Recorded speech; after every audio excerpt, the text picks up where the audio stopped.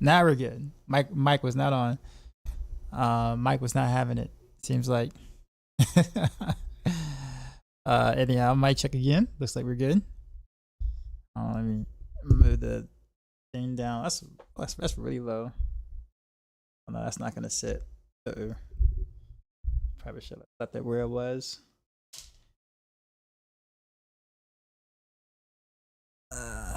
Tighten it. There we go. I think we're good. Anyhow, cam check. Looks like we're good. What is up, y'all? Banana stream. Yo, banana. We gotta play banana at some point. At some point, we gotta play the banana. Like for real. Mike was playing me like a for a fool. Banana, hell yeah, man. We're gonna I mean I might not do like an entire stream of like banana, but like we'll like segue, you know, into it or whatnot. Take a small break at some point. Not today. But sometime after the PTR, we'll play banana. See how good I can get. Yeah, you know.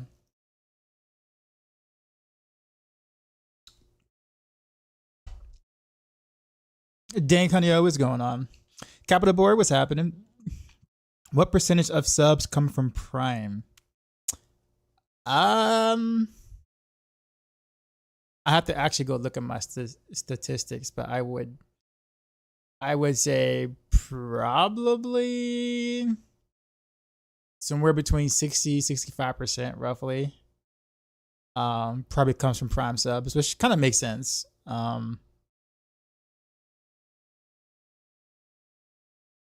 That shit went viral. Let's go. I'm telling you, man. I'm telling you. You said, "Oh crap." Okay, no, it's okay. Like I think like for me, like I mean, don't get me wrong. I mean, who doesn't like subs, right? I think for me, honestly, the most important thing right now, if you want me to be 100% honest with you guys, I'm usually pretty transparent with my goals and like what I want to do. Honestly, I want to be able to meet the level 1 plus goal for Twitch. So if I can like average 100 subscribers for this month and next month. So we had it last month. If I can get it this month and next month, and these subscribers have to be like not Prime or not gifted. Like they have to be like 100 subscribers that were from the individual themselves. Like it has to be like in order to do the Prime Plus program thing.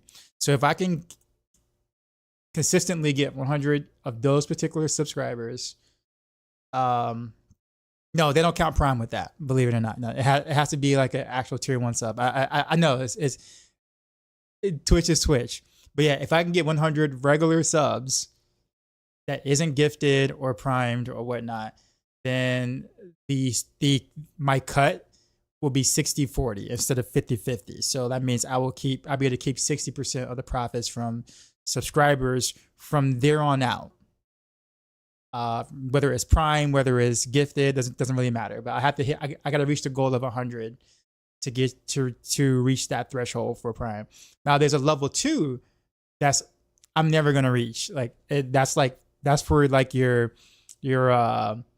Crips, your Alkaisers, your Raxes, your Woody Joes or whatever. But you need 300 regular subscribers for consistently throughout the course of 3 months. And then they will give you a 70-30 split where you keep 70% of the income you get from the sub. Obviously, that goal is not reachable or obtainable, you know, for a streamer my size. But the first level 1 is, and that's cool. Because right now, if I had to, like if you guys look at, I don't know, like if you guys look at the bottom of the stream, so like look at the stream. And then go under where you see Die's goal. And then you see something that says plus goal, right? So the 300 obviously is the level 2, which that's not going to happen, like I said. But level 1 is 100. So far we're at 96 for the month of June. So I only need 4 more regular subscribers between now and July 1st to be able to meet this month's eligibility, or have 2 months consecutive or whatever. And then of course next month will have to be the same thing. How close to level 1 am I? So okay, so I'm not saying this for anyone to actually subscribe right now, but I'm just, bro, that's not Andy. Oh gosh, that's not what happens. Gifted subs don't count, unfortunately, but I do appreciate the gifted subs. I know, yeah, gifted subs don't count, but I do appreciate it. Androwski. I played this. No, I didn't mean no. Okay. I'm usually just pretty straightforward. Like, I mean, I tell you guys everything that usually goes on. So like, you know what I'm saying? Okay. So now yeah. So that one counted. That one counted, Andrew. I appreciate it. But anyways, I will yeah. Sansa EA uncheered X 100. My Heartseeker got Shaco and finally got through 100 tier. Very nice, very nice. I'm glad you enjoyed. I will say this though. I mean, I'm pretty sure we'll reach it in June. I mean, I think I can get 2 more subscribers in 8 days. I'm sure. I'm sure that's a possibility. That won't be like a prime sub or whatnot. I'm sure we can do it. Okay. Well, I need 1 more. But anyways, yeah, July is going to be the most important month because July will be the 3rd month. And if I can reach that 100 goal for July, then we'll have 60-40 split for an entire year. And obviously that helps your boy out because now more of your money is going towards me and not going towards Amazon, right? So that's a win-win for everyone.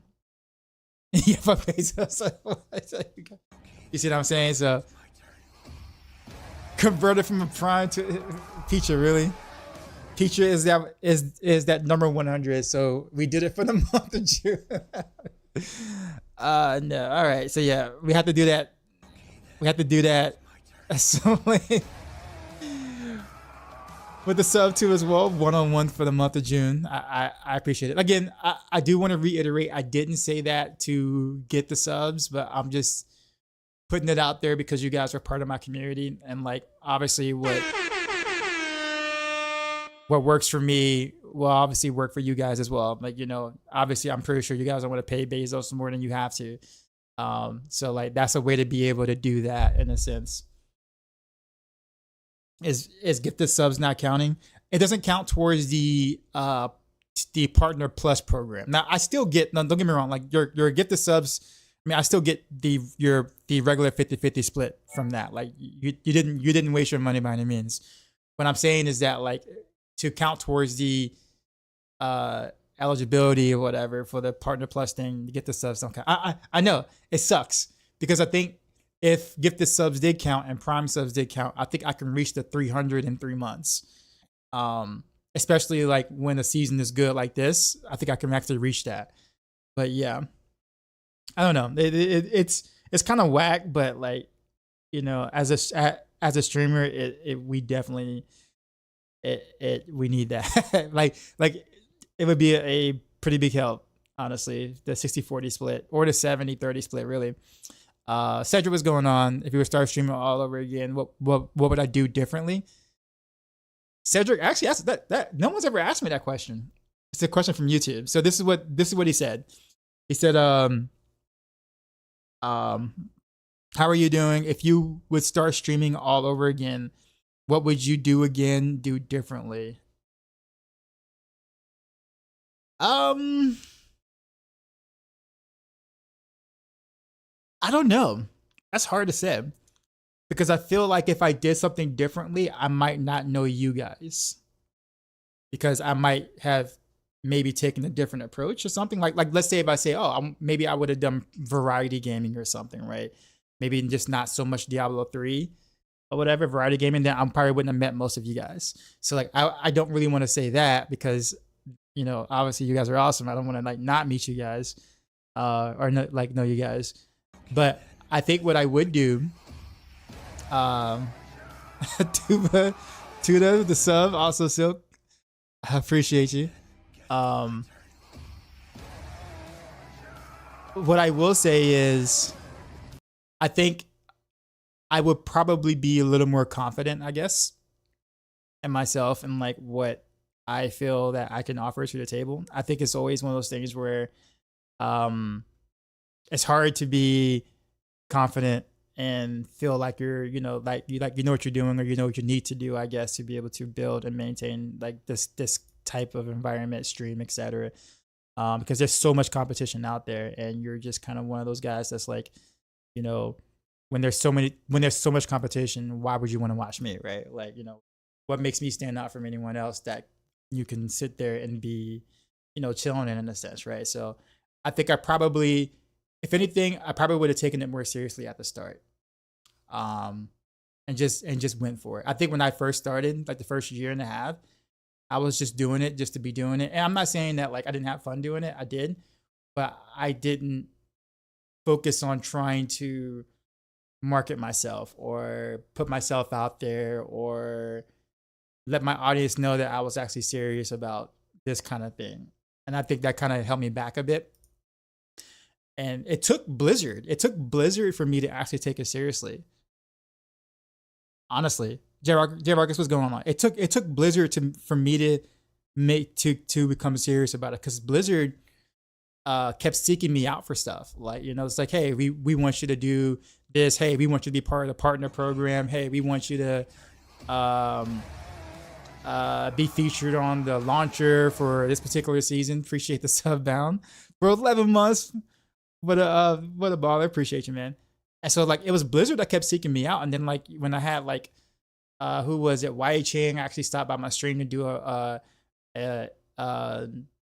interview on the spot with no like prep involved. We just, you know, he just came and talked to my audience and stuff.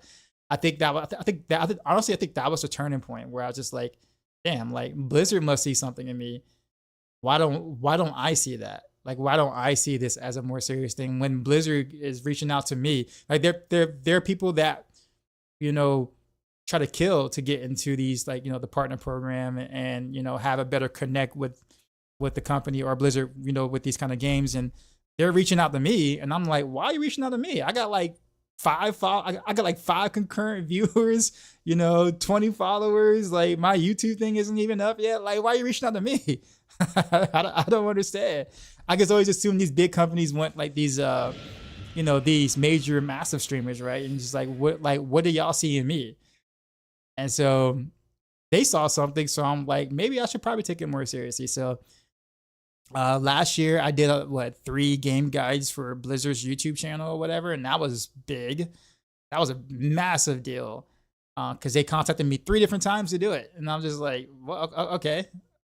So you liked the first time, and I guess you liked the second time. So it was just cool. And then when I was at Blizzcon, the marketing team personally came up to me and thanked me for that. It's like, hey, we love what you did, and that, you know, they love working with you or whatnot. And I'm just like, dude, I gotta do this more, man. Like I gotta do this more. I gotta figure out a way to like really make this like a big thing, like a very important thing.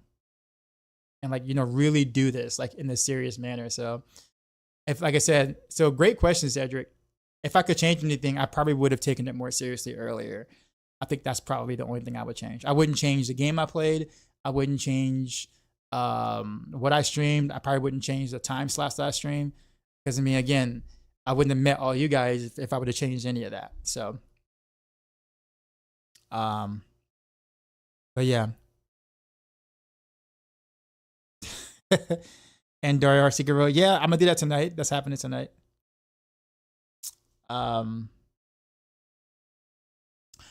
Been going through your content, refreshing take on Rogue Theory crafting as a long time Diablo man. Maxroll, love it. Thank you. Appreciate it. I guess you could say I'm a casual blaster, or a blazual is kind of what I call myself. But I try to make content for the public. Like I realized that back in D3, I would do a lot of like rank 1 pushes and stuff like that. And people will watch, but there's a disconnect. It's kind of like, hey, cool skills, cool micro or whatever. But what am I offering you guys other than just showing off gameplay, right? So I think in D4, what I really wanted to do was pivot to content and things that would help the audience.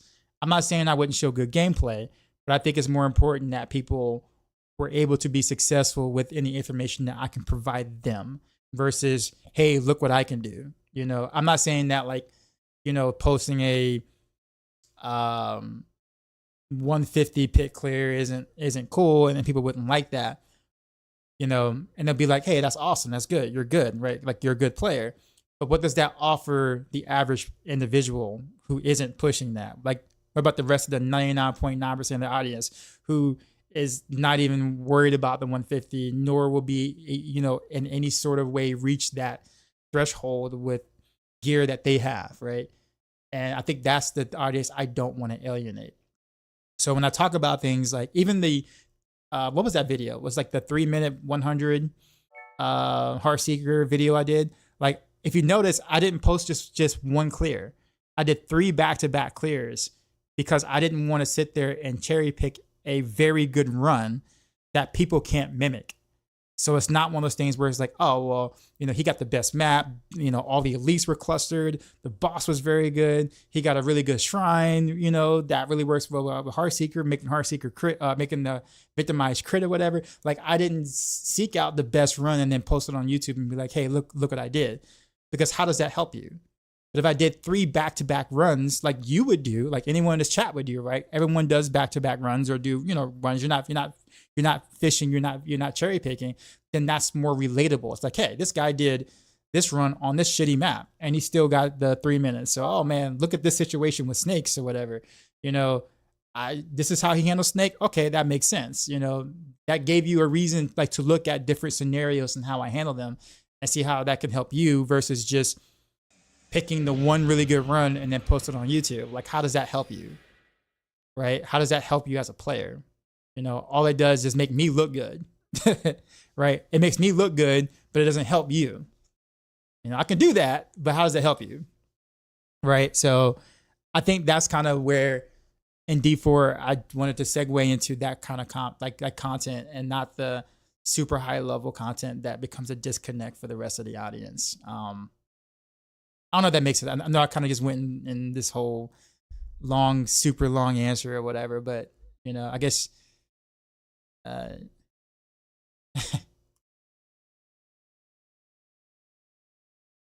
Jeppy said, thank you for all the content in the builds. Thanks, man. I appreciate you. I like the Rogue, my roguelike streams too, though. Oh, Celine, I will be playing some Hades too. Don't get it twisted. I will be doing that too. Probably after the PTR. After the PTR, I'll kind of talk about the PTR experience or whatever, and then I'll start playing some roguelikes. So I have every intent on playing Hades 2 and some other stuff after PTR. I am feeding that to AI right now. It's a new term coined by Dioxide. A Blazual, yes. Yes, I am a Blazual. Also, Cedric, appreciate you coming. Thanks for being a member. You're the second member now on YouTube. We got Reed. Reed was the first. He was the OG. Sanj, what's going on? All right. Snakes and freezer spiders are the worst enemies in this game. Yeah, like I said, like I want to show bad situations, right? I mean, anybody can like get a good scenario and do well. Like, what happens when you're in a shitty scenario? How do you handle it, right? You don't see that on YouTube, because then it doesn't make you look as good.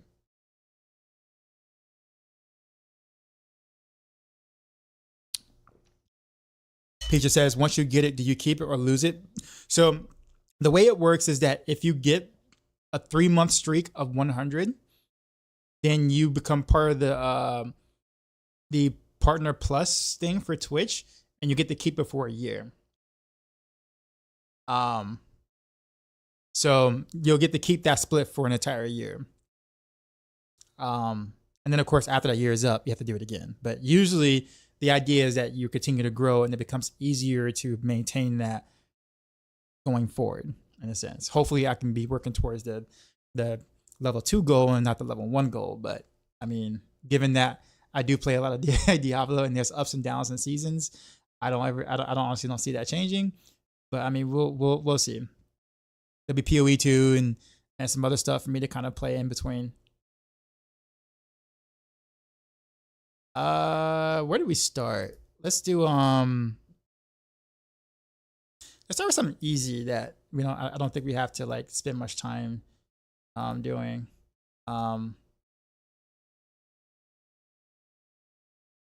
Let's do season 5 PTR rapid. Okay.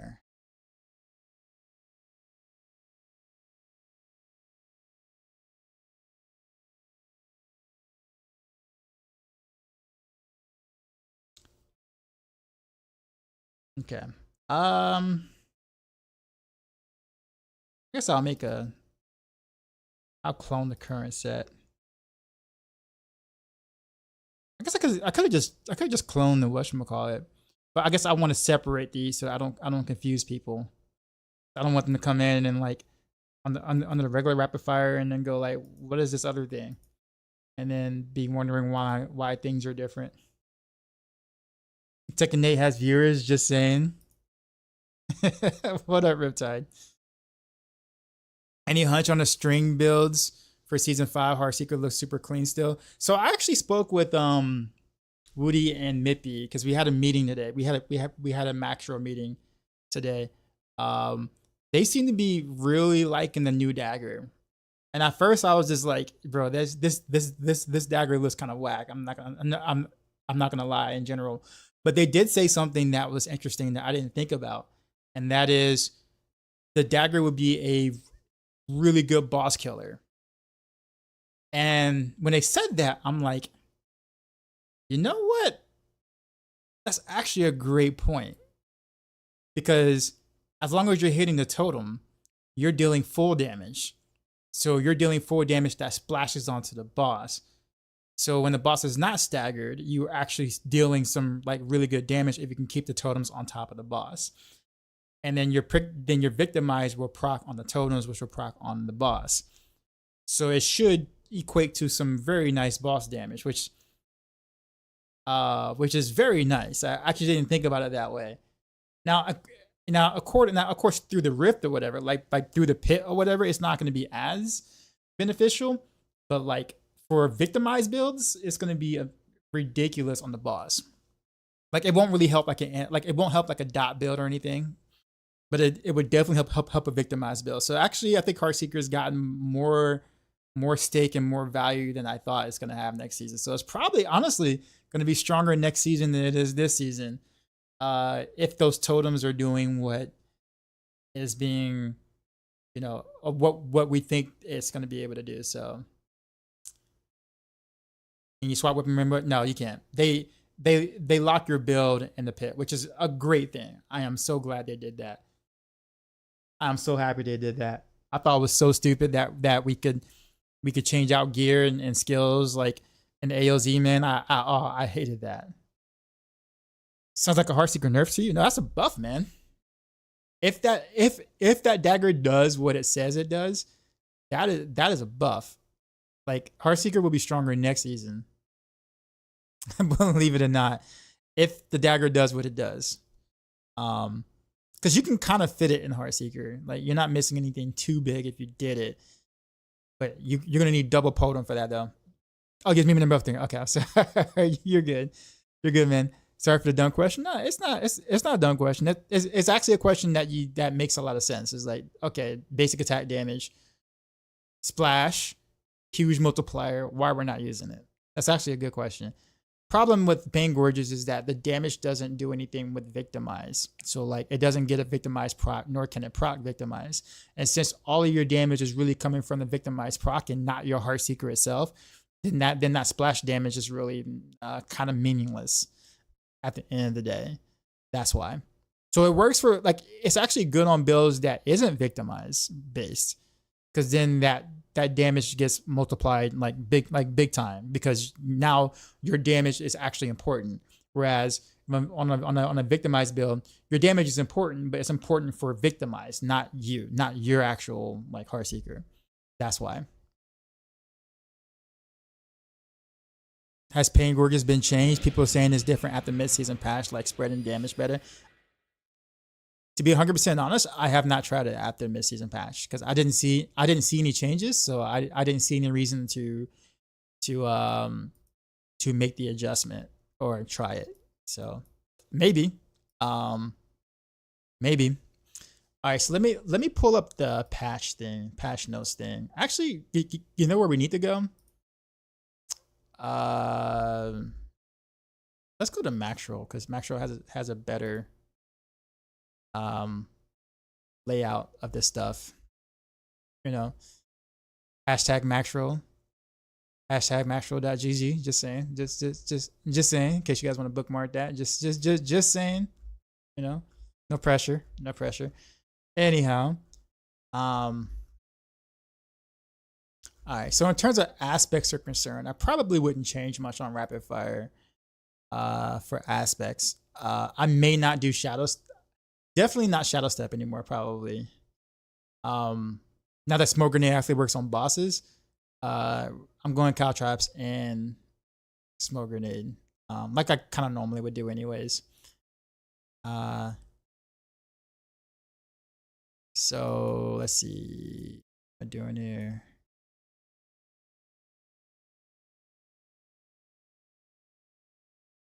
I hate to get rid of impetus, but let's go to smoke grenade here. We'll plot this here because smoke grenade is way too good now. Caltrops is always good, so we'll leave that there. Dash is fine. Actually, I might put points in the dash now, right? Because what is it? What is this? Okay. Sorry, I guess blinded you guys with that. Yeah, here's dash. Okay, so knock down surrounding enemies for 2 seconds.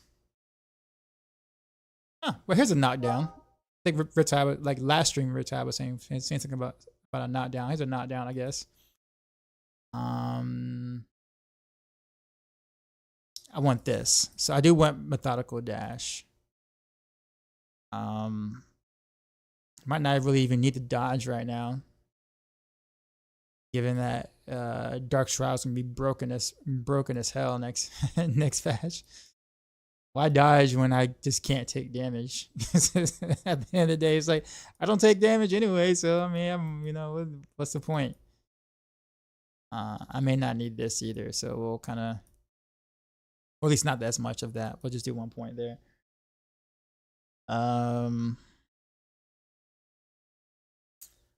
I do want to put points into trick attacks because trick attack is going to be ridiculously good. So is rapid gambits, right?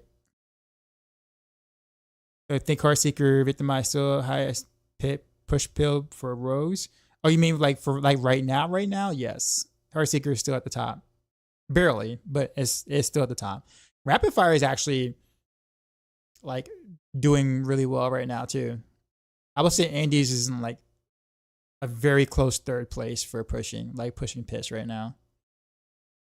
With rapid fire being second, Heartseeker first, possibly pinch shot might be somewhere in there, but I think the only person that plays pinch shot isn't really doing any pushing, and if he's not, or if he is, yeah, he hasn't posted any videos or anything.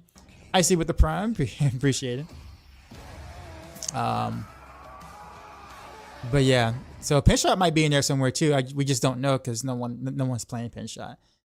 Stack up to 50% real quick on the totem, 60% really, because it's just 30% per totem. So you do two totems real quick, and then you'll have the whatchamacallit. IX, what's going on, man? Bro, can you help me? I follow your guy on Andy's build, and there says use damage, not damage over time. Can I say why? I mean, it's practically the same thing, but the damage percent double dips. That's why. And it also increases like your normal damage, which I know it doesn't really matter in the grand scheme of things, but if you have to choose something that buffs your damage, and you know, even though your damage is peanuts, but it's buff, it does buff your base damage. Damage over time obviously just buffs just the, you know, the poison effect, right? So, but it pretty much ends up being roughly the same thing. So you can go either or. The one thing I will say is that damage percent will get fixed next season, meaning it won't double dip anymore. So that damage percent will become damage over time after season 4.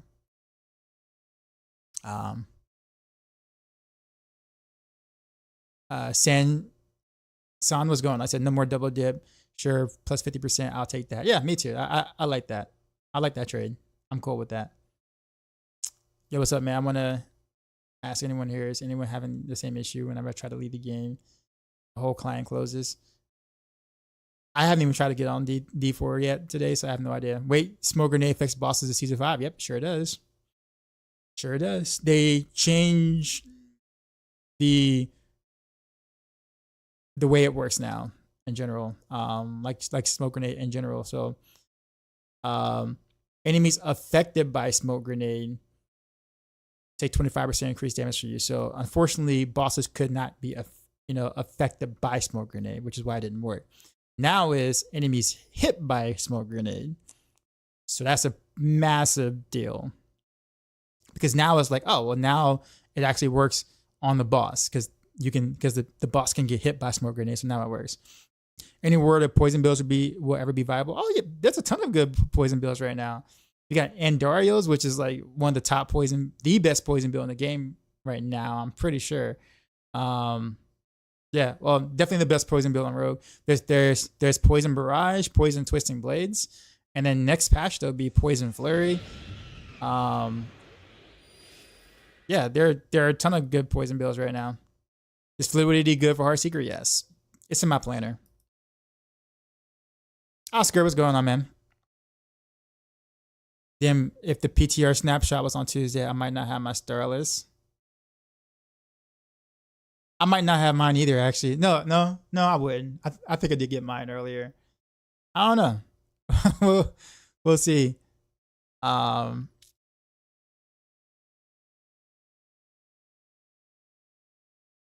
try smoke grenade. Gonna pop. Yeah, I've always used smoke grenade in every one of my builds anyway since like season 1. So I've been a big fan of that for like the longest. What else is there to do? So we want to take trick attacks because trick attacks is now going to be very good. But I guess now it's trying to just now that we have better passives in general overall, it's just kind of hard to figure out how to actually take advantage of all these new passives now. It's like, holy hell, like how am I going to have room? Maybe I don't need all these ranks to Dark Shroud anymore because now, you know, these shadows can't pop. So maybe I don't need to put all these points here. Maybe I can be a little, you know, we can put trick attacks there. This gets changed to elixir of something. So I'm definitely going to want this for damage buff. Yeah, I'm going to want too much of everything, man, now. So many good choices for passives now. What does... Okay, Rapid Gambit now. Enemy dazing for 2 seconds. Your evade cooldown is reduced 25. I probably won't take that, but it's good. I probably won't take that though. But this right here though, this right here.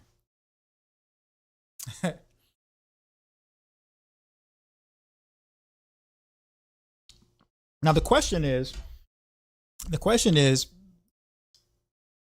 when we put ranks into it, does this go up or does this go up? Like, will it just go up? You know, will it have less chance? You know, or I need to hit the enemies less times to reach 12%, or will the 12% go up?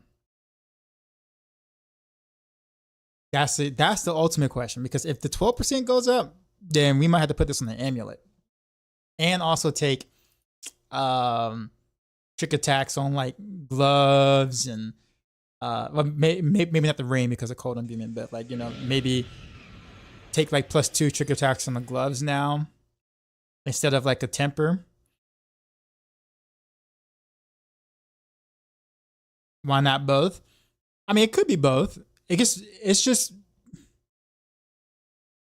the increasing max is too much. I think it's too much too, but I mean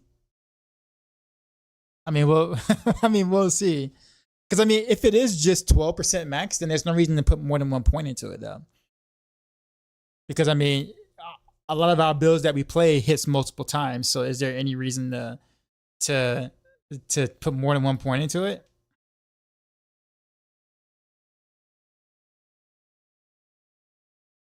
So rogue buffs now. What should I replace for fluidity? I have a planner in my in the description. Red Runner, if you want to take a look at that. Typically, I would take out Ranger. If you still have Ranger in your planner, take out Ranger for fluidity. Why not both? Probably increase max by 6 hits to get there. I mean, sure. I mean that just becomes hella strong. I mean, if that happens on rapid fire, I mean, I would literally go triple passive at that point. I would do Frigid Finesse, Weapon Mastery, and trick attacks. And then I would just sit there and greater affix work the trick attacks, because that's just way too good not to have. And then of course I would buff it some more with trick attacks on the glove, like because you know you can get rid of this temper and do like trick attacks here, right? You see what I'm saying? So like, I mean, I would definitely drop a utility temper for this, like no question.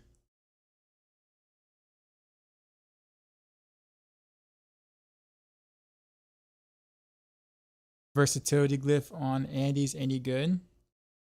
No, because Andy's is not part of your kit. Andy's is a proc. That's why. A versatility glyph works on poison imbuement, but because you are not casting poison imbuement, your Andy's helm is proccing poison, then you don't get the buff from that. It's worded very interestingly, but yeah, versatility glyph doesn't work on Andy's.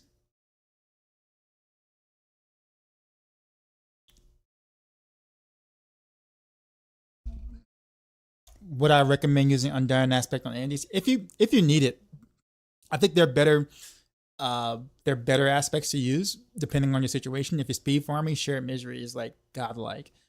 And a lot of times on Heartseeker, you can just go siphoning strikes because most likely you're probably playing a little closer up, so you'll be able to heal that way anyway. But it's up to you. Like, if you like to sustain, go for it.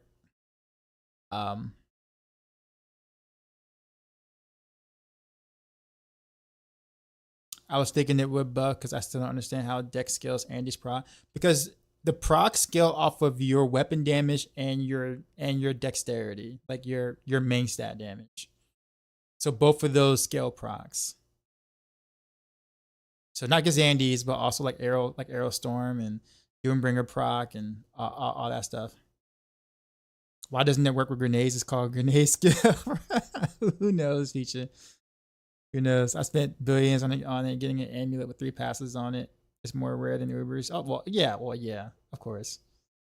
Absolutely. What was I gonna do here? So skill tree.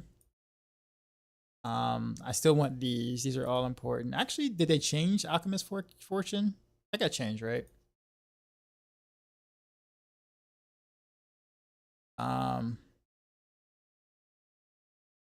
Wait. When Impetus, Aftermath. Did they change the word on something? Because I don't recognize that passive. Okay then, guess it's my turn. Mika with 13. Yo, has it really been 13 months? Holy. Dang, man. feel like I just met you not so long ago, man. But yeah, appreciate you. Appreciate you. And all the baller work you do and keeping the chat clean. Even if I want to troll them just a little longer before you ban them sometimes, but I appreciate your services. It's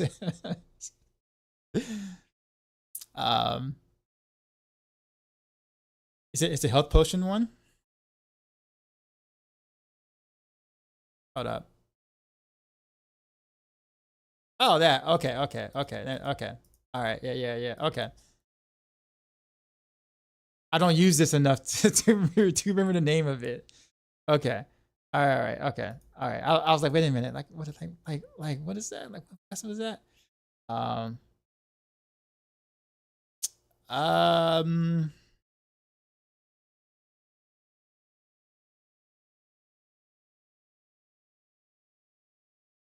Trying to think about passives here.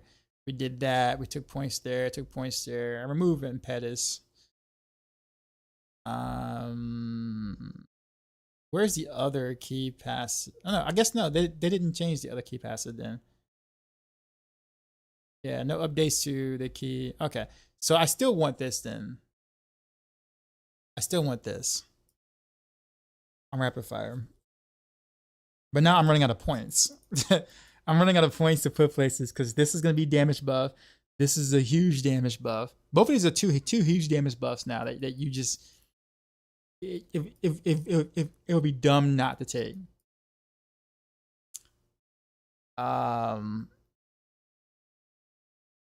Aftermath is actually pretty good, but not for this.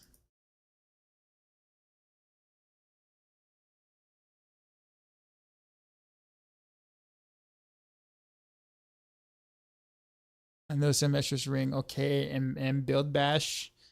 To be 100% honest with you, I am not sure. Just temper trick attacks, you can get 3. I mean, I'm gonna sit there like it depends on how it scales. I'm just gonna I mean, if it continues to scale, then why not just take more damage? Like, why not take more crit damage and more crit chance? Like, it's just you just do it, right? Again, we just don't know how this scales, but if only this increases, then you just need 1 point and that's it. And then you could probably just temper that, right, for that 1 point, or just do 1 point period, and then you're done. But if this scales, if this also scales, or this scales by itself, then like I'm taking this. Like I am taking this. Like as many points as I can get. Like I'm gonna go around robbing planners. I'm gonna go rob other people's planners and take their trick attack points and put them into mine. Like that's what I'm saying. Like that's what I'm gonna do. Like if this scales, none of y'all are gonna have trick attack points. It's gonna all go into my planner. I'm just saying, it's that good.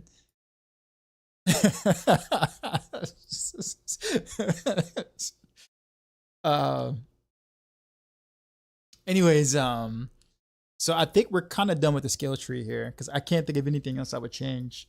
But all of these are sick buffs though. Like this is like these two things are pretty massive buffs. Getting a cooldown reduction here is massive. Smoke grenade. I'm actually not sure which passive I want to take now.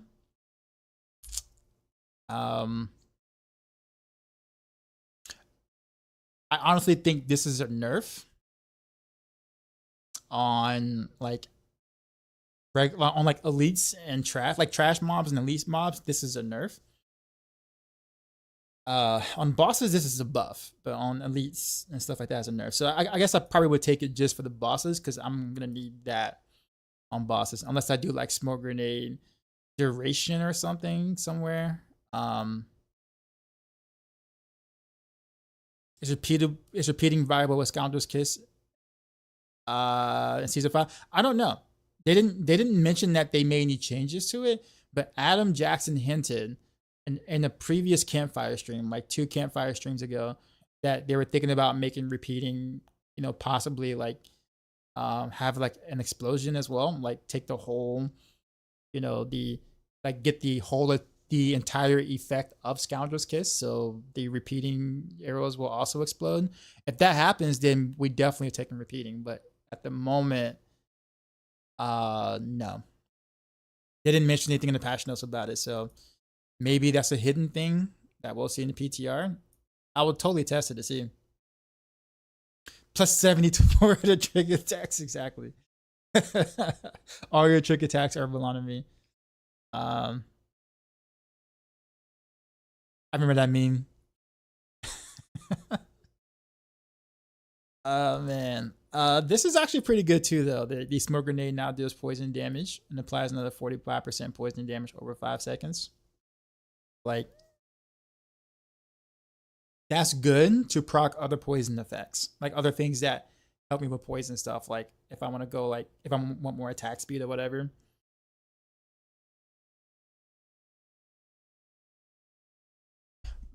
But most likely I'll be taking countering now. Most likely. I think that is it though. That's it for rapid fire in terms of the skills. In terms of the actual gearing, at the moment, Retribution seems to still be double dipping. So, because I didn't see that mentioned in the bug patch notes, so if it's still double dips, we're definitely taking Retribution on the crossbow still. No question. Steampunk, what's going on? If not, I'd be down to try some unique bow of some sort. Like if Skyhunter gets better, like if Skyhunter like, gets juiced, and I guess some rapid fire projectiles or whatever. Like, potentially I could maybe do a Skyhunter here. Copium still, right? Still some massive copium because the amount of crit damage we can get here is just insane. So like the Skyhunter would need to be like ridiculously good. I don't see it happening, but I mean, I'll try it. Like I'll look for it on PTR and I'll try it.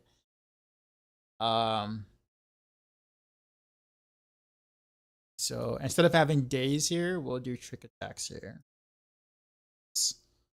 I mean, to do that, we need to beef up our rapid fire. There we go. So we'll do trick attacks here.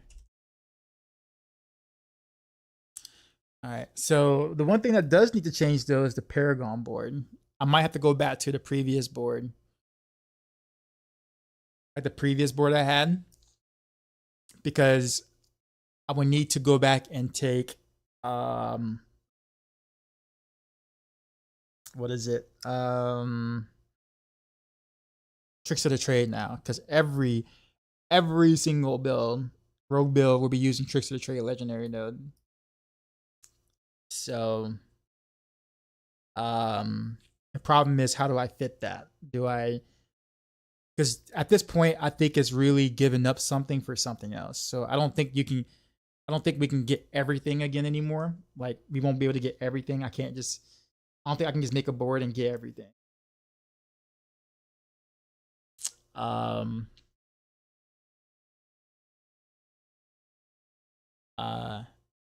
So like obviously exploit weakness.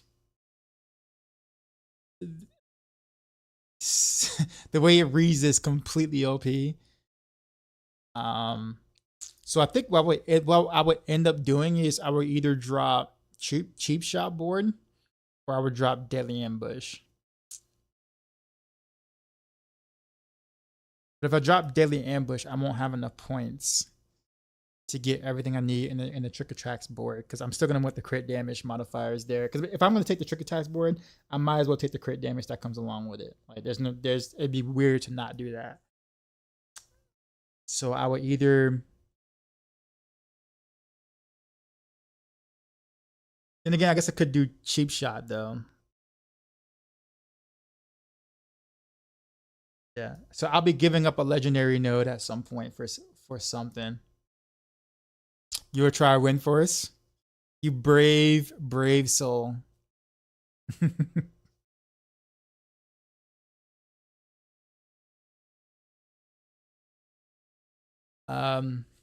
Actually, what I might do? I might just drop No Witness. Now that sounds super strange, giving up this much health. That's a lot of health to give up. Like a lot of health to give up. But if our Dark Shroud is going to be as good as it's kind of like stating it's going to be, then the only reason why we take no witness is for the life. So if we remove, let's just put this up here, right? What does our HP look like? Okay, 35. That's what Ruby is.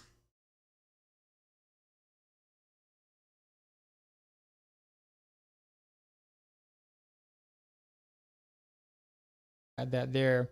42. Okay, so I lose 7k life removing no witness. Okay, no, I lied. Because now, crap. Okay, I gotta fix the board. Never mind. 5. Yeah, I didn't ruin my board now. Let's see.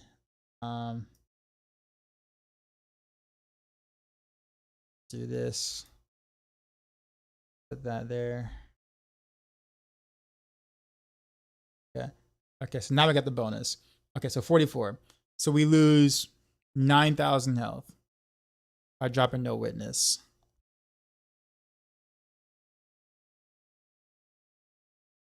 Do I want to pair 2 GA health dodge boost to brick? Tempting. I appreciate it though, but I'm gonna have to pass. But I appreciate it though. Not because I don't want it, but like I typically like to most of the time find things myself in a sense that kind of keeps the season going for me. So if I kind of take gear sometimes, which I know people just want to help out and just being nice or whatnot, it will kind of shorten my season. If that makes sense, because it's like, oh, I already got everything. You know, I want to simulate as much of a realistic experience as possible, given the amount of hours I play. I put it that way. Fix an issue where rapid fire used with Scoundrel's Kiss and repeating aspect behave inconsistently. Well, they actually did that this patch, like the recent patch. So I think that was a fix that already happened, Skull. So my question is, do we drop no witness to pick up tricks of the trade?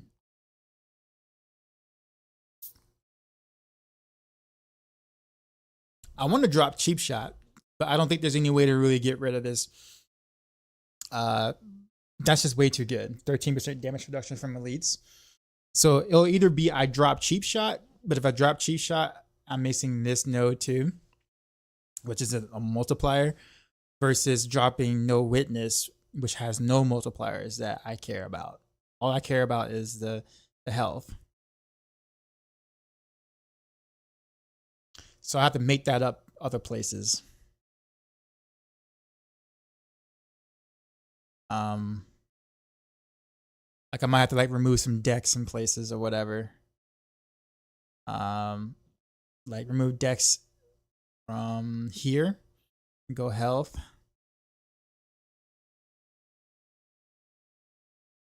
Possibly health here. I don't know. That's rough. Okay, quick question. Why do you want percent damage on daggers for Andy's puncture? But I thought that fix wasn't as strong as others. So percent damage actually works on dots, like damage over time and stuff. And right now it double dips. So it's actually worth practically double the value. Well, a little more than double the value, but but yeah, it double dips right now, making it like a very strong affix to have. Now it's not gonna work past season 4, so they're gonna fix that in season 5. So just know that obviously with the new season next season, when you're building Andariel, so if you want to do it again, obviously I will make that change on the Maxroll guide to make sure that everyone knows. Okay, yeah, we're not, don't do that anymore because that's gonna be fixed.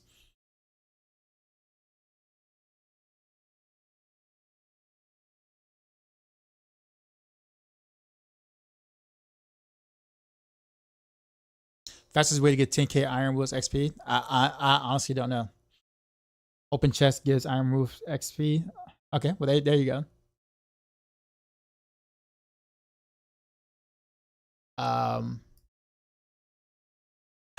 Man, tough choices. So it's almost like a trade. Like I'm not gonna be able to get trick attacks for free. Or sorry, tricks of the trade for free in this build. So I guess the question is, do I want to get rid of one multiplier for another that might be easier to uphold? I mean, here is like means I have to use cow traps, right?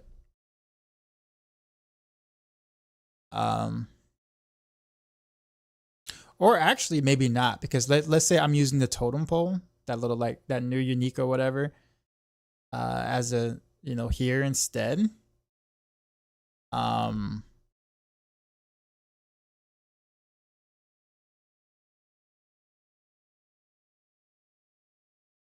Let's just hypothetically say I do use that unique.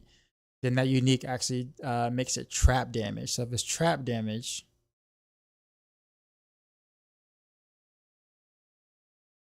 then this would actually work with the totem as is, probably. Without the need of cow traps, which actually is kind of neat. What tells you that something's a multiplier or not? Usually when you see an X next to the number, it usually means multiplier. But to be real honest with you, that doesn't always mean that that's the case. But usually if you see an X next to something instead of a plus sign, then it means that it's multiplicative. If you see a plus is sign next to it in the parentheses, it usually means it's additive. Not always is that the case in D4, but that's a good rule to follow for most things in D4. Not all, but most things in D4, especially when it comes to the Paragon stuff. Yeah, so if you don't see an X next to it, it is not multiplicative. It's a jigger, yeah, exactly.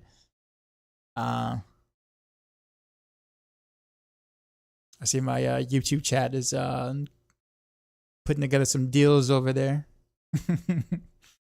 I see y'all over there.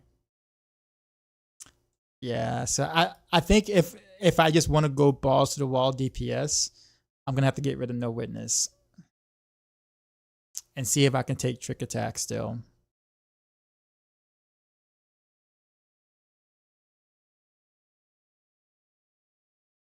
But now I don't really have a great way to get out of that board though. So if I go into this board and I take Trick Attacks, it's gonna be rough. Not Trick Attacks, sorry, Tricks of the Trade. It's gonna be rough trying to get into this board.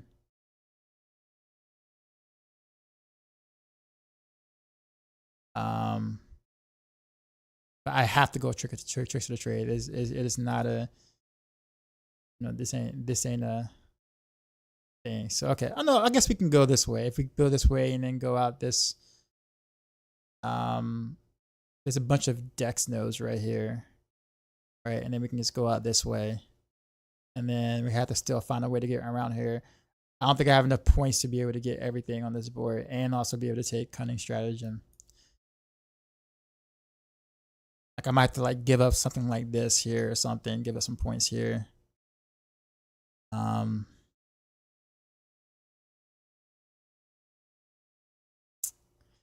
Or yeah, I don't know. This is gonna be real tight. We'll figure this out. I guess we could still not take this. So we're missing crit damage here, but we could still not take the crit damage because it still won't amount to much compared to this. So maybe we just do that.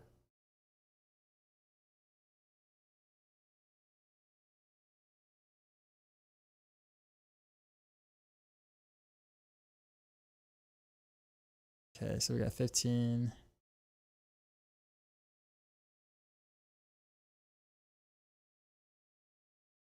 20, 25, 30.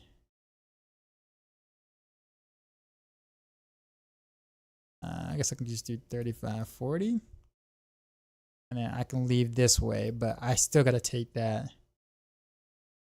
I'm gonna have to find some way to get there. I still don't have enough to get there. I'm 1 point short. Oof. All right. So even without connecting this, I'm still a point short.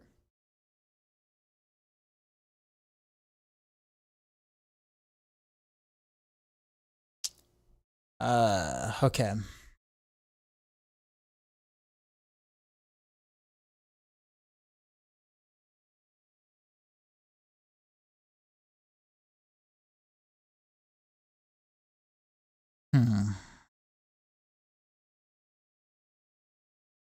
I'll be in the same situation if I drop Deadly Ambush.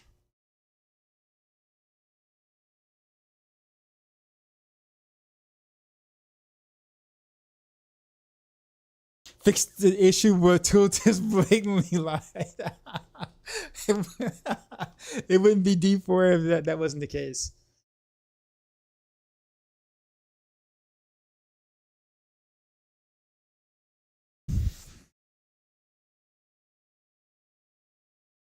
YouTube looks so much different than Twitch, does it? Juan, what's going on? Yeah, that'd be in every fashionist. Yeah, so yeah, we got a problem because there's no way that I can take everything. So I guess at this point we'll have to just figure out, like I have to figure out which one is worth giving up. Because I mean, cheap shot, this is when you're up close, but it's 25%. Trick attacks is also, sorry, I keep saying trick attacks. Tricks of the trade is also 25%.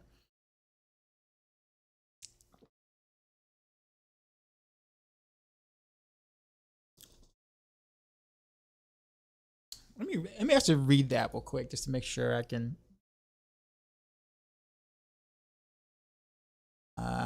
Let's see. I want to see the rewarding of it again. I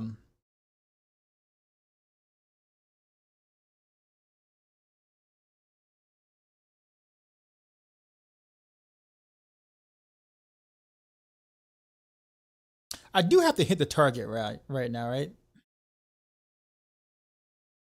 Tooltips are now more ambiguous to fix flagrant lies.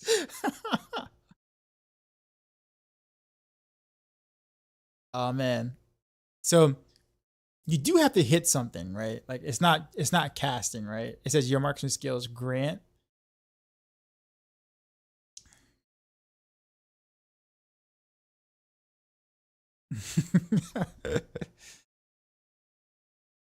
Yeah. So I mean you still have to hit something for this. I'm pretty sure. Because the thing about it is that like if I'm doing this with just dash as my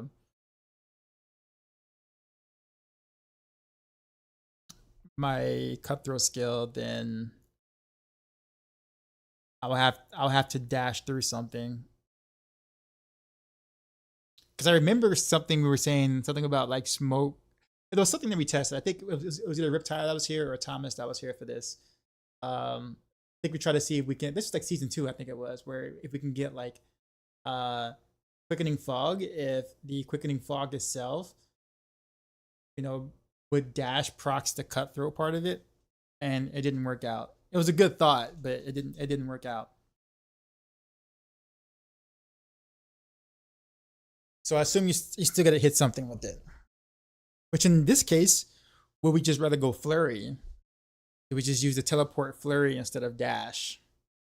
So therefore we can just teleport to an enemy. That's also pretty expensive to do though. On your energy.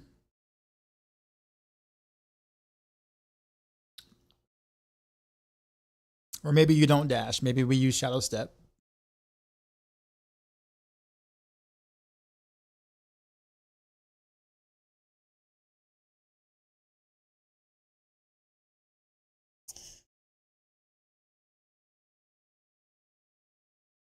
Only problem is surviving the boss. It takes forever to kill the boss. Yeah, bosses suck. And they're not balanced in any way, shape, or form. Some bosses are just ridiculously more tanky than others in a stupid amount of way.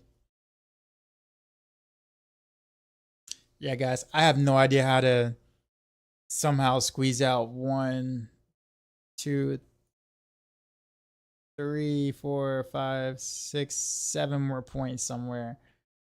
Like, how do I just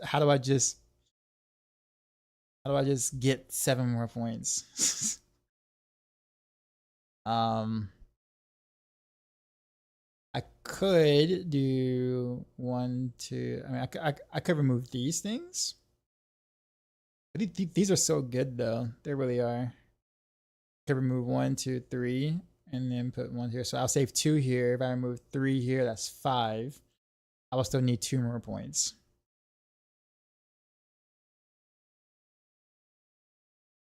No, wait a minute. I still need 2 points. No, nope, can't do it that way.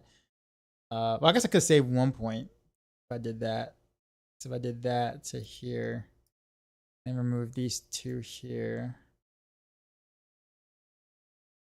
gives me 4 points. So I will still need 2. I will still need 3 more points.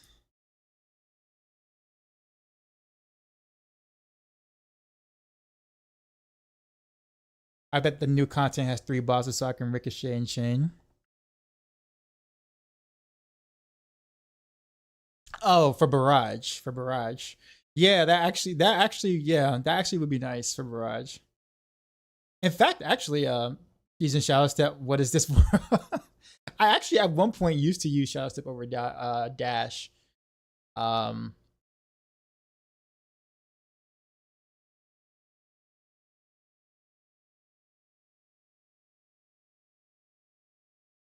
But it was always dangerous to do that though.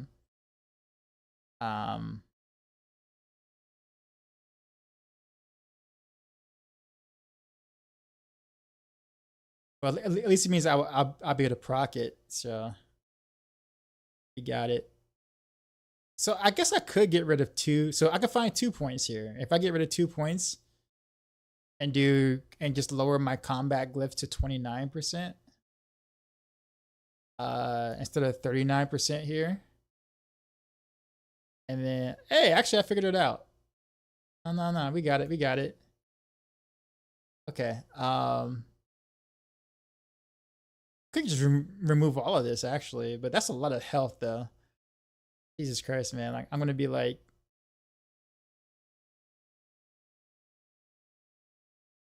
does that look like 33k?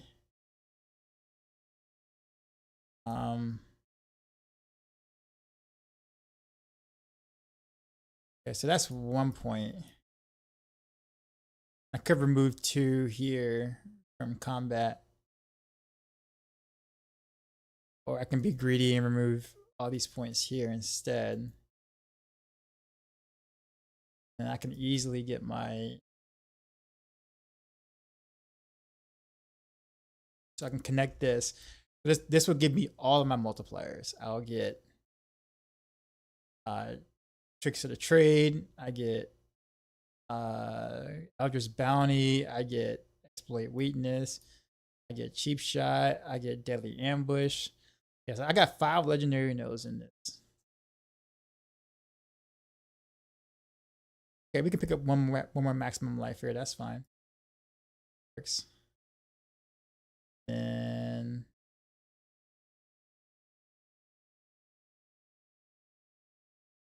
you can go. Oops, you can go back.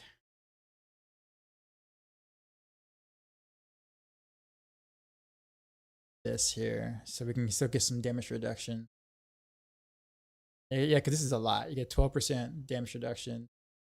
You get 15% here, 12% here. Slowed. So we should have a slow temper or puncture, I guess. Super glass cannon. So 34 health here, and then what we can do is instead of doing dex and the boost, we can go back to health.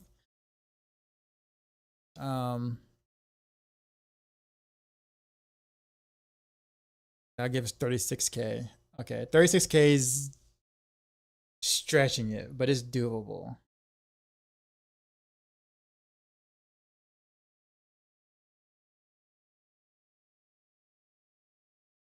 This is assuming triple GA, whatchamacallit, Shaco. And I think about it, let's remove that so we get a realistic sense. Yeah, okay, so 33.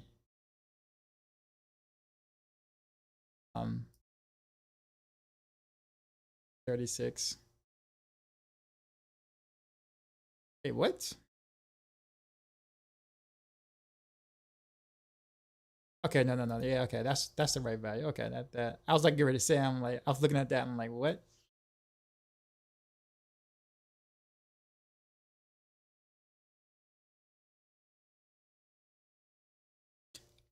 On your way to GF house with that. I'll hit you up later. All right, man. You have a good one, man. So Thomas, so not only that, but I think since you have 3 bosses, you can spec your barrages for the ricochet to be the majority of your damage then.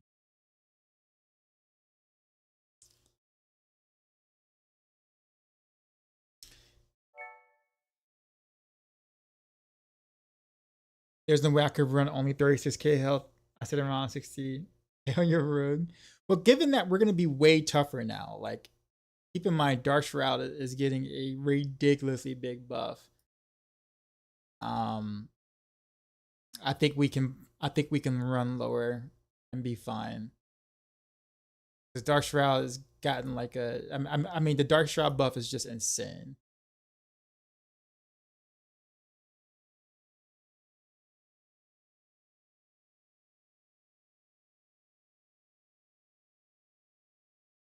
All right, so what we did on this board is we removed life and we added another multiplier, which is really good. Like that's really good.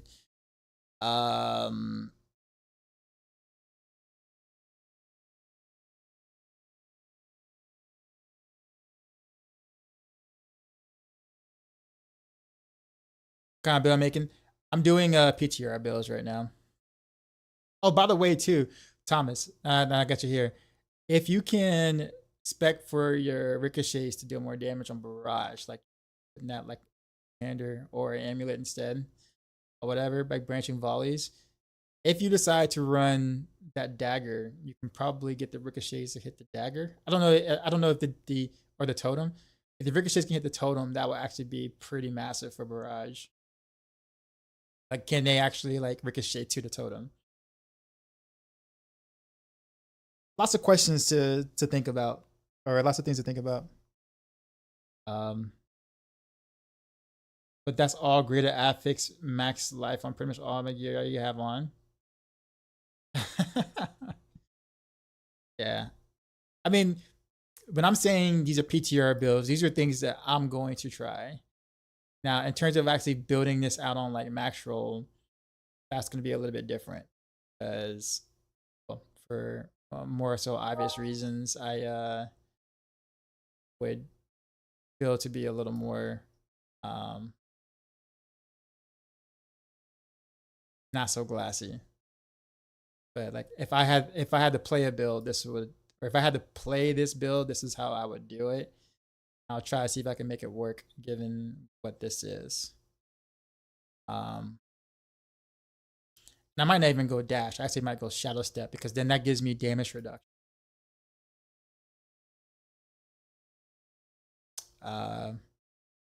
So actually, I think I might take shadow step instead of dash. Speaking of which, let's go back up here. I think building the other builds would be easier once I figured out how I want to do rapid fire, because then I would probably build barrage very similar.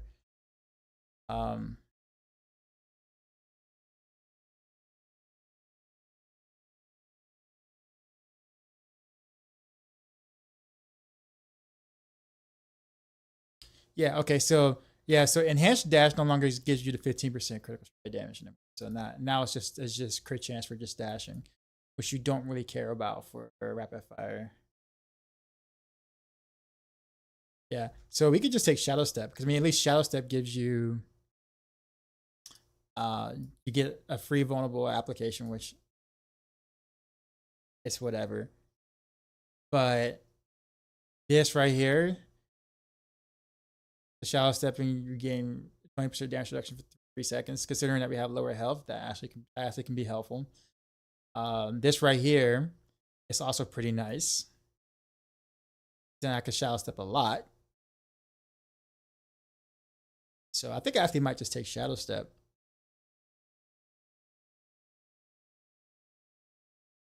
Since I have to use Puncture anyway. Like if I'm using Puncture Crossbow, I'm gonna be pretty up close anyway, so it's like might as well.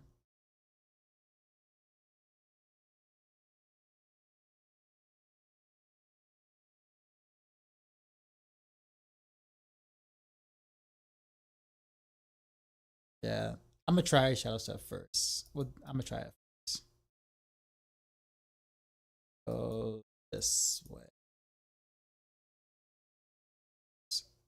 This way. Is it? Did they keep the discipline? Okay, is it discipline step or? Okay, yeah. They just add the stun to it. Boom. All right. The Umber cross meta. I mean, I really didn't too much care for it when I first looked at it, but considering looking at it more now, that the damage you're dealing to the totem is not crowd control damage, so that actually gives me a lot more help on bosses, because bosses is really the problem. Killing things like along the way has never really been an issue on Rogue. The freaking bosses, man, holy. So like that, I'm looking for that totem to shine there a lot. I did remove a lot of points from Dark Shroud though, but I still get 13 ranks from the chest and the freaking Shaco or whatever. However, I may be attempting to use here and also the here. So that's I'm going to attempt to do the which means that the Dark Shroud will have to move. So actually I would end up losing a damage. I would lose two whatchamacallits. I guess I don't care as much about accelerating. Or actually it could be elements. I can drop elements. I'd be okay with it. And that to here and then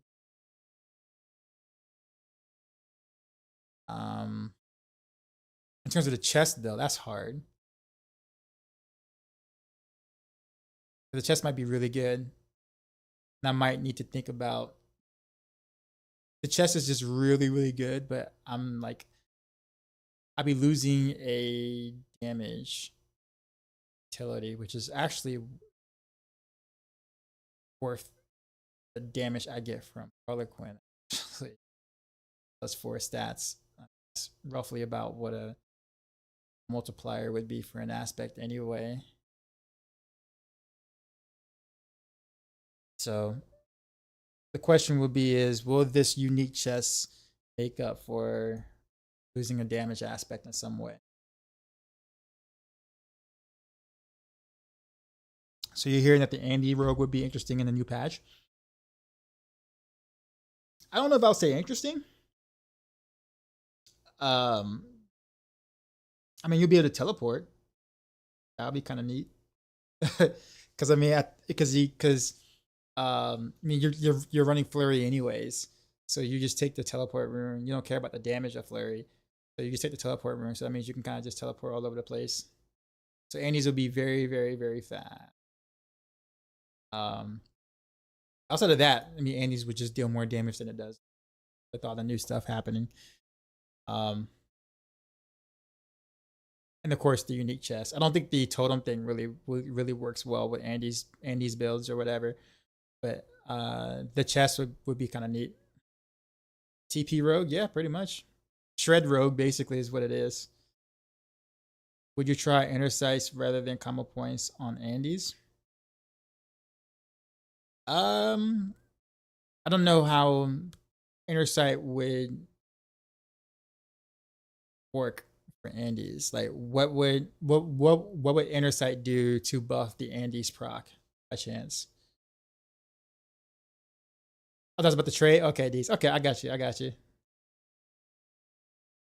PTR bills. Are we gonna see a pin shot one? If we do, it won't be tonight. Otherwise, I'm gonna be sitting here for 6 hours, 6-7 hours doing nothing but PTR builds. I do want to play a little bit of Andariel's Heartseeker tonight. So, but maybe on Monday. Maybe on Monday I might do like the other builds. But I think I want to get Rapid Fire, Barrage, Heartseeker.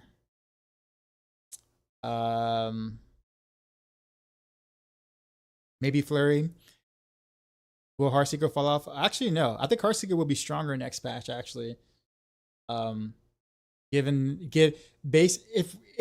I think what the new unique dagger is going to be able to do, I think Heartseeker will be stronger next patch actually than this patch.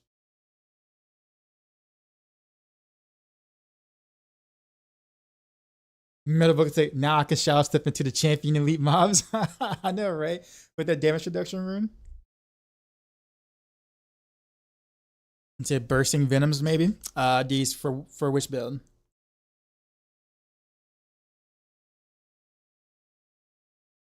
Gonna go Rogue first 100 with Shank Rogue. I actually want to put together the Shank Rogue too while I'm at it for PTR. I really wanted to get past their task speed breakpoint die for Heartseeker. How can you know how close you are?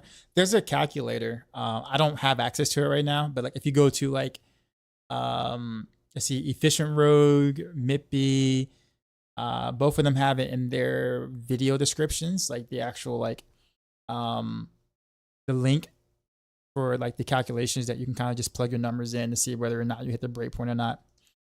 It was made by Ava and Sanctum. It's actually a really cool tool.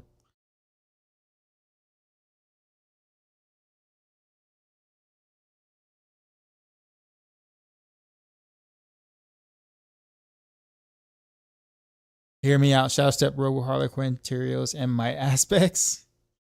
So Mippy's seems to be very excited about possibly being able to do a Shadow Step Rogue next season. So hopefully it works out because it didn't really work out too well in season 4, unfortunately. So hopefully, can you link it here? Yeah, you can.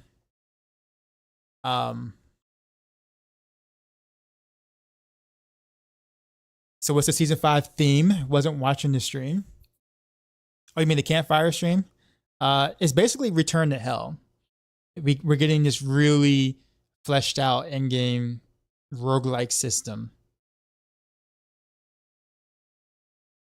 I'm gonna click on that too, so therefore I have one saved for myself.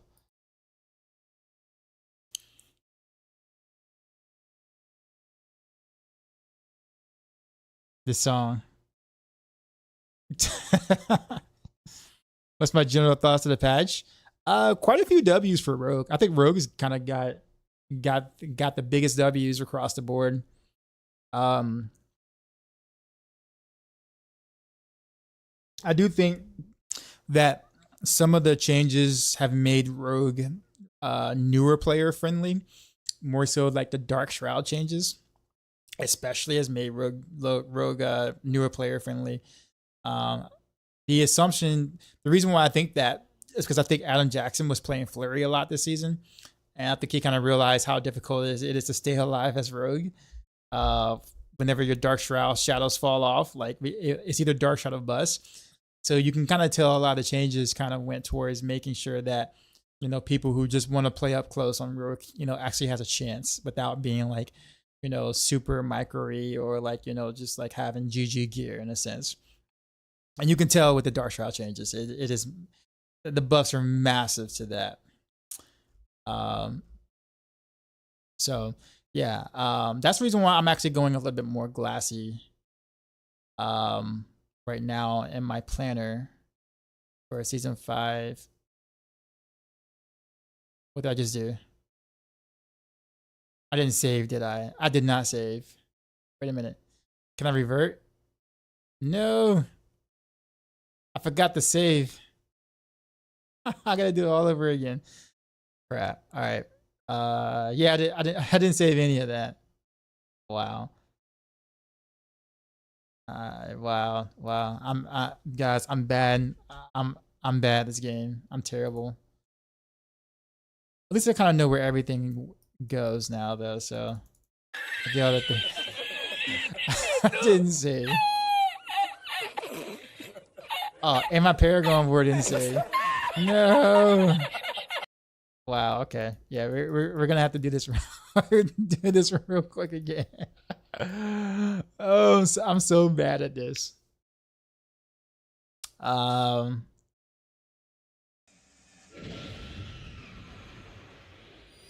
Gosh. All right.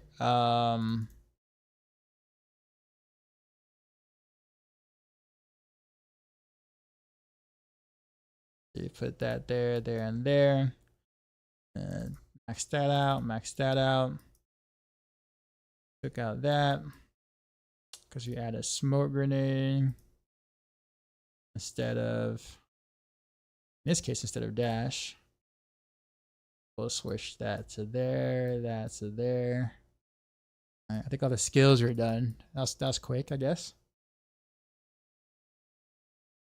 Let me hit the save button. Let me update real quick. All right, good. I don't think I need to do anything here. And then Paragon board, we have to remove this for fix it a trade.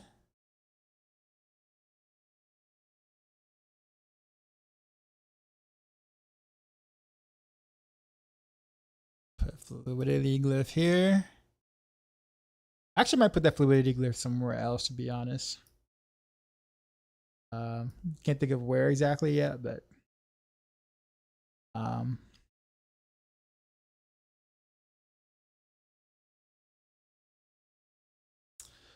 see. Okay, so we need to remove skills here.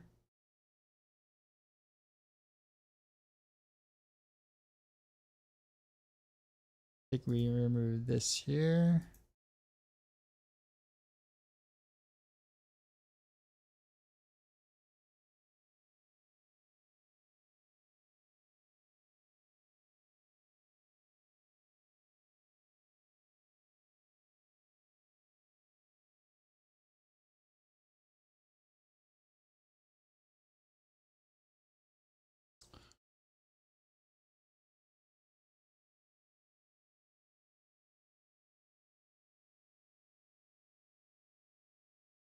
I went this way.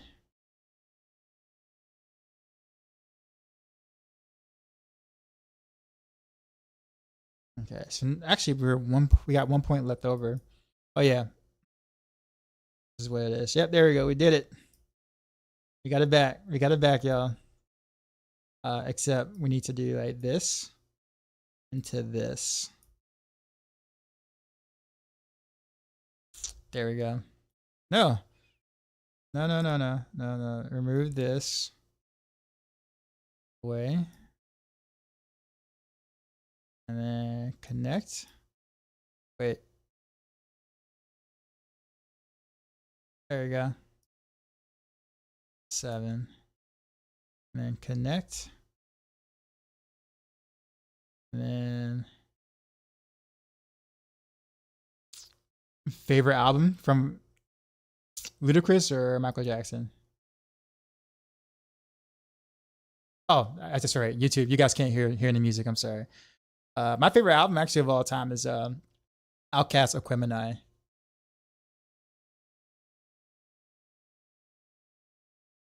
About what you're gonna do or rebuild now that Heartseeker's gonna die.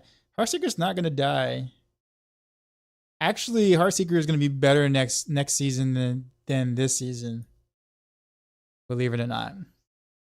So I'm actually I'm kind of excited for it because there's gonna be some cool things we can do with it.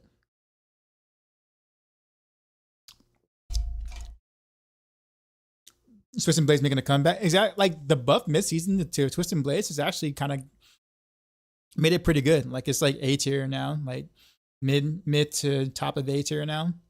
It's not as good as like the other 4 builds of Rogue, but keep in mind like Rogue has got quite a bit of diversity right now. Rogue is eating good. in terms of build variety, which is very, very good.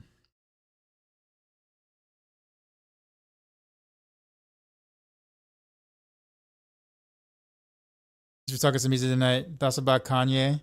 Man, too many to have one stream about. I'll put it that way. Too many to have one stream about. What's better than Heartseeker? Right now, not like right now. I'm Rogue, nothing. Heartseeker sits at the top currently. For pit pushing, that is. I think for speed farming, I think Andariel's is better. Well, season 5, well, we don't really know because none of us has played season 5. All we got are numbers, right? So we can take we can take guesses, but we don't know how half the things are gonna work. So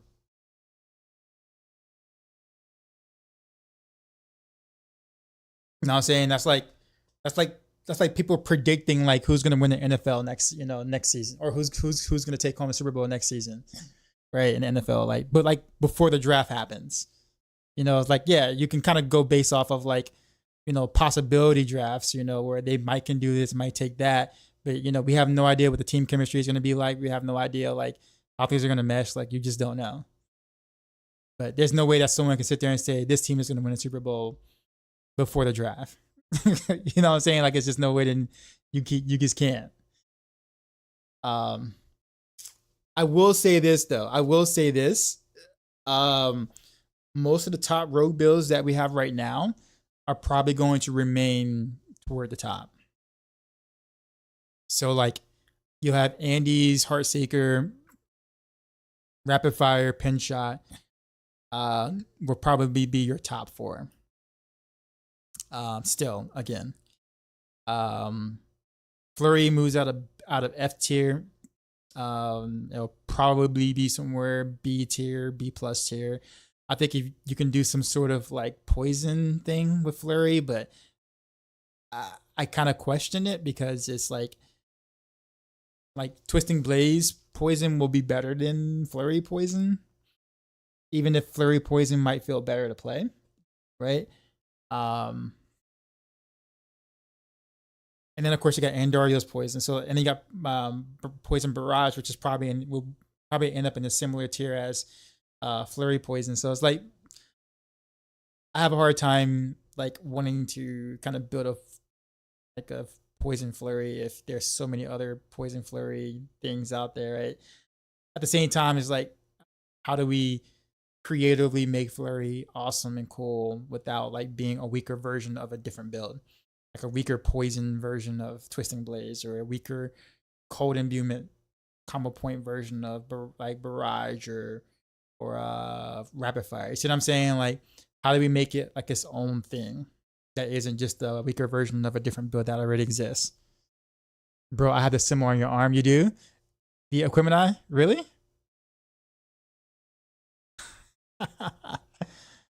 Oh man, that was such a good album, man.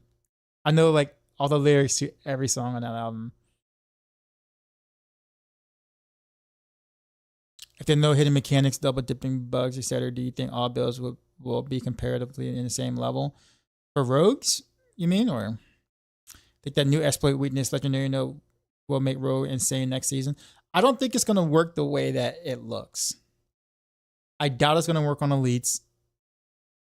There's just no way that we're going to be instantly popping elites no matter what health they are, like what amount of health they have left. And then not only that, but execute usually means when they're injured. You execute them when they're injured, but that wording was missing in the patch notes, because there's just no way that we're executing full HP trash and full HP elites after stacking 50. No way, because no way. I don't believe that.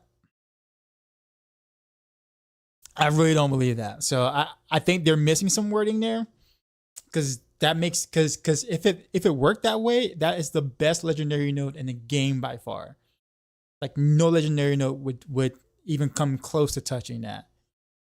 And it would actually be pretty bad for the class, because it would be a figure out how to kill the boss, because you did pit tier to 100 really quickly, because you instantly deleted everything after getting 50 stacks, but then it's going to take you to Christmas to kill the boss. so you'll never kill the boss in time, but at least you'll get there in 4 minutes. That's not that would be horrible gameplay for Rogue. So don't think it's gonna work like that, and let's hope and pray it doesn't work that way, because it'll be a boring ass season if it did. If it worked that way. Have I tried pin shot this season? I have. But I need better gear for it, honestly.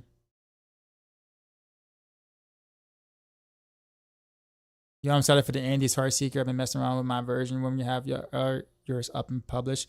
I actually have mine. I have one. I have a planner for it already. So I actually have a Heartseeker, Andariel Heartseeker planner already. It should be inside the Andariel's thing. So if you're using my planner or whatnot, or if you've gone through the build and been through my planner, it should be under Andy's already. So I had the planner mapped out and everything. I just haven't built it inside the game yet. But Twisting Blades is such a satisfying playstyle, and that Whirlwind or Unmatched in terms of fun, because right now most best builds depend on something double dipping or some bug or something working not the way it should. I agree with you, Avon. I 1000% agree with you, Avon. Avon Nash. Avon Nash, can I say that? Cold Train, what's going on? I hate builds doing well because of bugs. Only doing well because of bugs. I cannot stand that, honestly. So I'm with you, man. Hopefully if they can pull it off next season in season 5 without any like bugs or whatever, or any major bugs to any of the builds, I think that we'll have a lot of Rogue builds that are kind of close. I will say the top 4 will still be the top 4, but like the builds that are in A tier would be still relatively close. So like Twisting Blades will still be close to the top 4. Like it won't be like you have these 4 builds up top here, and then you have Twisting Blades way down here, and then Barrage way down here, kind of thing. Like it's like a gradual drop off. Really, Heartseeker got blasted by the patch? No, it did not. Did not. I also want a good alternative to CC multis. Yes, I also 10,000% agree with that. All right, so we're gonna hit the update button here. So this is my PTR planner, I guess, for rapid fire. Yeah, and we pretty much want to do the same thing with Barrage. So we're gonna go to Barrage and kind of do the same thing. So we're gonna not copy. Sorry, we're gonna copy the skill tree, because a lot of the skill tree would be pretty similar. Let's go to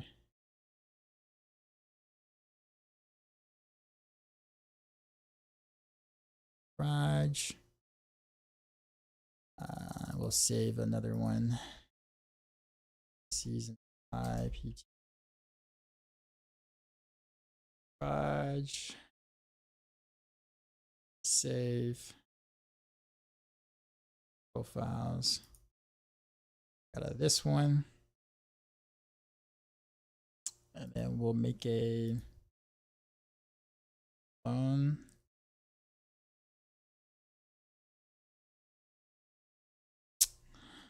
In this case scenario, we'll do the same thing with the skill tree.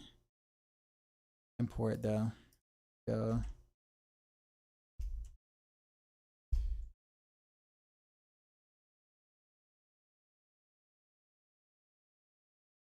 There we go. So we'll get rid of the first variant. And then all we really need to do is mostly change out rapid fire to Barrage.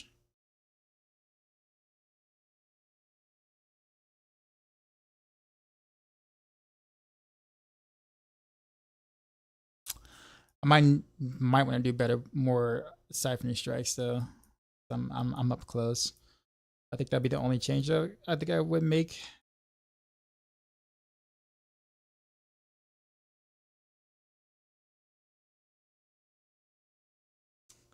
So we'll remove this for Smoke Grenade again, and we'll just go off of Shadow Step.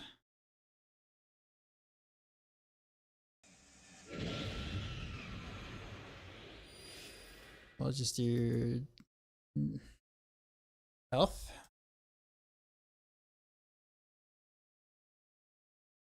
Maximum life.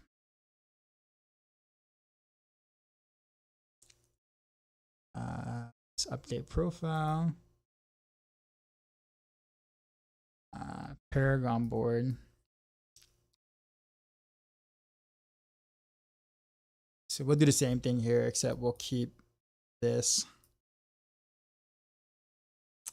Actually, I guess I could get rid of exploit.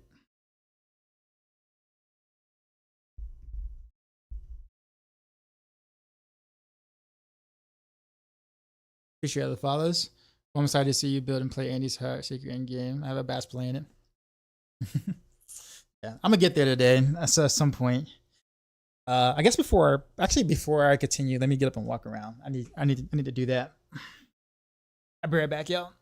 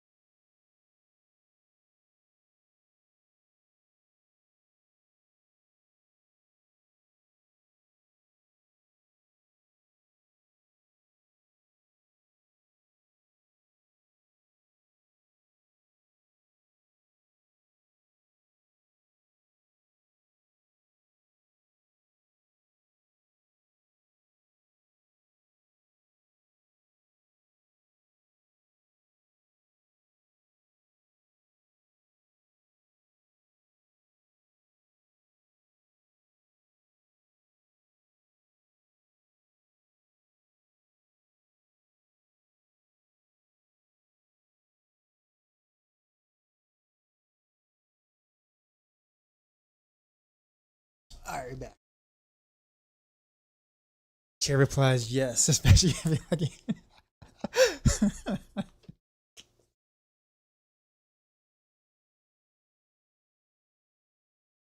Alright. So ultimate question is, will I have enough points to be able to do this on Barrage? And be able to keep the exploit with. Have I tried victimize puncture? I have. It's I mean it's a weaker variation of Heartseeker. Because keep in mind, puncture's damage is split in 3. When you know, split the whatchamacallit, like split the daggers or whatever. So when you think about the amount of damage that you're dealing versus like the amount of damage that you're dealing with Heartseeker, you realize that just Heartseeker just has a higher damage threshold in general. And because Victimize is based off of your damage, unlike Andariel's, which is only based off of how often can you proc the proc, then like Heartseeker wins out and that's it. So like pound for pound, Heartseeker in general does more damage than Puncture does. Pound for pound. So for Victimize, that's kind of what you will want.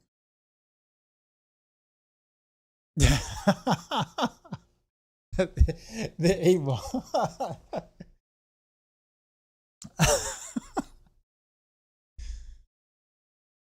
Alright.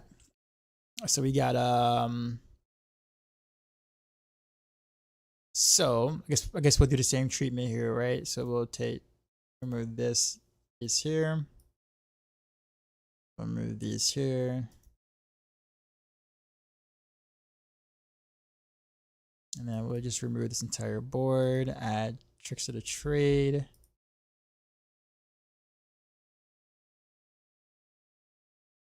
And we will plop the fluidity glyph, I guess, here.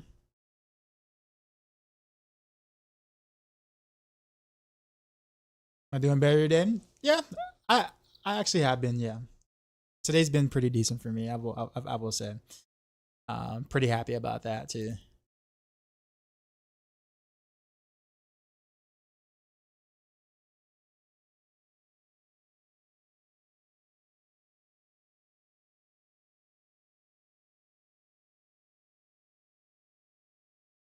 I guess we'll see if we have enough points to actually get where we need to go.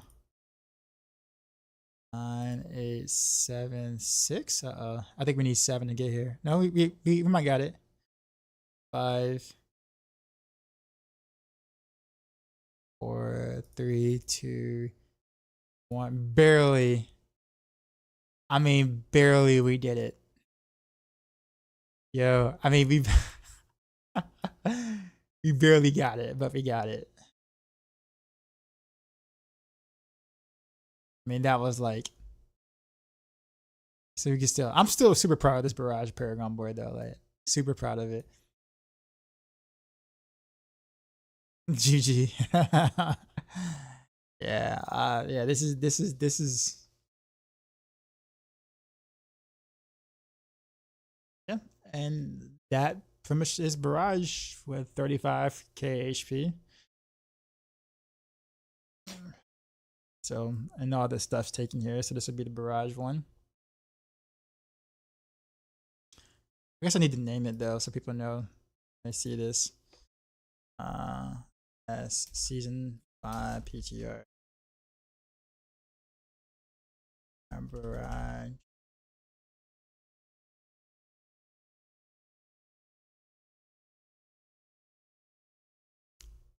We'll do that. Save and load. Go back to rapid fire for a sec.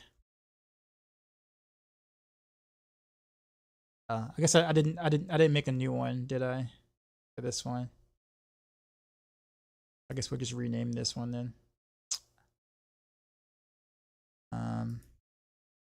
Season 5 T rapid fire.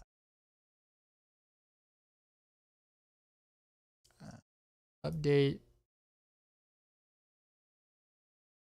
And make sure that my previous ones aren't messed up. Okay, so we're good. Cool. Heartseeker's next. We'll make another.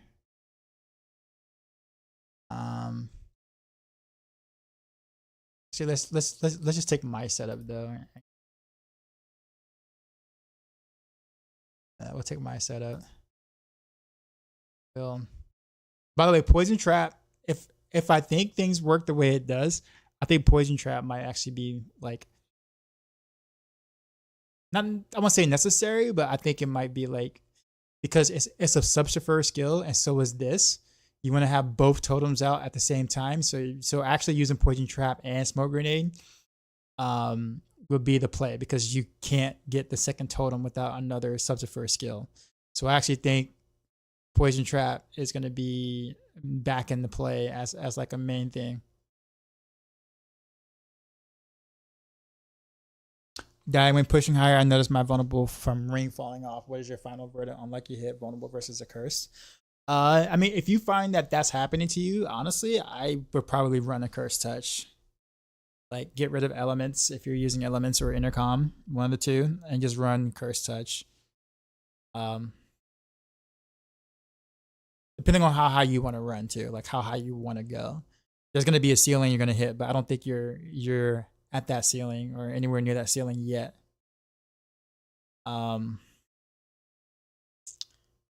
Okay, so we'll save. Season 5 PTR Heartseeker.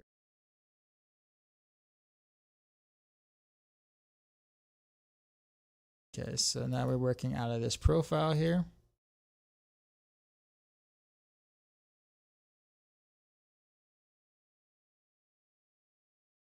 We'll just clone this set here and rename it 5 PTR Heartseeker. So I doubt I'm gonna be able to do all Dex gems now going forward because of all the stuff I want to take. So we'll see how this plays. Grenades not too dependent on bugs, out down that hill. Well, now that the buff to that ring, that flurry ring, that's no longer a flurry ring anymore, it's a core skill ring. Do you think you'll run flurry with your grenades build now, or you think you're gonna do something different?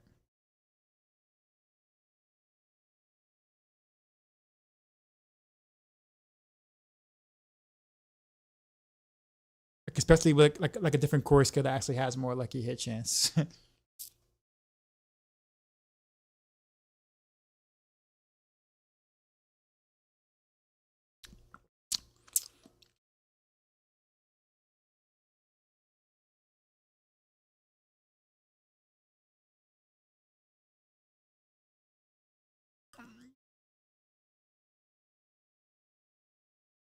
Okay. That remove some points from Dark Shroud. I still want dash in this equation, so we'll take. Is it methodical or is it discipline? I think it's discipline dash. We'll max this out here because trick attacks will be good. Concussive will be good. I guess I don't really need to put any points into Shadow Step in this sense, but we're gonna do it anyways. We're gonna take this one. Okay,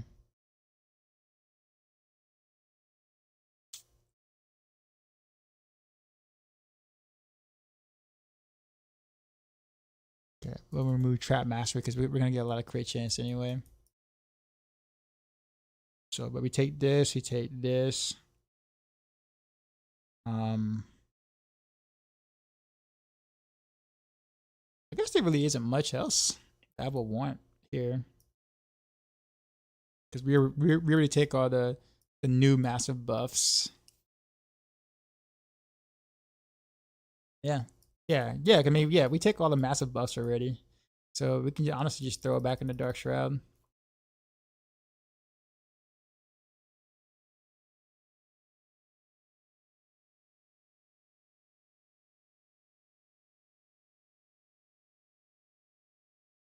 Kind of think.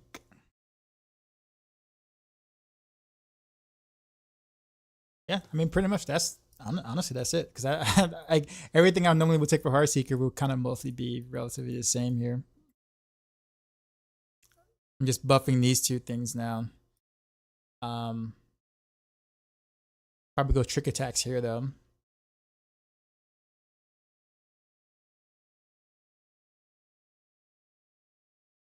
Depending if it actually works the way it should. I gotta go back and Rapid Fire and Barrage to do the same thing, actually, now I think about it.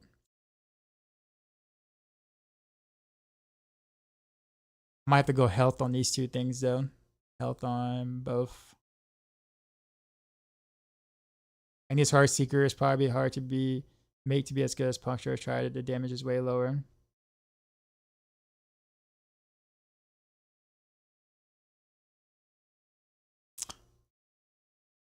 Definitely no secret that Puncture will be better in that sense. I think it's closer than what people may think it is though. I know Bo is trying it. Bo is honest is trying it. I think he likes the idea of it. But you definitely got to build it a little differently though. You can't build it, and you can't really build it somewhat the same as you build like the Puncture version of it. So you kind of have to know how to finagle the other parts of your DPS that you can kind of get because you can't get pestilent points, and you can't which means you cannot use the Eldritch Bounties board as well. So you have to find some way else around to get some creative procs or whatnot. You'll get bigger Andy explosions because you'll hit harder with a two-handed weapon, but you'll get less procs and some other stuff. So yeah, Heartseeker isn't as good as Puncture in that setup. But that's already given. That's a given. Like if you're going into that, you pretty much know that that's the case, and that you're doing it because you want to play Heartseeker instead of Puncture. Okay, so I guess now I have a reason to try to do 7 boards.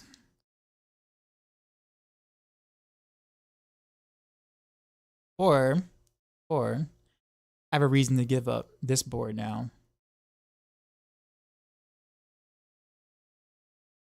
Which is hard because how do I cap my resist without this board? Actually, what I could do though, what I could do is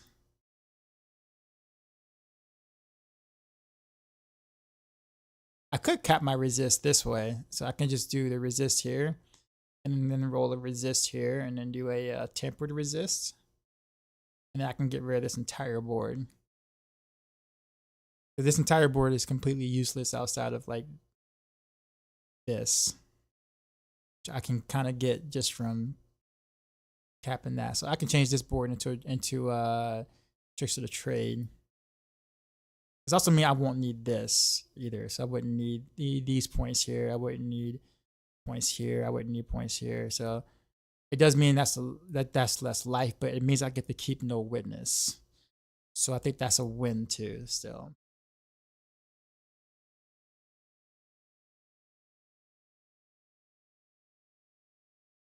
Press Games, what's going on? If you were to have all blue or all yellow gems on weapon, which is better? If you're at a really high vulnerable percent threshold, then the topazes are better, or at least 2 topazes and two sapphires. But it's better by 0.1%. So take that for what it's worth.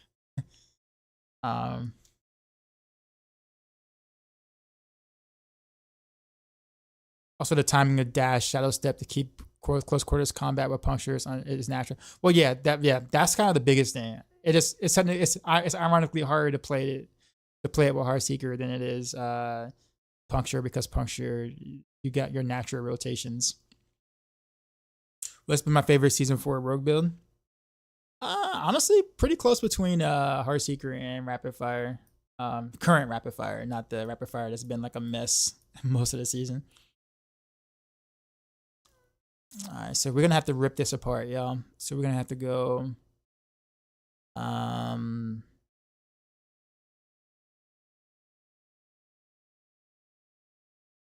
I could just go 2 different resists here, so I can just remove the decks on both of these. But I don't want to do that. I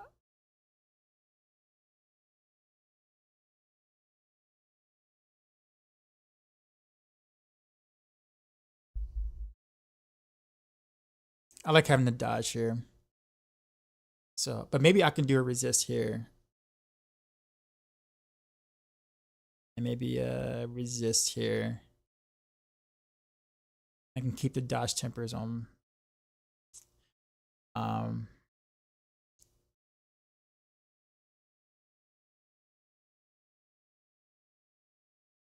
Dallas's covers, I do.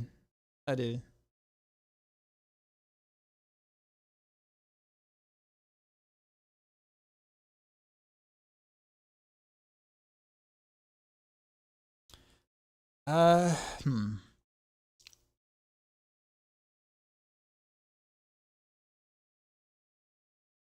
could just do a resist here, and keep my tempers. Or I can do like 1 resist and then 1 tempered resist.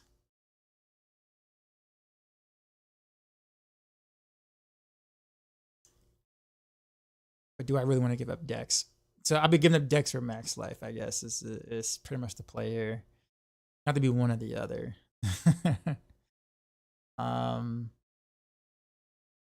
Probably gonna come back and like fix this anyways at some point.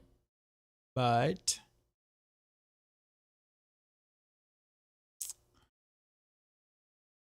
probably give up the decks. So we'll do poison. This. And then actually, you know what? We'll keep the dex because the dex does give you a teeny bit of dodge. And if Dark Shroud is as tanky as it is, I may not even need the dodge really there. We'll keep the dex, do poison there, and then we'll run full resistance here. So that would be able to cap me without needing this entire Paragon board. Probably don't even need this side of the Paragon board anymore either. Should be able to be capped easily.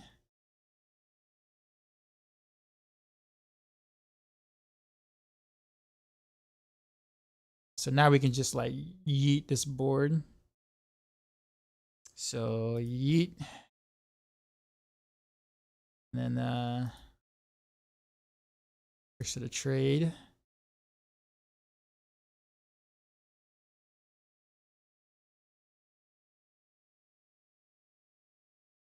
Actually,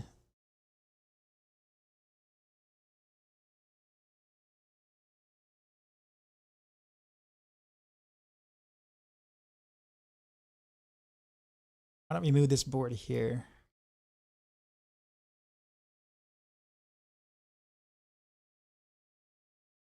Can we? Oh, boo, no, that's going south. Or maybe I can do this and connect this way.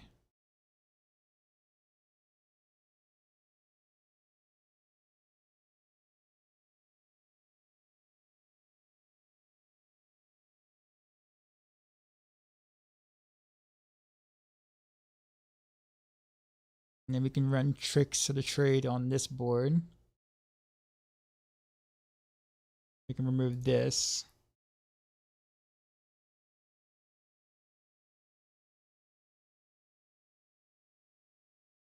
Stuck in Japan, what's going on, man? It's the 15 frame point, the golden spot for Heartseeker. Is it possible to go further? 15 is like the point. It's like the break point to go to. But it requires like some like greater affix attack speed and like really good rolls to reach. That's A thing to remember about breakpoints, to therefore I'm like pretty clear on this, is that is a breakpoint is roughly, actually, what am I missing here? Is it ambush? I want ambush. I don't want ambush there. Chip there. Yeah, so like breakpoints is roughly like 7% more damage. So like if you can get an additional breakpoint by changing one attack speed roll into a greater attack speed roll, and that gets you to the next breakpoint, then it's 7% more damage roughly without changing a stat. So that's why breakpoints are generally good to try to hit. But the biggest thing about breakpoints is to make sure that you don't try to go for a you don't have wasted attack speed, right? So like if you don't have like if you have attack speed that doesn't reach the next, that doesn't get you to the next breakpoint, then it becomes a wasted stat. That's the thing that's the worst about it, in a sense. Outside of that though, I mean hitting 13 is really good. But like I said, you know, it does require some greater affix work to kind of make that happen. Rapid fire AoE is kind of insane now. It's good. You said you bet the Heartseeker, bro. I mean, I'm doing the planner right now, so I'm gonna be doing some Andariel's Heartseeker in a minute though. In a minute, as in like after I finish doing some planners. Your planner is pretty insane. 3,500 decks. It sounds like my kind of planner.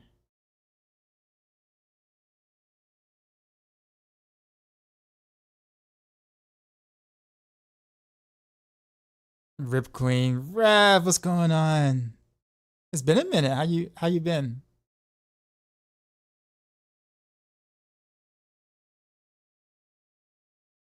Yeah, good to see you, man. I'm definitely rocking your bills. Keep up the great work, man. Thanks, man. We're gonna have some also cool things coming as well. So some cool stuff I think you guess people will like.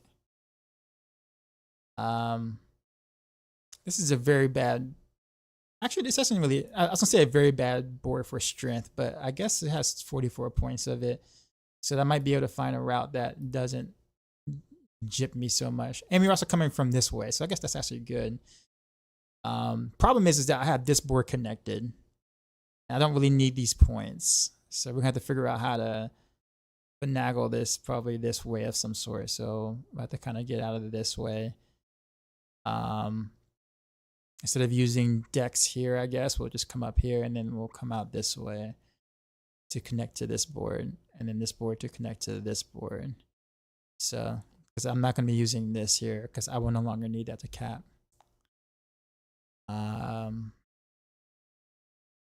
So I guess let's just finish this off real quick. I guess I could, in a general sense, I guess I could do 7. No, not with taking tricks of the trade. No, probably not. Or actually, you know what?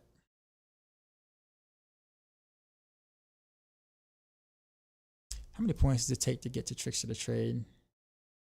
That's like 14. 1, 2, 3, 4, 5, 6, 7, 8, 9, 10, 11, 12, 13. Okay, 13. I was 1 point off.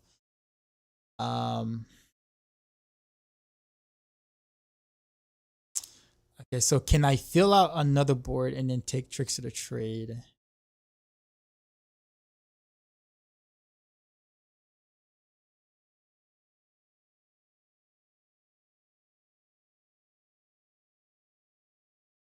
Because I mean, in this case scenario, because we're not taking this either, then essentially we should be able to do 7 boards. It'll be 6 glyphs, but 7 boards.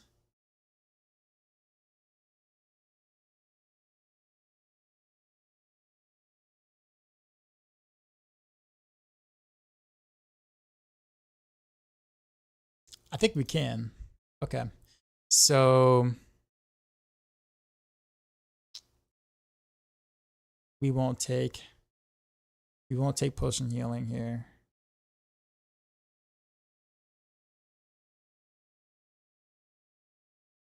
And then we'll come, so we are at 30, okay, 30, so we'll go here this way instead. I guess I can go this.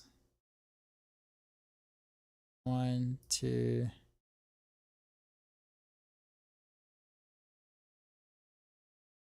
3, 5, 6. Still quite a few points to kind of get out of here, but I think that's okay. So we do this. We can attach this board here. Turn it. This. So we'll attach that. We can take trying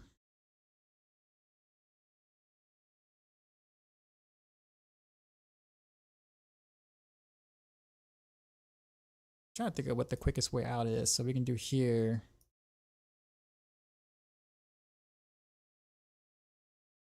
Oh, 6 boards here.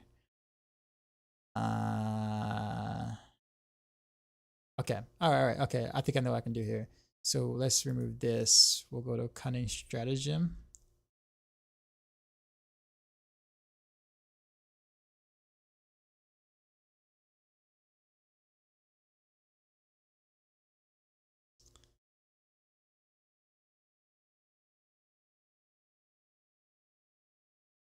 Do that there. So okay, let's rotate it though. That doesn't look good. Rotate it. So we'll do like this. Let's go up here.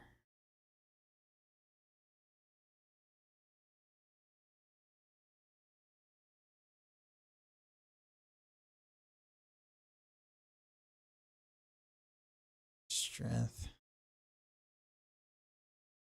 7. See, you level it. Oh yeah. Fair.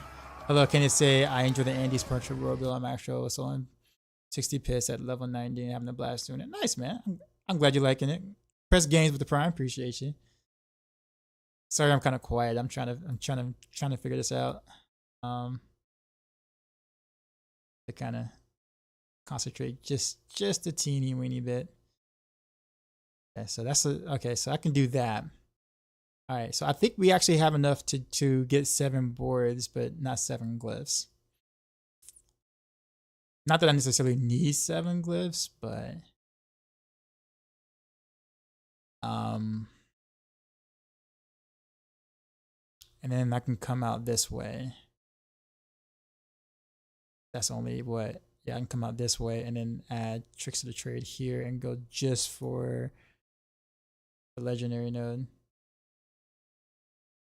This.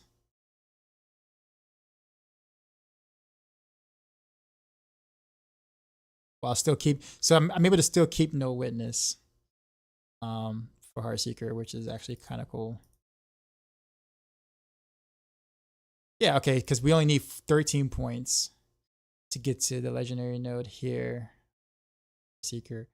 Okay, so we still got points to spend after this.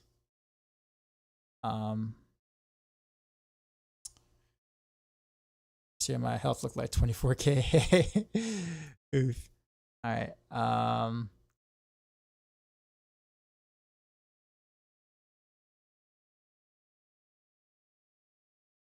forced to take willpower if I go that way. I'm forced to take willpower if I go that way. So I guess it doesn't really matter. Go this way.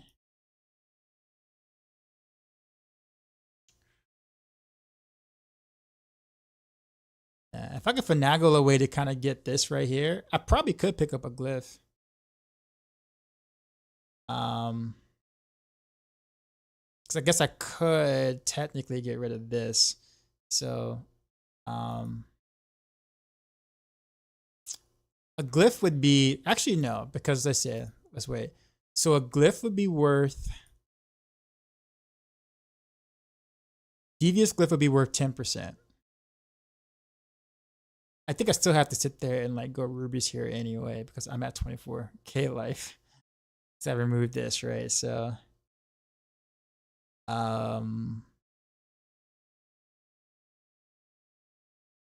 And there's no other way to kind of skirt any more life other than just like, I guess I could, you know, pick up some extra stuff here just to get some life node there and maybe some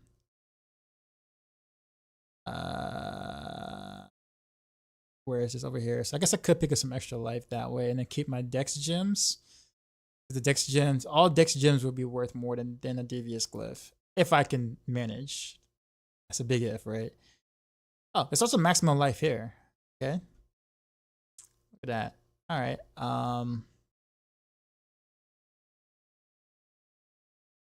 Other than my first Rose season one, I think I found something good. I need your brains. When you have a second, he's a zombie. Get him. All right, Peachy, you have a good one, man. Yeah, so I guess I could pick up some extra like life nodes or whatever, or I could just go for an additional glyph. But going for the additional glyph means actually I'm actually curious. Let me just pick up some nodes real quick and see if that works. So that's life there. That I can't get like another 4%. Oh no, that's a shadow anyway, so don't worry about it. Don't worry about it. 2% maximum. That's 6%. That's nice. So we can come up here, grab this here. That's another 4%. 2%. Oh, I guess so. Well, actually, that's too many points to take. I think if I go the other way with the poison, that way. No. Okay, there we go. I think it's this way. Yeah, I can easily grab life here.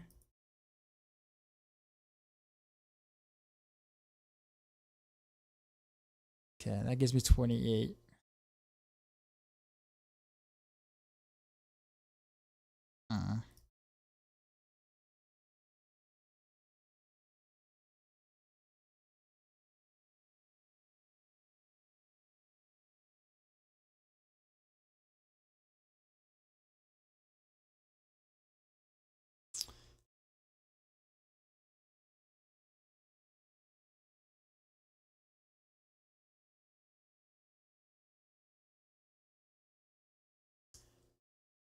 I'm actually kind of weirded out. Why am I low on fire and lightning resist here?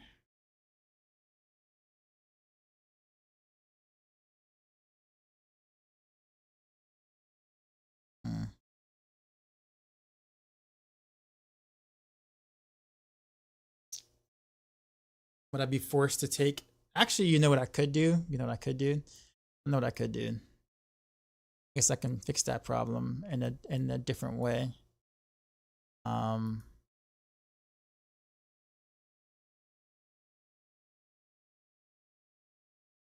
Even if I have to go back to this board, I guess. Let's go to ambush here. Can I make this work?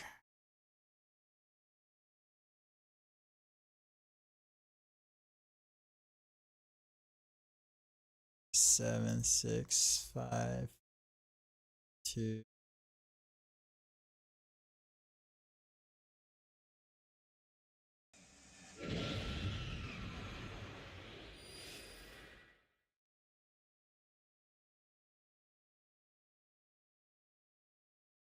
Oof. So -2. Still not capped there because I still have to go up here and take like 2 more. All right, so I guess ambush wouldn't be good on that board. Not that it was ever good on the board to begin with, but I don't know if there's any other good alternatives though. Pride is great here. But whatever these great here. Chip is good here. Although I guess strength would be ambush actually might be good here.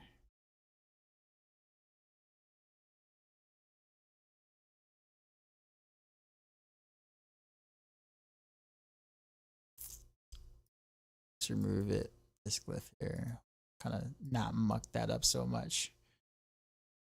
Let's see. What do yeah. Alright, so I gotta take some different paths here. We do want the strength. We don't care about this. care about that. 14, 24. I think I took a lot here. Oh yeah, a lot of decks I don't need. So we'll remove that. So yeah, 29. Okay. Then we'll come down to here. Chip here. Yeah, because there's a bigger cluster of stuff there. All right, so we can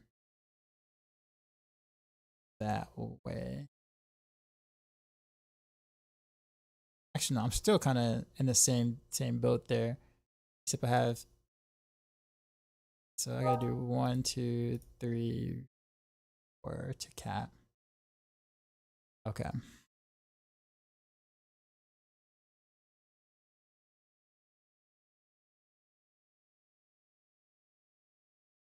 I somehow have enough strength to be able to get the node on the set as a 7th board. I'll take it. So I'm minus 4 points now. So we'll have to.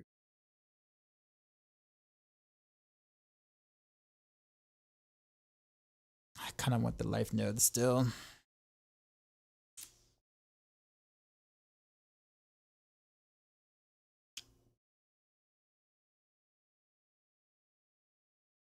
Could just remove it from shadow here.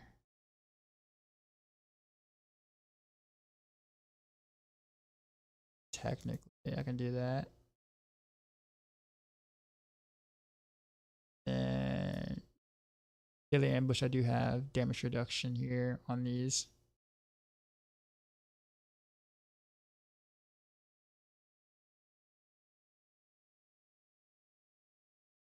Actually, there's gotta be a way for me to get 2 more points to pick up this. We can do it. Okay, 1 more point. I guess minus 5% vulnerable is fine. People might get pissed off at me on the planner though. It's like, how dare you do that? I take vulnerable everywhere. What you guys doing in chat over there? Docs at my Paragon scientist. Believe it or not, I'm not nearly as bad as like, let's say like Macro. Macro is like the true scientist. Macro by the way, like I do just enough so I don't have to worry about it again. I don't really necessarily enjoy this whole ordeal, to be honest with you. Personally. I think Paragon boards are boring right now. I mean, I like the idea of like figuring out something cool, right? Where it's like, hey, we can do this. So now we got 7 boards, right? So we figure out a way to do 7 boards. Still not capped on my resistances though. What? My fire and lightning resistance is still not capped. Yeah, well, I guess it would be capped if I took that though. That node. All right, so now I gotta. So I guess there's gotta be 1 point I can remove somewhere.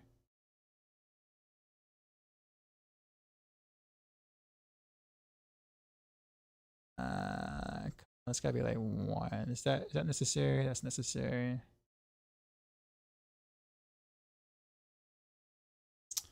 Yeah. I remove 1 point there. I guess it's just 2% life at this point. 1. Yeah, that's fine. Yeah, so at least we got 7 boards out of it. So we might not have gotten an extra glyph, but we did get an extra legendary node, which is worth more than a glyph, honestly. So 1, 2, 3, 4, 5, 6, 7. Look at the route we went for all this. I should think this can be 7 instead of 6.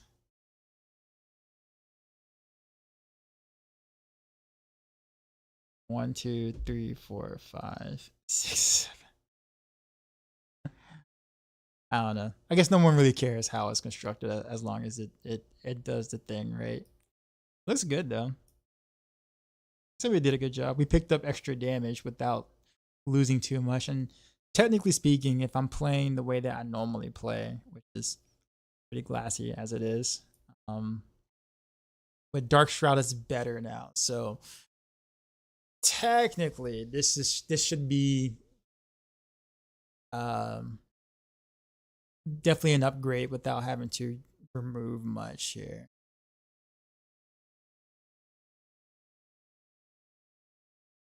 I had to remove points from here though for sure, and also I had to remove one poison thing. I think we had poison here, and then I think there's another poison place we could have gotten. Yeah, so we did remove some poison and some whatchamacallit, so we had to get it back through gear in terms of the choices there, but I think we can make it happen.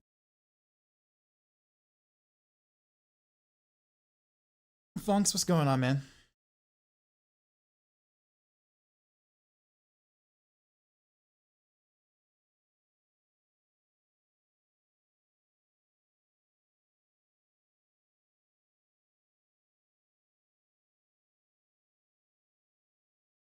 Okay.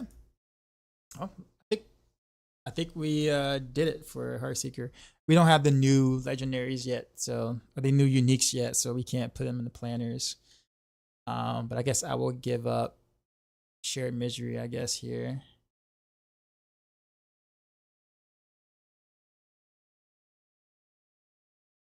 Yeah, if I go with the new unique chest, I will give a Shared Misery and put Umbrus here.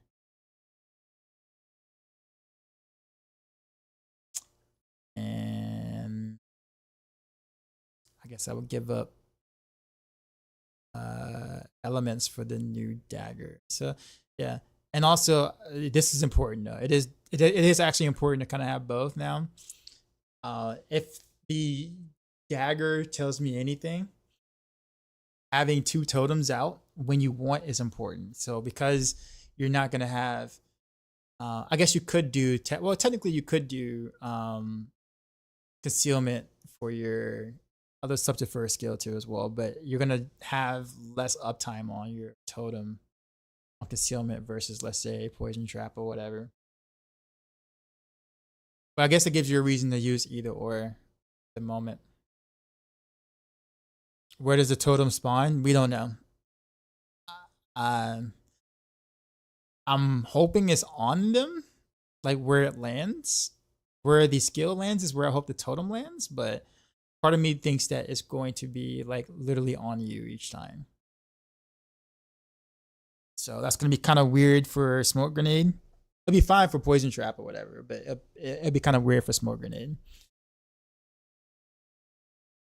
But it also will make using like concealment weird too, because then you will use concealment to drop the totem rather than go from pack to pack.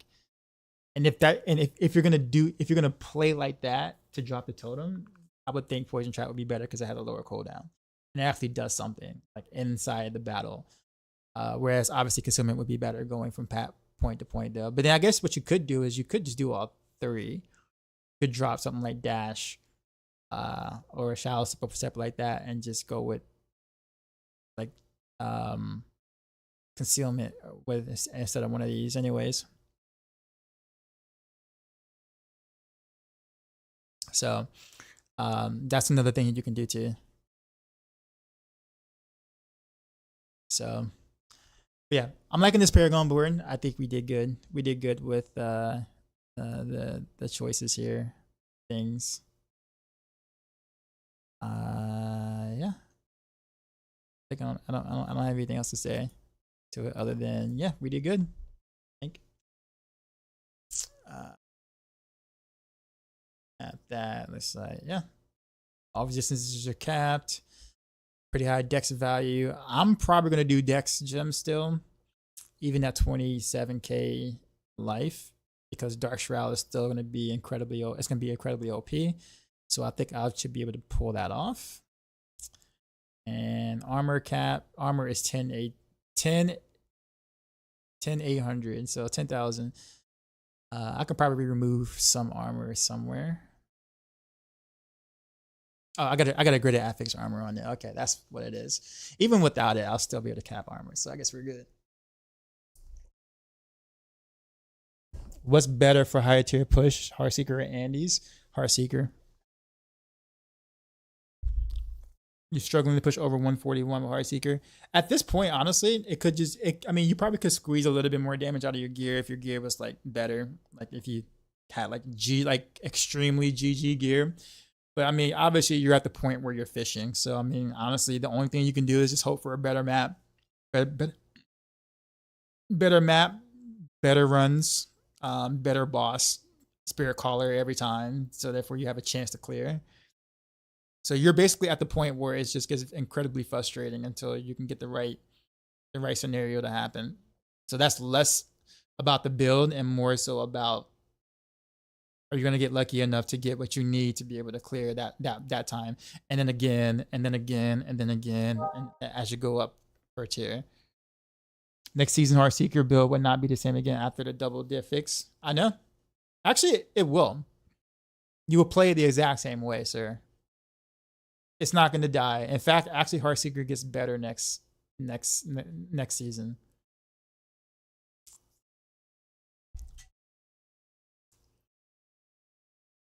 So that unique dagger is going to actually like make killing bosses on Heartseeker is like way better than it is now. I would say way better, but considerably better than it is now, which is what Heartseeker struggled on anyway. So, but yeah.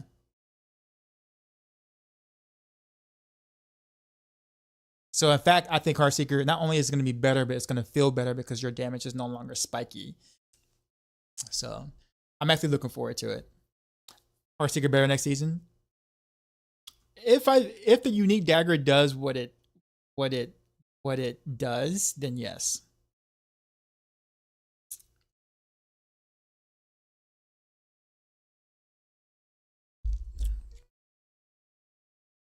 Yeah, if the unique dagger does what it does, then yes, it'll be better.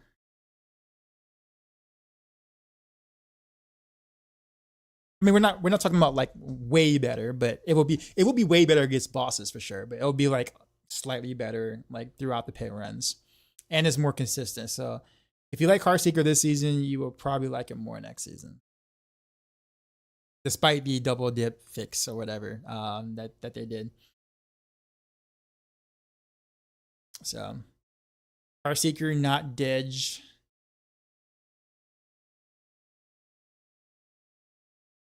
All right, guys,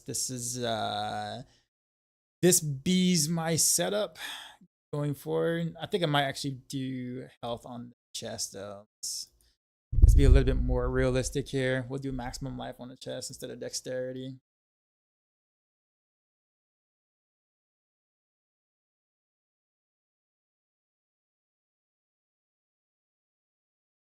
Or I guess what we could do is we could do like some rubies and then go and put the dex back in the places or whatever.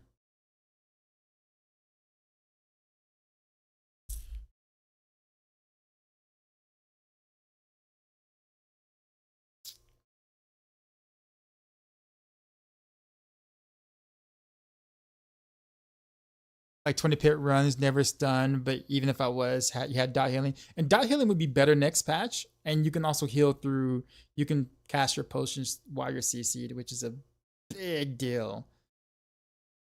You can't imagine how many times I've died because I was CC'd. My shadow step was on, cooldown. And now I can spam potions, which would be excellent. You know, I could do Dex here and Dex here. And then, actually, I think it'd be better to do it that way. Let's do Dex here.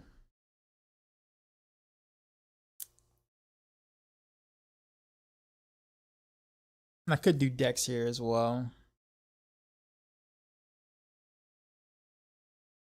Just go complete in glass cannon.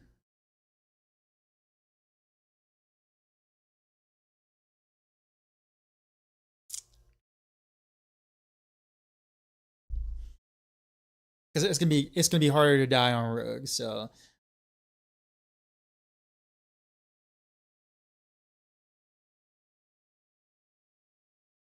So yeah, we're just gonna do Dex here. I mean, it'll be my setup anyway. I'll probably create a public setup, I guess you could say. But this is my personal one. So realistically speaking, I'm just gonna go balls to the wall. 25 maximum life. That's fine. That's fine. We'll roll with it. How much dex did I get? 2k. Okay, we're good.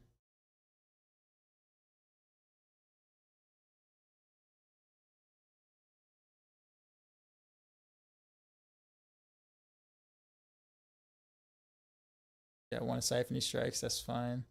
Yeah, we're looking good. Looking good on the Heartseeker here. Alright, I think I might actually go in the game and play now. I know we've been looking at planners this entire time. I'm sure you guys want to see some gameplay. So I guess we do 3 planners today. I don't stream on Sundays, so we're gonna take Sunday night off. And then Monday night, I think I'll do the other planners. I'll do Flurry, Pin Shot, Twisting Blades. Flurry, Pin Shot, Twisting Blades. Andes? Pretty much. I think that's it. Do you only get damage reduction from 4 to 5 if you have the iron spikes around your HP glove? Or do you...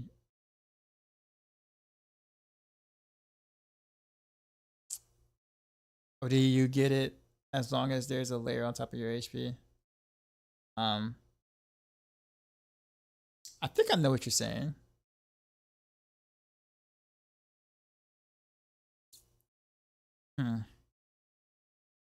You get the damage reduction only when you are fortified. Yeah, so only when the spikes are around it. So like if you're not fortified, you're not gonna get that damage.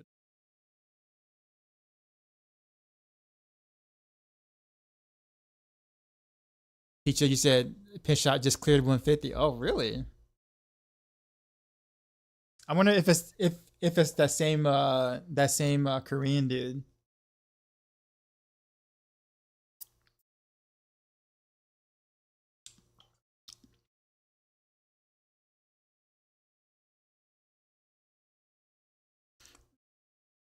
Same in Maxroll leaderboard. Okay, yeah. So yeah, it's that one guy. Okay.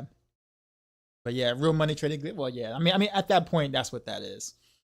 There's no doubting that by any means. At that point.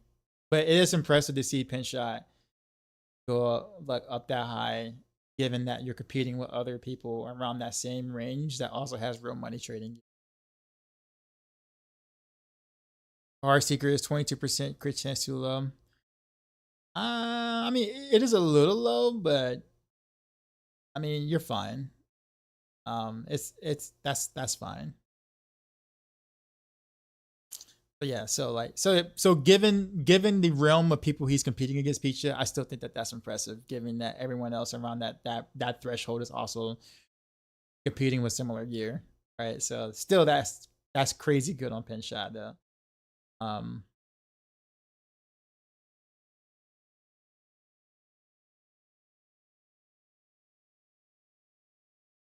Fortify is kind of unreliable as a rogue. Then yeah, it's just not necessary, Dank. It really isn't necessary. As long as you get Dark Shroud up, you're not dying next season. Like, so it's just unnecessary on rogue, honestly, to take that.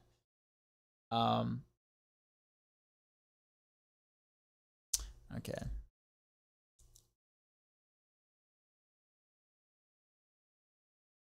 So yeah.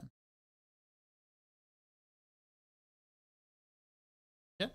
So, all right, guys, we did good. I think we did good. Yeah, I think I'm the most impressed with the Heartseeker stuff I did. However, we might have to move the. I don't really know what the stats are on the new chest. I'm really curious to know what the stats are in a new chest. Watch it be funny, and it has ranks to like plus ranks to Dark Shroud on it because it's a Dark Shroud chest.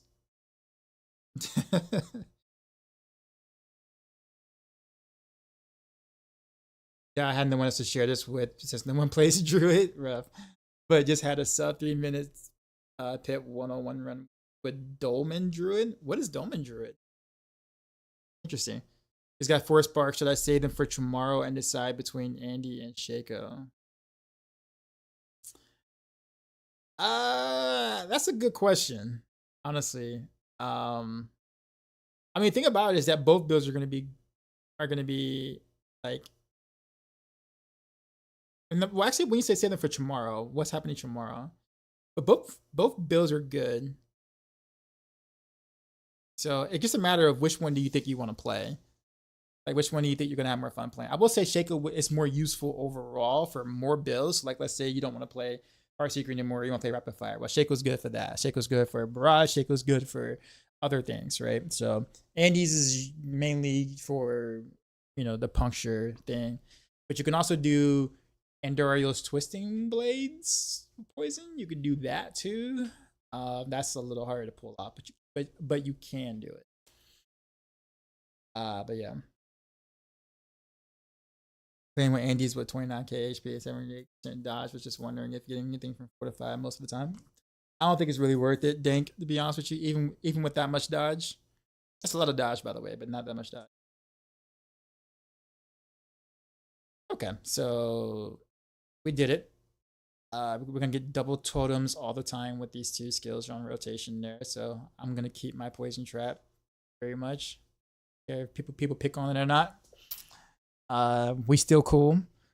I think it's that time for me to get up and walk around again. So I'm gonna get up and walk around, and then we're gonna go end game, put together our Andariel's Heartseeker after I level up the gems necessary, or the glyphs necessary to play it.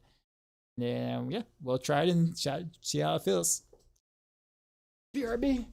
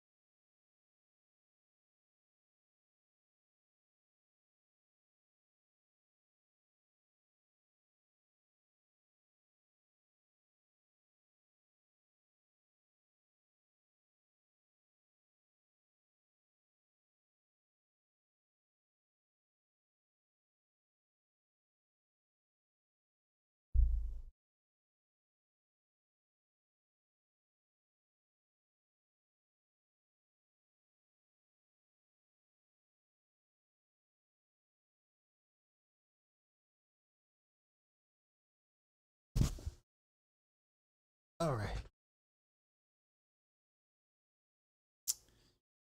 We're back. I forgot I need to do something a little different to change something real quick. So I forgot about the amulet because obviously with exploit and malice double dipping being fixed, that puts Frigid Finesse at the top, like undisputed best passive here. Can I please link the bill when done? I can, but just to be completely honest, I would be cautious. And put rubies basically in your gear. So like this is like a me setup, like what I am gonna do on a PTR to test. So I would just put rubies instead of emeralds in the chest if you're gonna follow what I'm doing here. Just to throw it out there.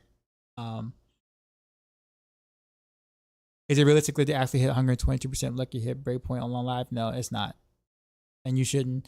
I don't know what build you're playing, but I don't know if you should really go for that. So Frigid Malice exploit now. Actually, I mean Malice action really isn't that great of a passive without the double dip, to be honest. I mean it's only what 3%.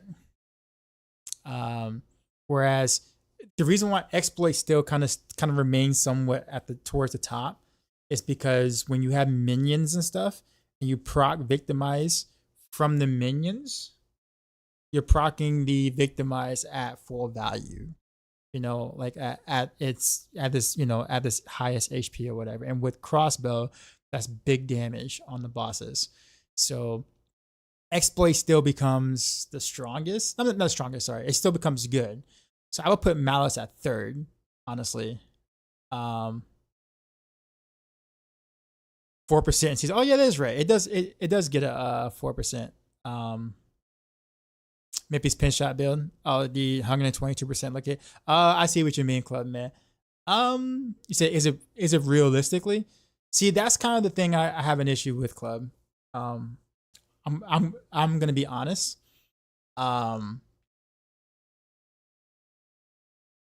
That's so. I get what Mippy's trying to do there, and like he's 100% right in the choices he's making with that. I do find it sometimes that like when you're writing for a broad audience that just doesn't have perfect gear or like extremely good gear, that reaching that threshold becomes quite difficult to do. Right? You know, unless you've traded a bunch of gear and you get like some GAs in certain spots, like it becomes really hard to do.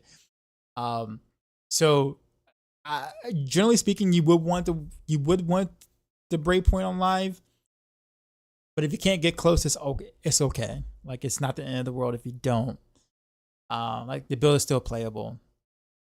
So I don't want you to think you can't do it, but just understand that like that's written in mind. No, you know, within mind that you're gonna trade and get the stats necessary to be able to hit that breakpoint. So therefore, you're always, you know, proccing the victimized key passive over like that. So, but I wouldn't like don't sweat it too much if you can't get there. It's, you know, it's insanely hard to do. So like insanely hard. Like we're talking about like very good gear, lots of trading, you know, billions of gold, type gear, whatever. Yeah, Club man, no problem. I'm talking about pen shot. Club was asking about pen shot. He said, "Is this build would be for season 5?" No, yeah, for season 5. Yeah, so this is for PTR. So yeah. So actually, I mean, granted, I'm not gonna be able to get a 3 passive amulet. Let's be honest, but I would want Frigid Finesse at 1, exploit at 2. Well, actually, you know what? Yeah. Frigid Finesse at 1 because we're gonna be doing damage from the totems. So, Frigid exploit is what I would do as my top 2 choices.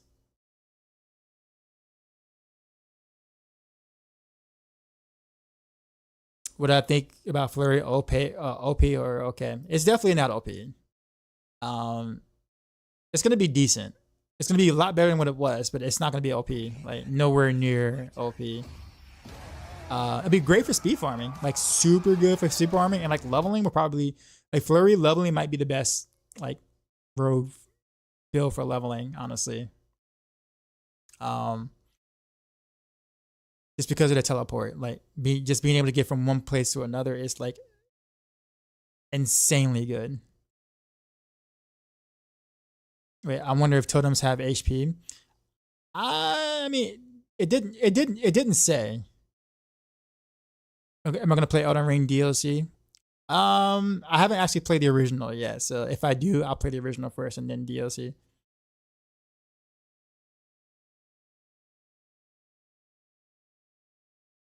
My funnest rogue has been Flurry. I let it make at least I'll play. How come it gets no love? It's getting a lot of love next season. I think when I'm saying that like it's not gonna be OP, I'm not saying it's gonna be bad. It's just like I think people look at the changes and they thought, oh yeah, Flurry S tier, and it's like nah, not at all. It'll be good, but S tier is it's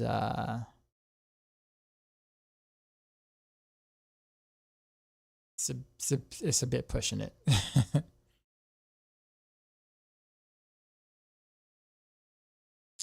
What are my thoughts on the amulet? Max exploit, crit chance, GA roll. You rolled lucky hit chance on it. That's a decent amulet. I mean, you did get one of the really good passives, and lucky hit is not bad as well. Crit chance may not serve you as much, honestly. It is a GA crit chance, so again, not bad. Yeah, that's really not a bad amulet at all. Yeah, so technically speaking, I would probably want Malice here. But honestly, we all know I'm not gonna get Malice on this. Or triple GA or whatever. So or triple passive or whatever. That's not happening. So if I had to make a choice, I would do Frigid Finesse, exploit, lucky hit. If I had to pick 2 passives out of 3.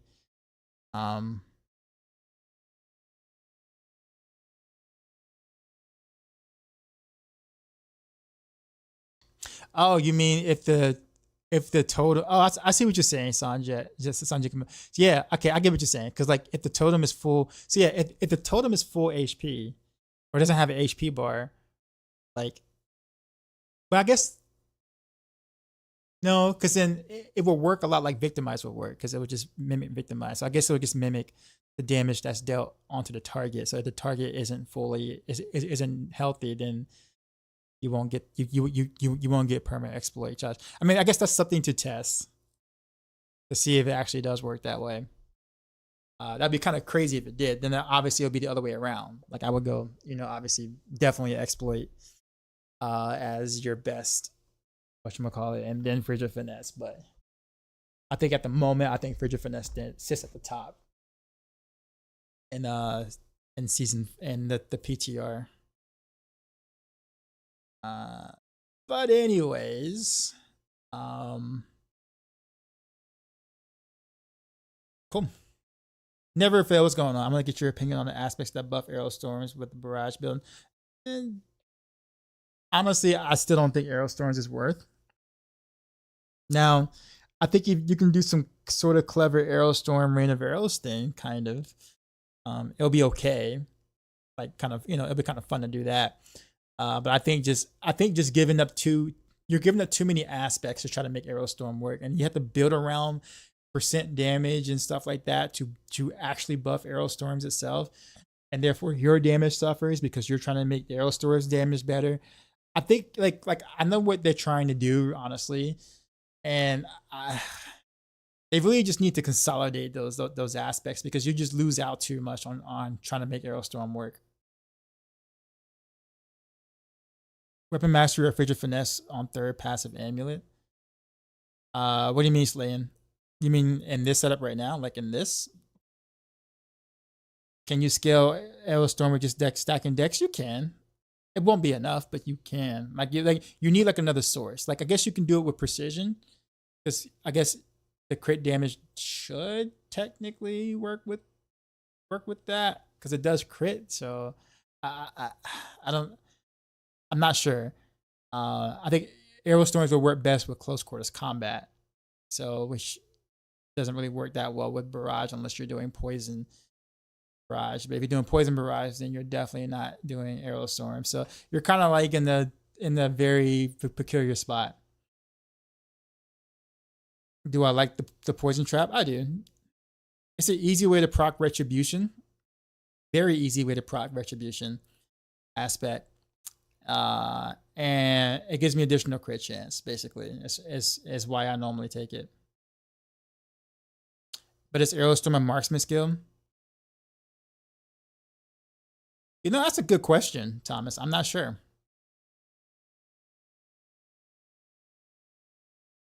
Is arrow storm the marksman? Is it tagged as marksman? It's centered around it, yeah, but does it say it like, you know, it's a marksman? Okay, your marksman skills have up to a 25% chance to create an arrow storm. That's I don't know. I don't know. It's not necessarily tagged as marksman. If it's tagged as marksman, then you can like do marksman skill damage. It might be. It actually might be. It might be. That's something that we'll have to kind of test. Like actually literally go into the whatchamacallit and like actually test it. Add the vulnerable, so 80% increased damage. Well, I guess the thing is too, though, never fails, that like you have to give up quite a bit to try to make arrow storms work. And I think that's also the other issue. You're sacrificing something just for your arrow storm damage to do okay damage. Not like really good damage where it's actually like destroying everything, but just sacrificing enough to where you start seeing decent amount of tick numbers. You know what I'm saying? Like, is that enough? You got to think about it for yourself. Is it worth gimping your barrage to make your arrow storms do a little better? That's the thought. Because your arrow storms will never carry. You see what I'm saying? Like your arrow storms will never carry in terms of like being the main damage dealer. It just won't, right? So it's like, do you want to gimp your barrage to make your arrow storms hit a little harder, or do you want your barrage, which is your main damage dealer, to actually, you know, hit as hard as possible? So I think in reality, you're just kind of you would end up with the net neutral maybe at best case scenario. At best case scenario, you will end up with a net neutral. Also keep in mind, barrage has a low lucky hit chance. So like you being able to get enough lucky, you being able to get enough arrow storms in an area with barrage is going to be like really hard to do. Like really hard to do. Like you'll never be able to get 7 stacks of arrow storms with barrage on a single target because you're just not going to be able to get enough lucky hits to make that happen. You will run out of arrow storms you'll run out of like the first 2 or 3 or whatever like that by the time you get your 7th one up.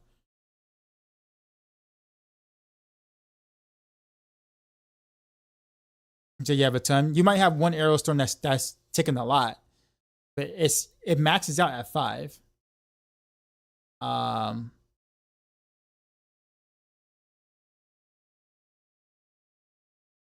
It's not just barrage. Supposed to. Okay, so you're basically okay. So you're doing combo point then. Okay, I mean that's a little better. But I guess if you want my opinion on like what are you wanting out of this? Like what are you asking? Like are you saying is would arrow storms be like on the same, like a similar level as some of the other builds, or like are you just saying can you do it?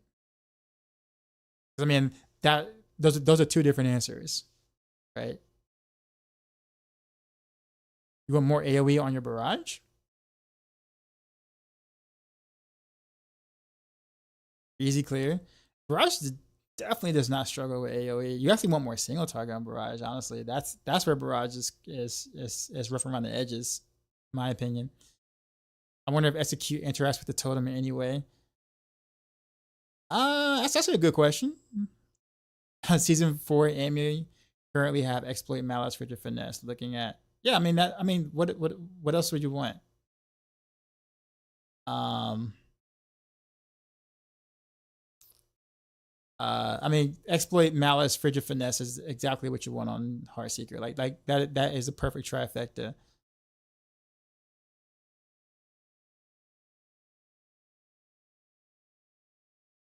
Yeah, there's no reason to change out of that. Yeah, I mean you got the trifecta. There's no reason to change out of that. Nah, man, you landed the lottery, bro. Enjoy it. Like just enjoy it.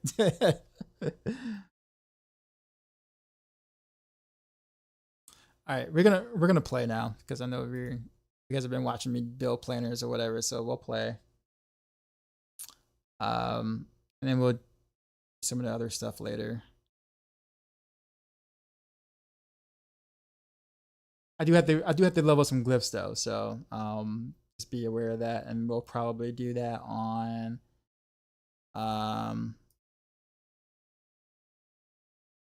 my Shank Rogue.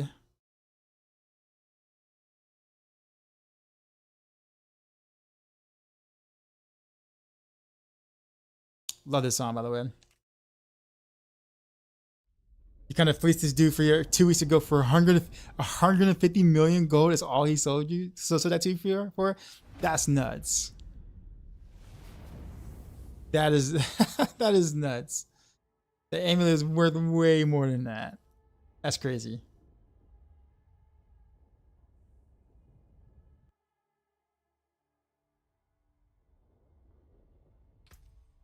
Damage numbers on the screen are unnecessary. In good old D2 days, you get your min-max damage value on your character screen. Much more cleaner than screening at fighting monsters. I think the idea too, though, Headhunter. Granted, I will say that the damage numbers are outrageous right now. If they were a lot lower, if they were to actually squish the damage numbers or whatever, it will look better, considerably better. The thing is that in the action RPG or a game where you want to feel and see progress, seeing damage numbers shows progress. So it's kind of like, oh, I am hitting for a larger number than before. I see progress.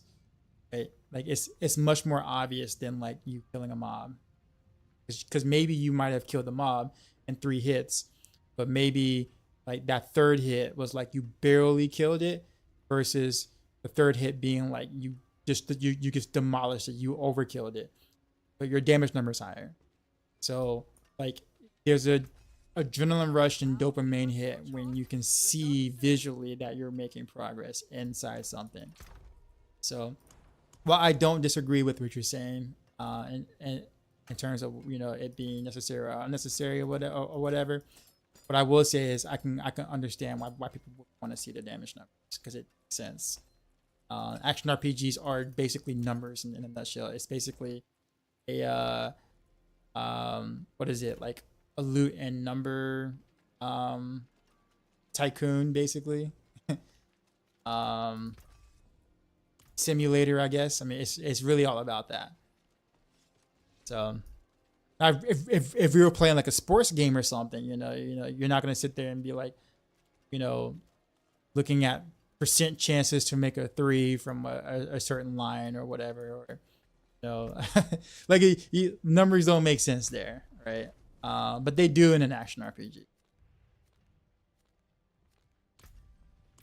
Okay. So that being said, which glyphs do I need to level that I don't have right now?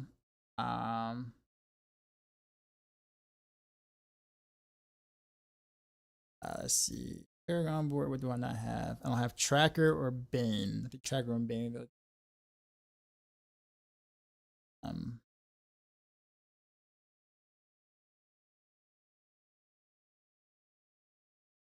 Actually, why do I have diminished glyphs? Oh, because the life percent. That's right.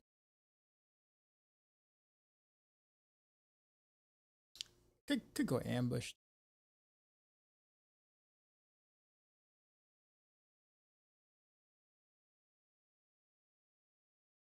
Or what's another glyph I could go?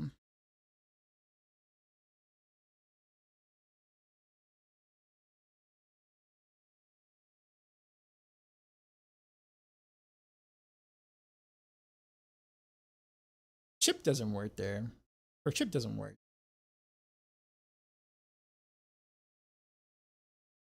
Because his damage to me takes from me, so now check with that.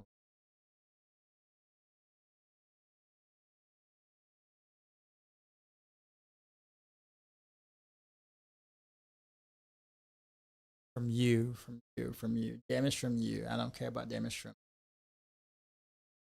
So it looks like diminishes is the only. It's just it. That's it.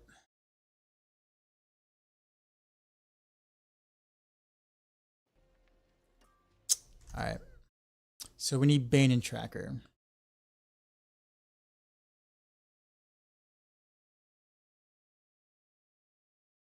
Which rogue build do you think is the strongest of all? I mean, if we're talking about like the highest pit pushing potential, it's probably Heartseeker.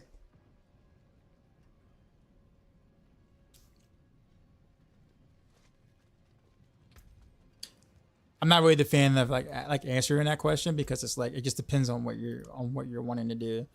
But technically speaking, Andy's is the faster speed farmer, but if we're talking about like ultra giga pushing, Heartseeker probably wins out in that case. Possibly Pinshot. Pinshot's up there too apparently with some giga Chad gear too as well. So the answer is more of a it depends than I would like to admit. But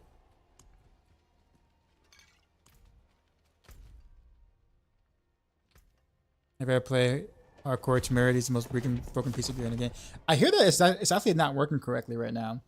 Believe it or not, we're not getting the amount of barrier bonus that we're supposed to have. It's nice to see you though. Never failed. It's been a minute. Is losing 7% lucky hit chance going to tank my Heartseeker build if I change it for a rain? Now let me get the 15 frame breakpoint. You'll gain more from the breakpoint than you will the lucky hit chance. So I say go for it.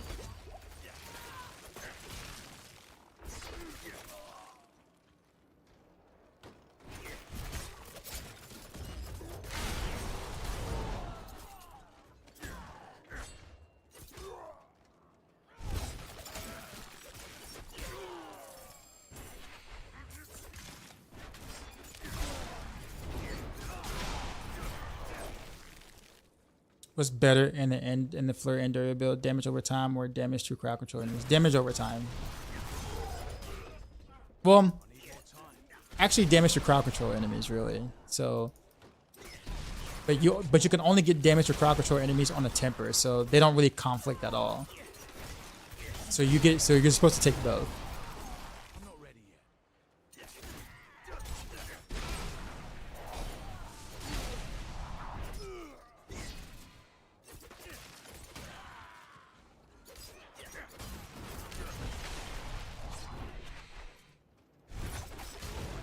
Rapid Fire could be better than Heartseeker.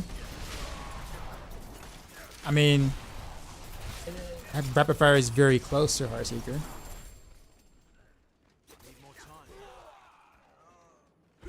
I guess let me ask you a question, Viter, is that how I say it?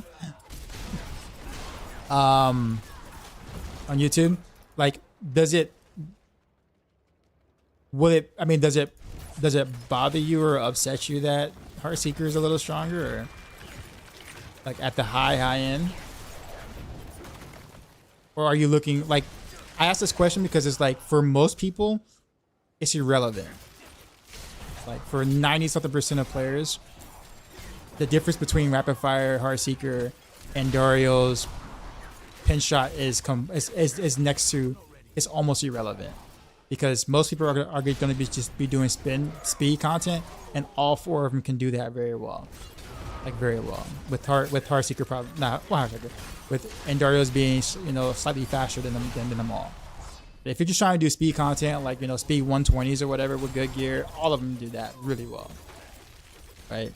Like they're so close, right? At the end of the day, the differences only really kind of like take shape when you're doing pushing, like super omega pushing, which 99.9% of players are not doing. So it's irrelevant for 99.9% of players. Like, unless you're planning on, going for trillions of gold worth of gear, or paying, or and or paying some real money for your gear and spending 16, 17 hours, you know, in a single day looking for a single clear at the highest end, fishing, resetting if you don't get spirit collar. If you're not planning on doing any of that, then the super high end is completely irrelevant.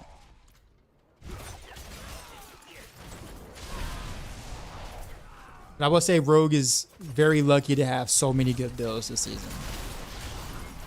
That at this point, you just go with whatever you think is more fun to play.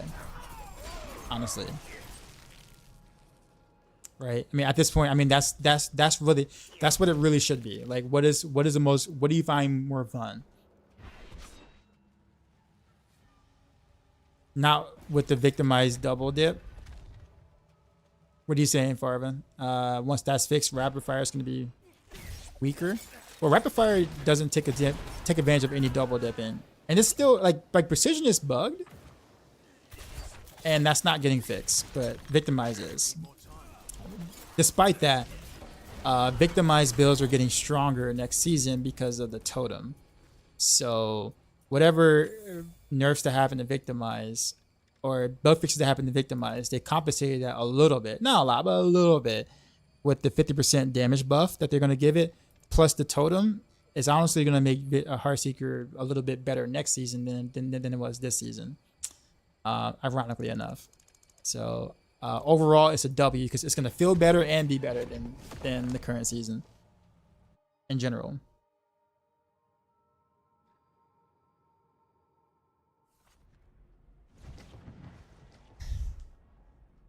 I hit all break points weeks and weeks ago. I was so happy you updated the 7-board version. Very nice. For you, what build can push past 125 hit? All of them do. Twisting Blades does, Pinch Shot, Heartseeker, Andariel's, Rapid Fire, Barrage can do it. Yeah, you got 6 builds that can push past 125. Flurry Grenades might be able to do it. Maybe. I'm not the person to ask for that. That's a Peacher question, which I think he's not here right now.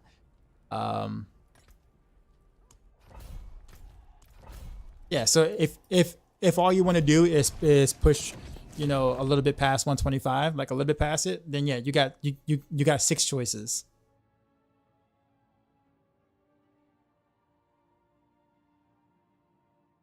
I don't see how removing the multiplicative double dip and adding a local effect to spread your fixed damage is going to compensate. You do know that they're also giving us 50% more damage on the victimized too, right?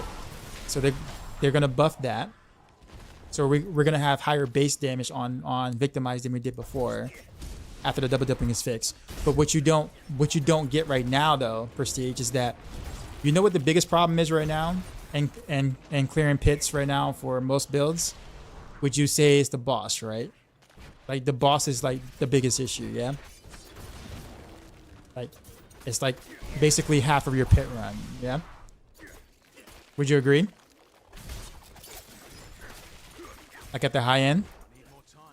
Well, the totem is going to take your damage, right? Your damage. So against the boss, yeah, so against the boss, right? Then you know how like all of your damage, all your multipliers are like crowd control related? Well, the totem doesn't care. So if you proc the totem with victimize, then that means the victimized proc from the, you know, on the totem to the boss will get the full value instead of the, you know, super weak hit because the boss is immune to all the crowd control stuff. So that makes your boss damage shoot up like ridiculously higher.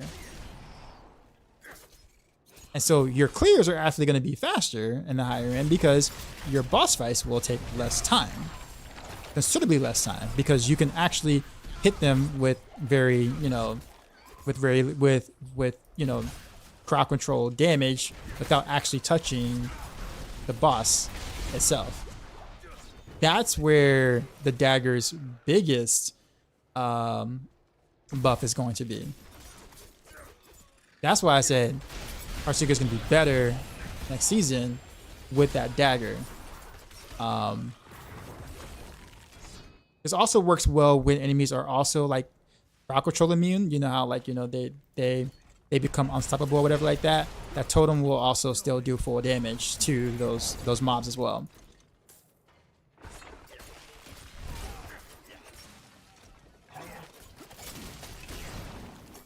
Curious the reason why you take a raid poison trap in your Heartseeker Maxroll update.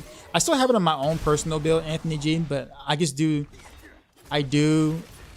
concealment in the regular build because so many people like it and prefer it.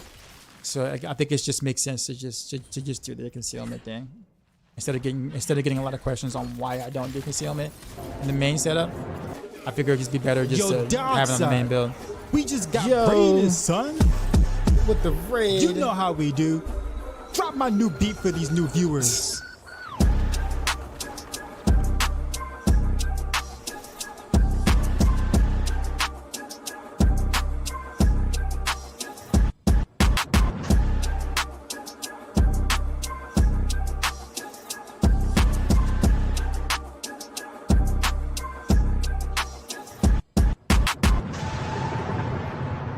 Sheezy out. What is going on? Who is that? Indie Gaming Dad raided my stream with 33 viewers. Did I raid you last night, or was it someone else? Because either I raided you last night, or I thought about raiding you, and then got asked to go somewhere. I can't remember, honestly. I honestly do not remember. It was last time. Okay, all right. I thought I was like, wait a minute, that name looks familiar to me. What's going on, man? How's it going? The prestige though. Do you understand what I'm saying about the totem though? It's really about being able to deal damage without having to crowd control them and still get the full value of all of our crowd control multipliers, which we cannot do on unstoppable mobs and or boss that aren't staggered.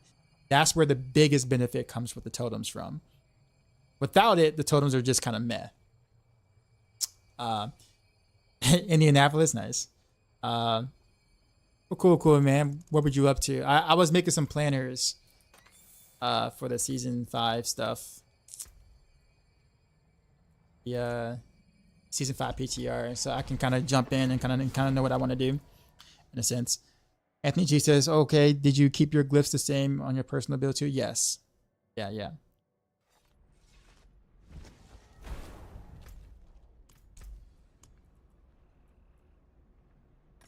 Man, stretch. So right now, I'm leveling up the glyphs I need to be able to play Andariel's Heartseeker. So that's what we're doing right now. But I'm using my Shank Rogue to do it because it's just a lot of fun to play. But thanks for the raid though. Thanks for coming in. For those who may not know me, I am I tend to stream late night, usually late night gamer, rogue specialist for Maxroll. I write rogue builds there for them, and generally just a pretty chill dude for late night stuff, late night gaming, late night chill spot.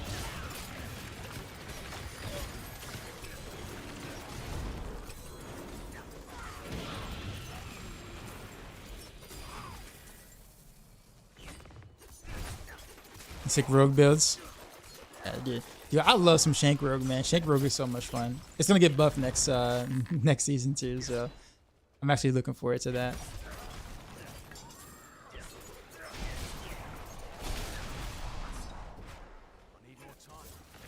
So you followed my Heartseeker build on Maxroll? Nice. Yo, Heartseeker is gonna actually. I know people are getting worried about the double dip fixing or whatever, but if the new unique dagger works out the way that we think it does, believe it or not, Heartseeker will be a little stronger next season than this season. So that's gonna be kind of cool for those who like the Heartseeker playstyle, of course. Bloodmaster, what's happening, man? You got a Sonic slushie today after seeing you with one the other day. Was perfect because it was so. Oh man.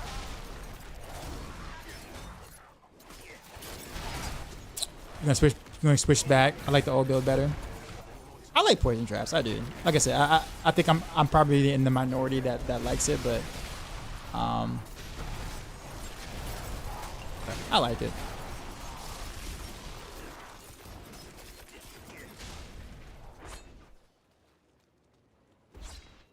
To help you get your highest viewership ever. Actually, in the game of that, actually it would have been higher than that by like another like 200 or so viewers, because but I ended up somehow disconnecting or something. Like my stream died, and then of course when that happens, like you lose about like over half your viewers or whatever, like 60% of your viewers. So I was getting ready to go anyways, but so I was hoping to send more your way, but yeah. Unfortunately, my internet connection pooped out or whatnot, so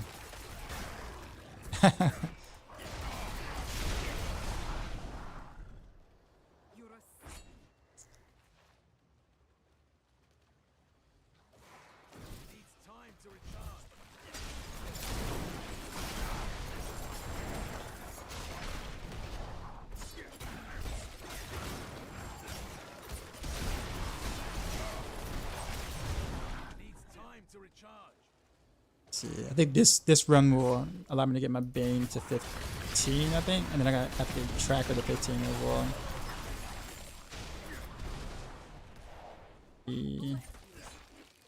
Two. Have you noticed the bug at the moment where you can't move? You can only evade while fighting a pit boss, and it only allows you to move once you become unstoppable. I think it's a bug. I haven't witnessed that yet. You weren't the first person that has told me about it, but I haven't had it personally happen to me yet.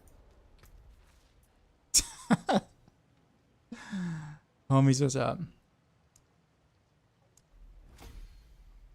We got Tracker, I think I need. There we go.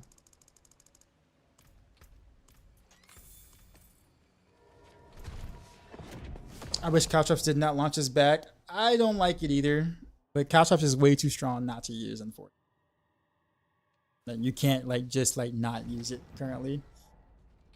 And I don't know how I feel about that. I feel some kind of way about it because I'm not really the biggest fan of the Caltrops, but you just can't. You just can't not. You can't like not use it in like all builds right now just because the Caltrops duration is so freaking strong. The temper is so freaking strong. And it kind of forces you into it. Hello, do you think it's worth to keep leveling your old Necro character when it's an Eternal? Or should I make a new one and play seasonal for the benefits? Right now, honestly, there really isn't anything in seasonal that you don't get sorry, there isn't anything in Eternal that you don't get for not playing season. So honestly, right now, if you want to keep your character in Eternal, this is the season to do it. Kind of like there really is no benefit to playing season other than like the brain thing for Hell Tides or whatever. I mean, that's kind of really it.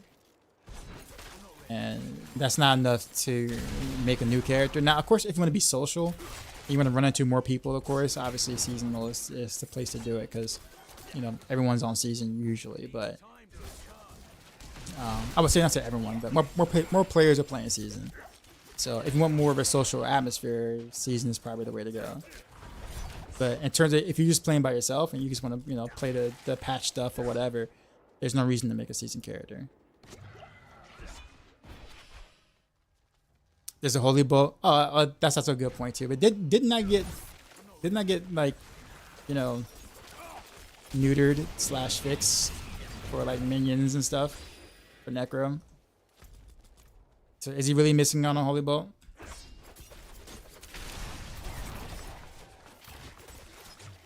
I don't know. Like it's a realistic question. I'm not sure.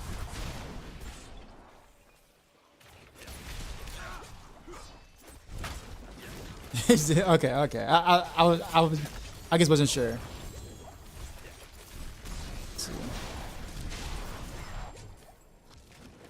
I'm gonna miss the volatile shadows on season 5 though, because it's not gonna be as good. Because Dark Shroud is gonna be too strong. It's gonna be too good, so it's not gonna proc as often, which is hilarious.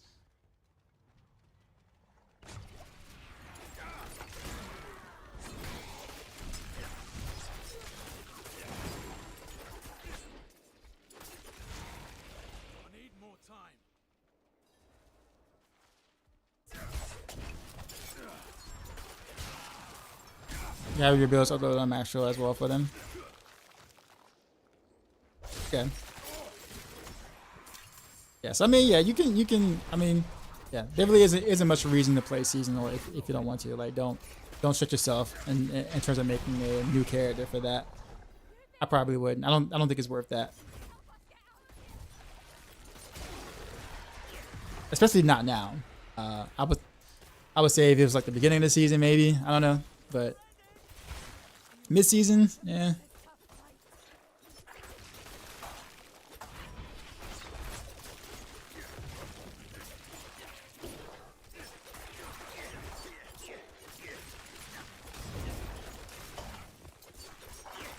Love this season. Yeah, this season was very good. Very good.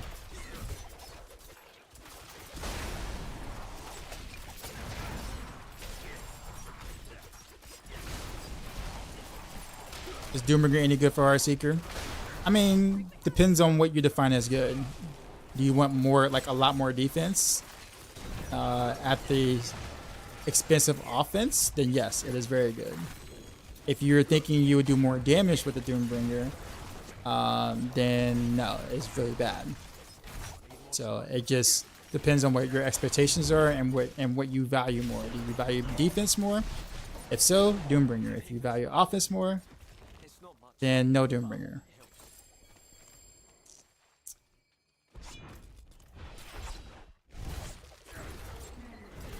I did dish concussive strikes to make room for Temerity and cannot drop Metamorph. Is that messing up the build? I mean, you're doing less damage, but I don't think it messes up the build per se. But you will do less damage because you're dropping the multiplier. Right.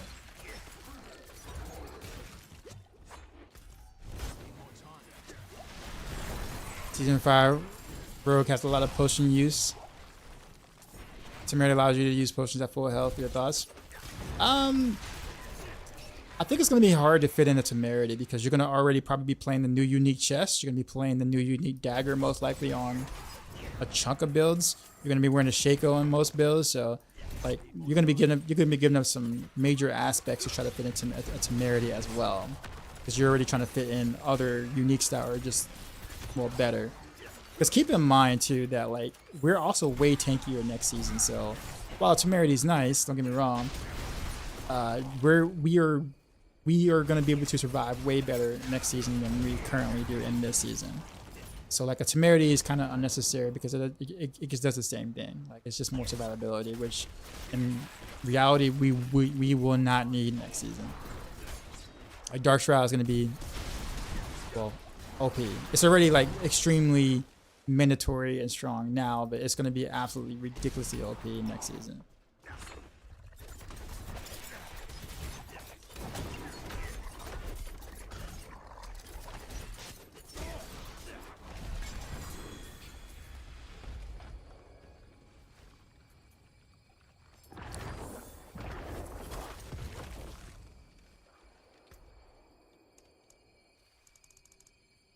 Okay, I gotta do one more Nightmare Dungeon, then I'll have my glyphs leveled up. Far enough, I guess. To at least be able to play some Heartseeker and then, or Andariel Heartseeker.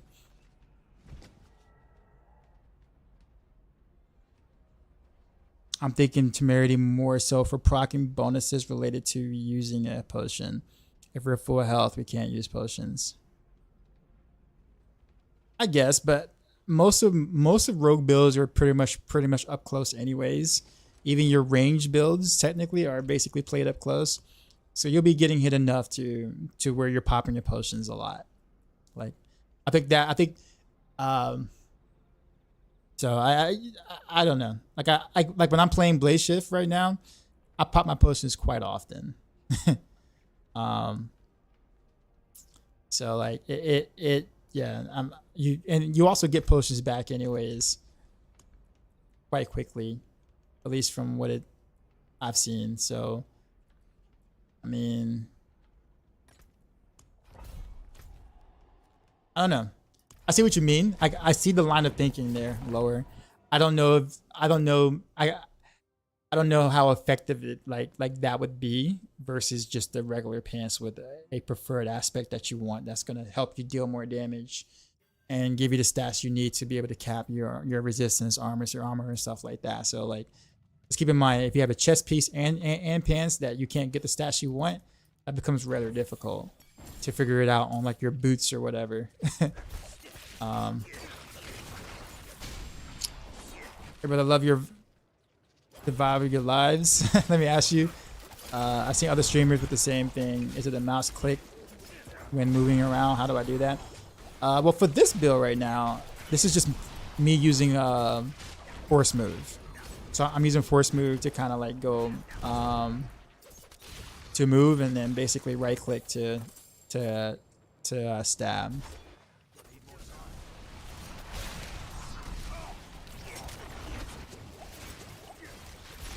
I've seen the new second wind passive. You can just use that now and use Undying. But yeah, I mean, so yeah, the second wind thing, honestly, you can just literally have what is it, an ultimate on your bar and like never use it and like heal passively, right? For 1.5% of your life at 3 ranks.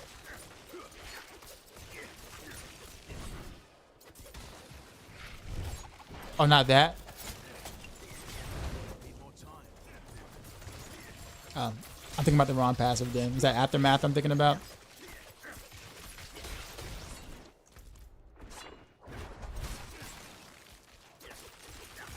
Oh, okay.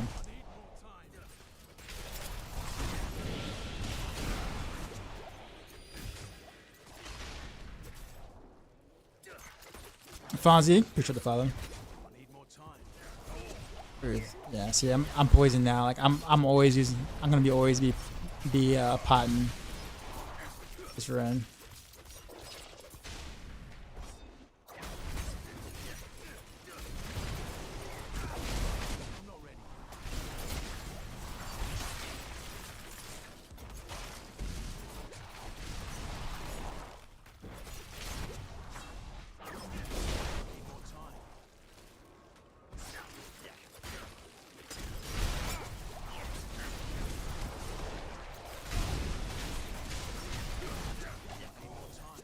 I'll survive here.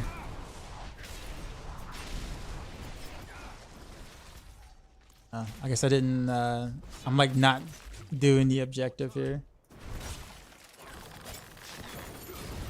There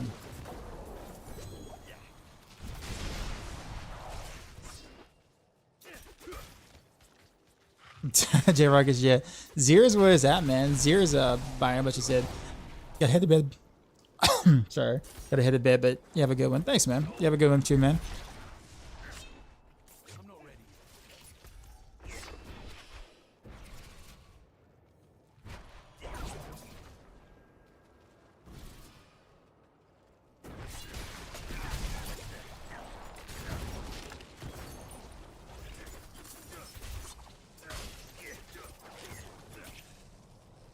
Okay.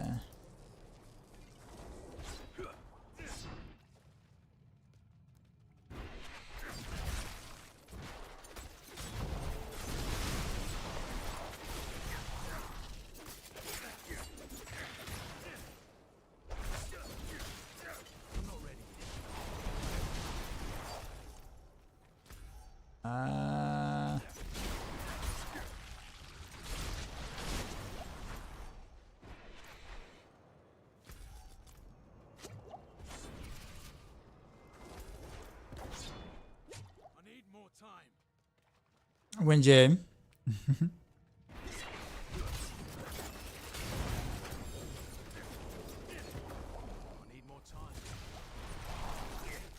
Yeah, what does sadden me though is that like I think we're kind of back to builds no longer being like you can't really. There are no such thing as like ranged builds at the moment. Like long range builds, you just kind of don't really exist on rogues. I mean, you have bow rogue builds, but they're pretty much mid to close range at the moment. Especially next season when with the change to cheap shot on the boss or whatever, like all right.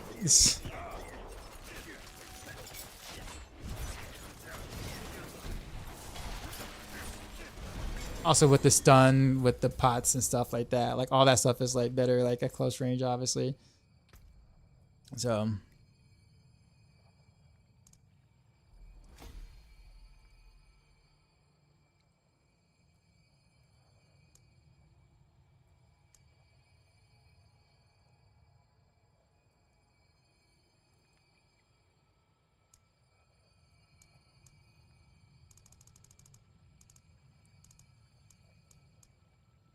okay. All right, so now we can actually put together the build now because I actually have the glyphs necessary.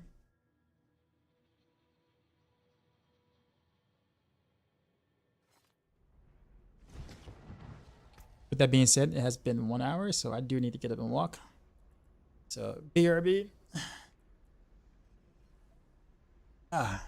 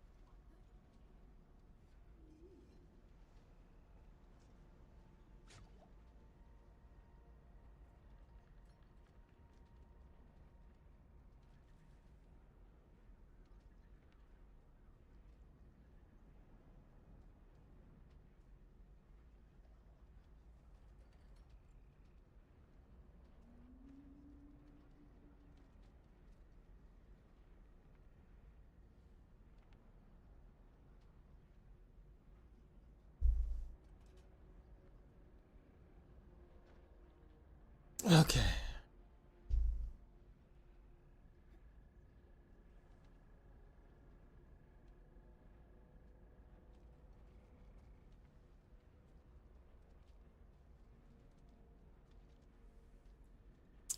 All right, so salvage all this junk.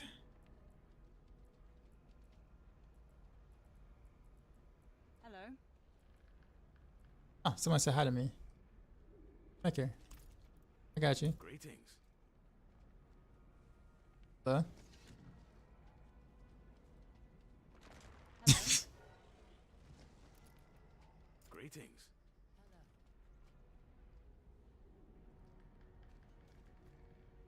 I think that's about as social as I've been today. This is the highlight of my social day.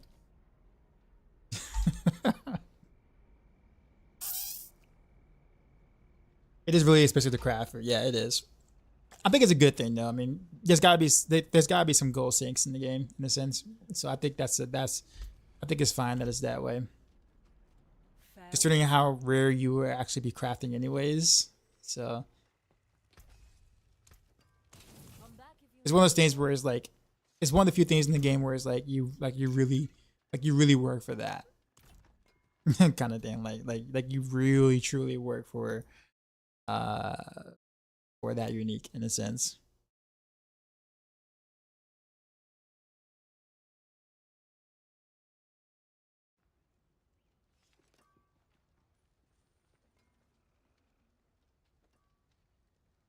Lucky hit chances at 21. Well, that's because Heartseeker already has a baseline lucky hit chance. So like it doesn't start at 0. See what I mean? That's why. So yeah. So when we talk about how much lucky hit chance you want, you always look at the sheet, not the skill itself. Is there a way to estimate how much percent damage a victimized build gets from malice or exploit?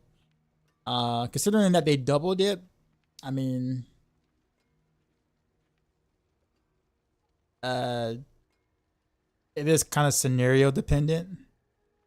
But what do you want to know about it? Like, what are you trying to do? Are you creating a spreadsheet or,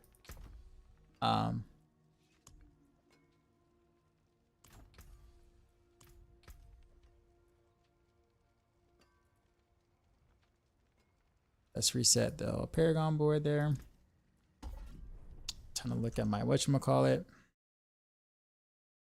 planner to compare the percent dex. Oh, I can tell you that they're both better than percent dex. At least on a Heartseeker build. On the Heartseeker victimized build or any victimized build, definitely better than percent dex. Percent dex is actually not bad. It's just that because the other stats doubled it just unfortunately just, you know, beats out percent dex in any and every way. So like actually the 4 passes do. Exploit, malice, frigid finesse, weapon mastery, all 4 of them beat out percent dex. So should you raise lucky hit a little? At 21%, yeah, 21% is definitely low. It means you don't have it most places really. You want it on gloves and rings, basically, and amulet if you don't have triple passive. So that would be most people. So.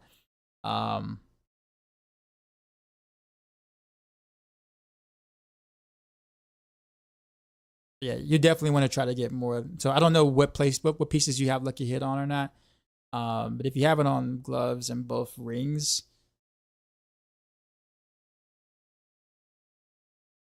can ask me to expect to see what to change. I mean, so hold on, let me do the thing here. Are you following a build? By the way, like, are you following a guide?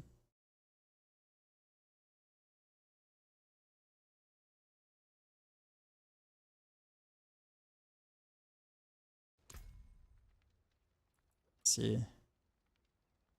Tracker.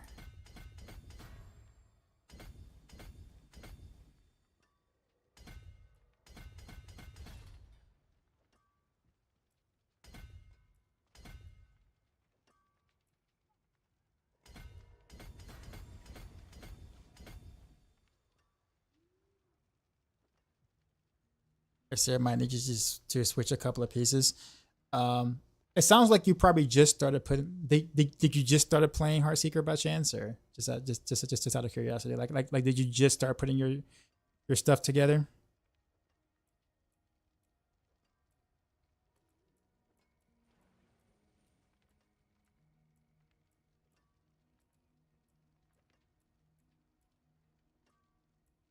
Let's see, tracker.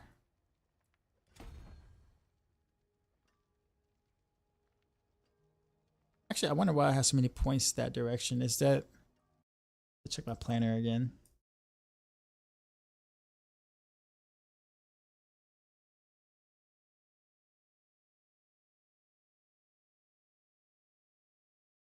Oh, okay, that's why I did it that way, because I couldn't cap armor. That's what it was. Okay.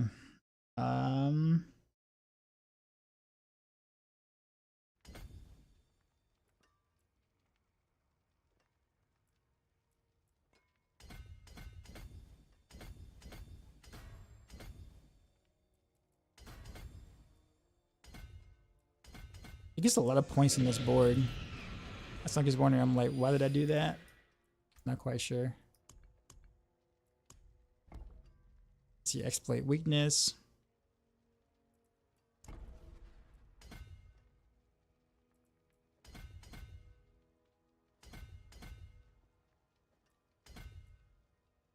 Let's see, 1, 2. Any... Yeah, switch from Barrage. Okay, then yeah. So I guess at this point, right now, it's just referring to the guide, and just getting better pieces. Looking at the guide and then looking at the stat recommendation sheet or whatever. That's kind of what that is. So you're pretty much at that stage. You're in the early stages, so you're not gonna have everything, which is okay. So 21% isn't terrible considering that you just switched over to it. So honestly, if I were you, I would just refer to the guide and kind of look at what the guide kind of shows you in terms of what you should have, as well as versus what you already have. So it's gonna take you a little bit to get the stuff, like to get better gear for it, because coming from Barrage obviously is a whole different gearing thing, like completely different gearing. Or whatever. So yeah, it's gonna take you a minute to get your stuff.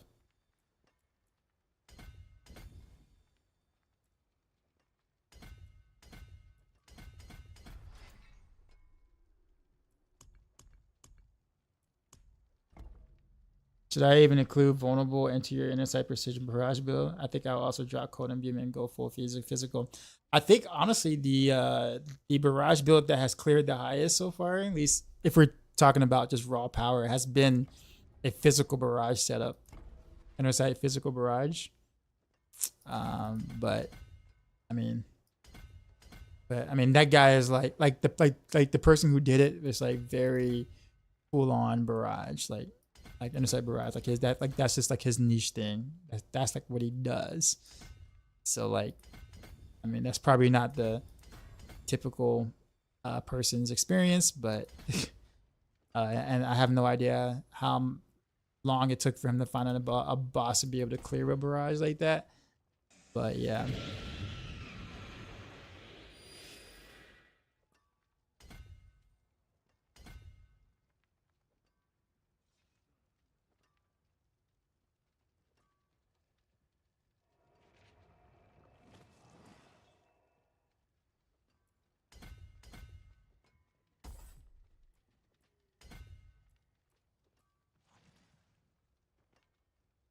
Where am I going with this? I guess I can go either way. That's fine.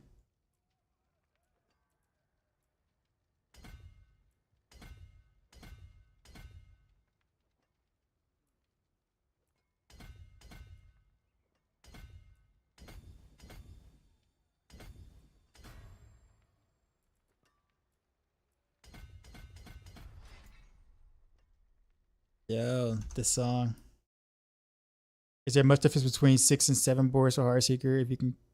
If I can cap all with 7 boards, I mean, the difference is like 6% more damage, but you lose quite a bit of life. So you gain about roughly 6% damage for while losing maybe 7k, 8k life, somewhere around that range. If you're cool with that, then sure. As long as you can cap everything else, then that's fine. It's not gonna be one of those things where like you start doing way higher content or harder content because you went 7 boards versus 6. But like if you're like, you know, looking to push at the top end, like, you know, the super ultra giga pushes where like that 6% might actually make a difference, then absolutely. Yeah. So I mean, it gets really depends. Yeah.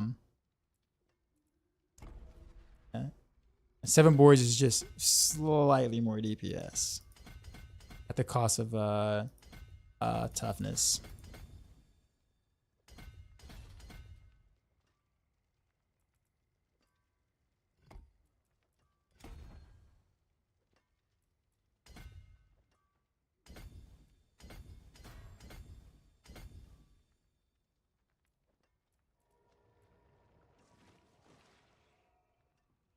Okay, so now we go this way.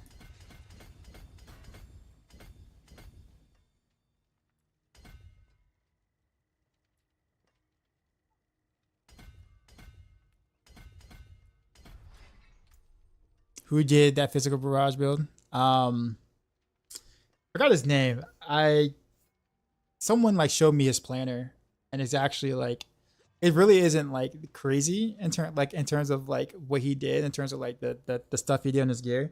It looks pretty normal, just min maxed, like ultra min maxed, but nothing out of like the ordinary where it's like, oh man, I didn't think about doing that kind of thing. It's just really like min maxed. So it's actually kind of easy to get into. I'm gonna look for that planner. I think I have it saved somewhere.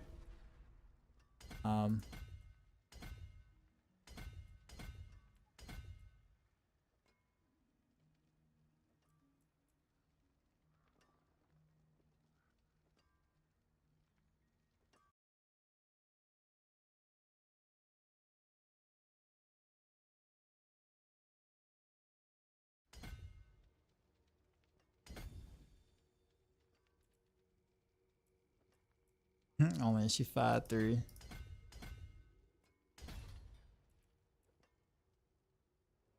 My anaconda don't want none unless you got buns, son.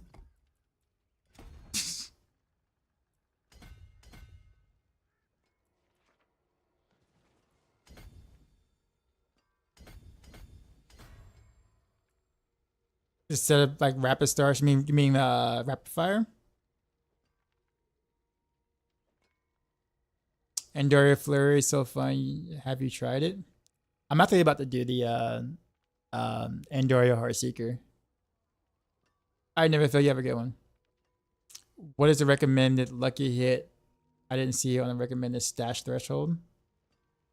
It's not there?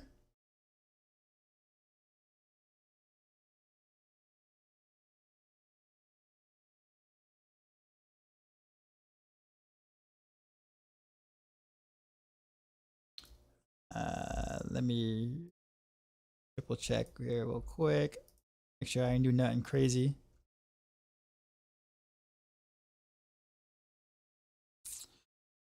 No, it's listed there. Recommended stash threshold. Yeah, 25% plus lucky hit chances, like they recommended.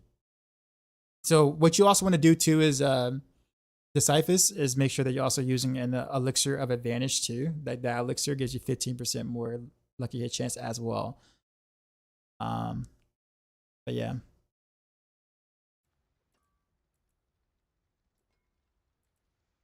Oh, whoops, where was I?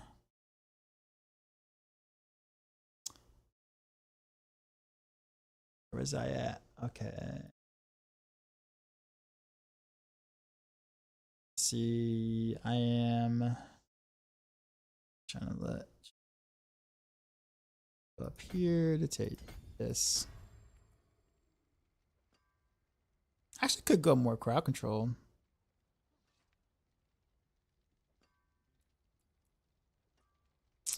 instead of more life. We'll kind of see, actually. I probably would want to do that.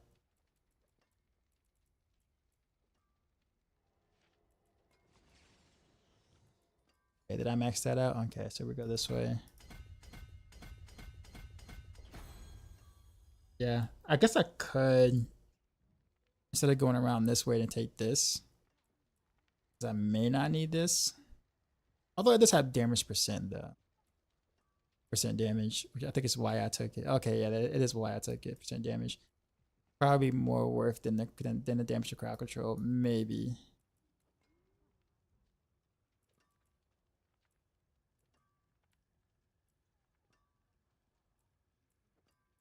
Yeah, alright, well.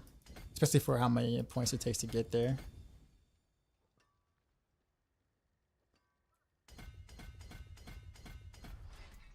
We got one more board. This is what this Deadly Ambush. Bane.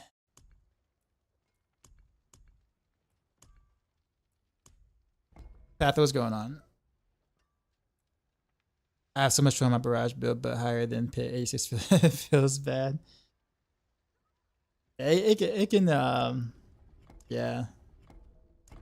The boss, I think like for me it's the boss.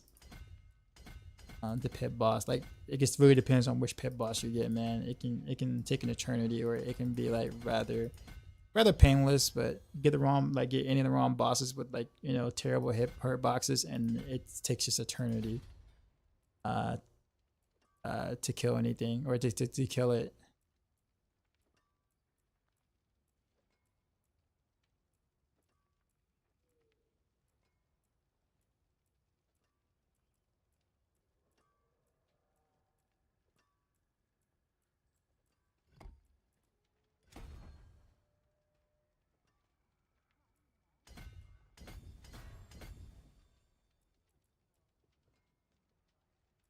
Okay, I have a point extra for some reason.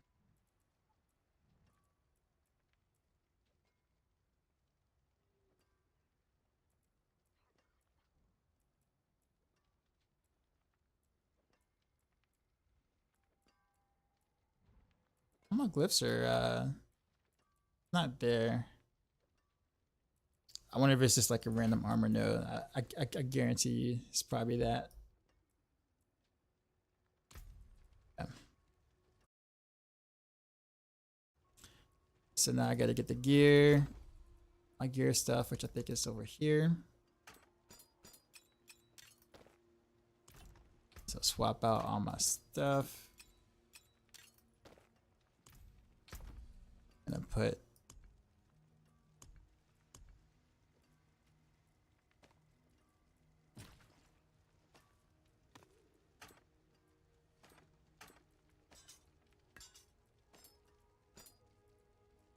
I probably should get the gems off of this before I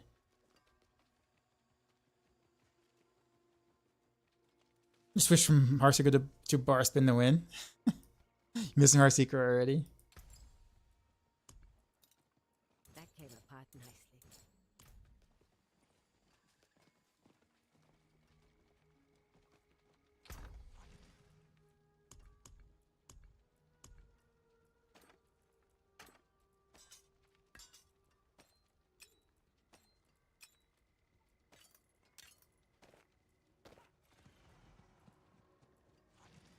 Okay, so I guess we need to masterwork, I guess, now.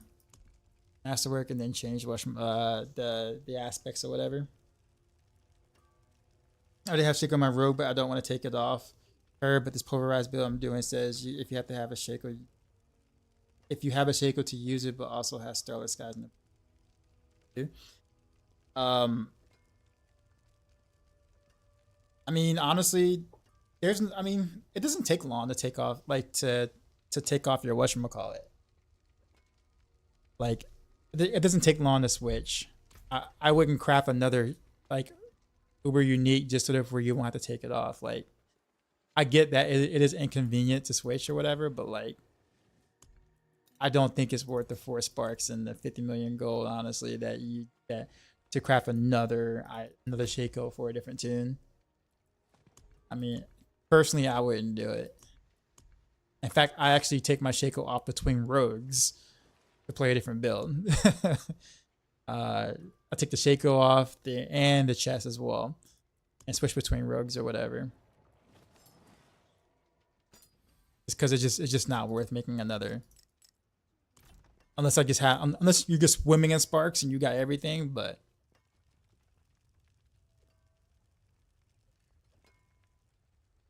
You got a second Shaco with resource GA for your Intersight Barrage. And Thomas is over there balling. But I guess that's fair. Actually, with Starless Skies, do you really need? Did you really need to GA the Intersight or GA the resource part of it, or have the resource part of it be GA? The forge is always hot. I mean, like the new Starless Skies, like the one that got buffed since patch or whatever. Is there a Tears Might Rogue build? No.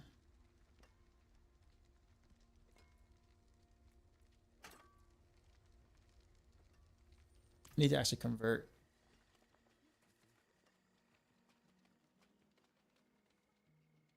So I need to come down here. Carlo, now Leah. There's something out there killing us and no one will do anything.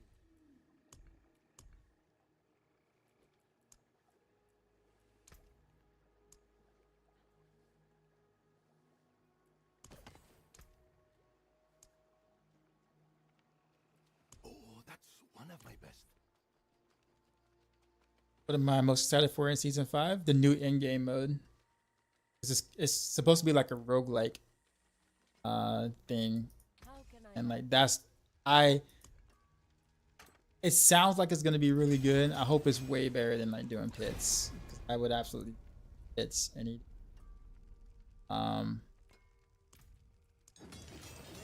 that pits are bad by any means, but like something like that would be like a lot of fun to get into. So I'm really excited about that, to be honest.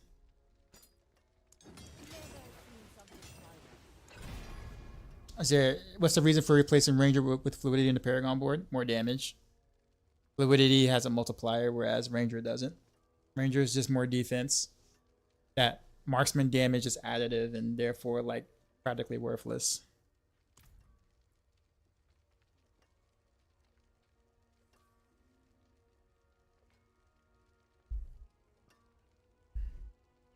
Oh yeah, okay, so.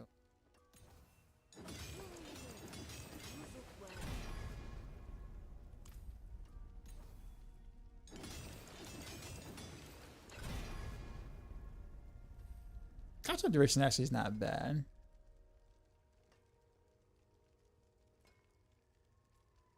Realistically speaking, I'm not pushing with this, so I don't really care that for the roll on that.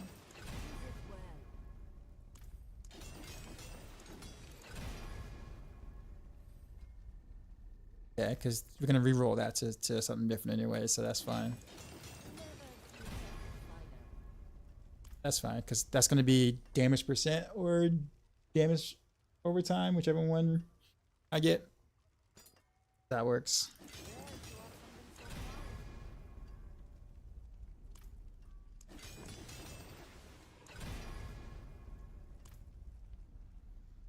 Nice. Okay, guess we'll keep going. Okay, cool.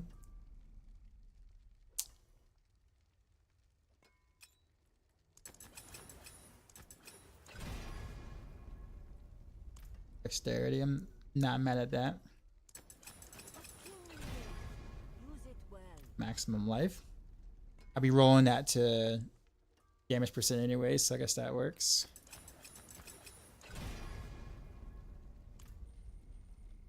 Yep, I guess that's fine. I would prefer crowd control, but that's fine. Why do I have that ring still? Where's the other ring? There it is, okay.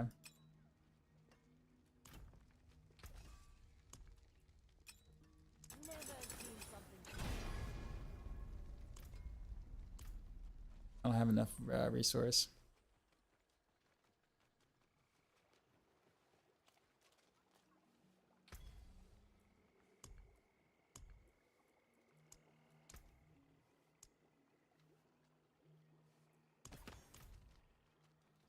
Okay. Hopefully I have enough to be able to like actually work all this stuff I have.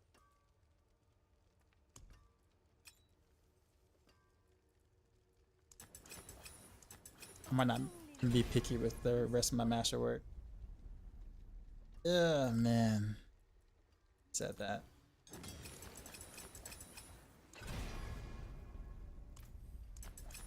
Rare to have something so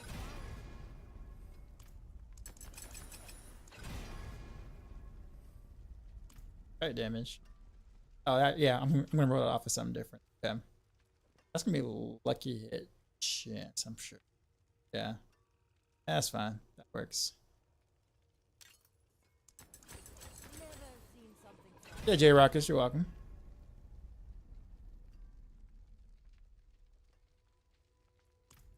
To the deadly venom, sure. never seen something like Maximum life. Oh, because I have the other thing. No. Oof. I didn't even touch the gloves yet. Sag. All right. Well. All right. Well, it looks like we're gonna. This is gonna be kind of a budget setup because we ain't got the masterwork. Guess it's time to reroll stuff now. How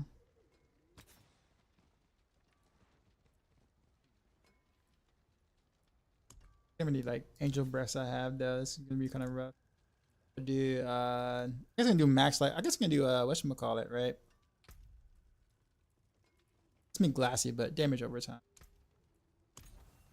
It's cause get out that it. And there we do percent damage or damage. There. To roll on that. Sure, we'll keep it. Maximum life here. We're gonna go more glassy here, so we'll time.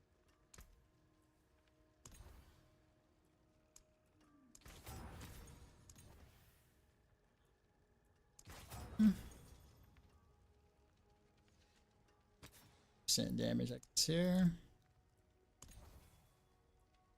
Works. Need lucky chance.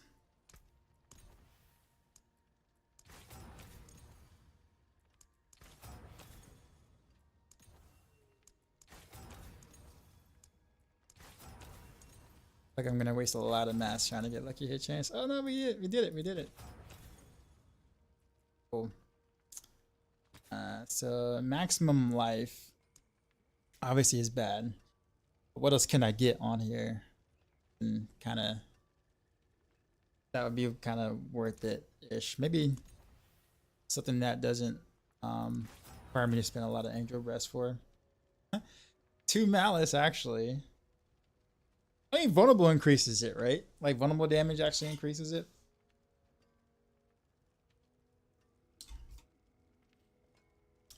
Although it is like 3%, like 6% or whatever, but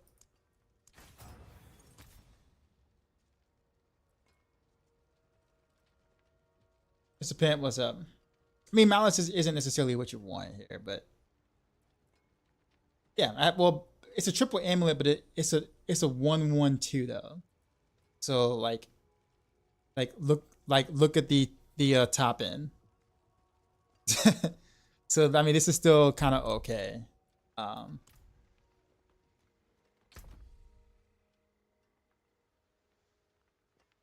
There's the 100 mil trying to get malice here. You were a whoopsie. I would love that. I would love to get malice. I really wanted that on my what is it? My other crap. Is it this one? Yeah, here. I wanted +2 malice here. I got +1 malice after like 1.1 billion gold worth of reroll. And then I somehow got +2 malice on here though. This is crazy. I know the feeling, man. Trust me. Trust me. Let's have a look. What else is there? I need to change.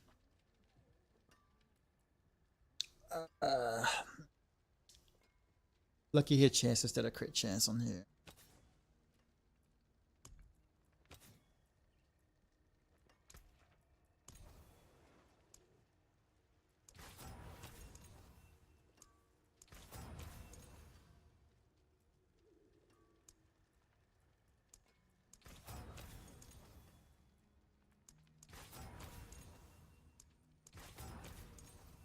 Spent all my angel breaths though doing this. You spent 1 bill for malice for a +1 malice, yes.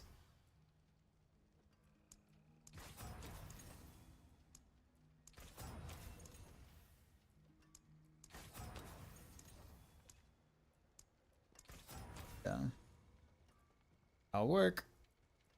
I think we got all the rerolls that we wanted to do. Change out the pants though. Sure. I can fix it. That gotta go. I got some generic pants I can use. Very generic. This is generic. But at the same time, no. Where's the other pants?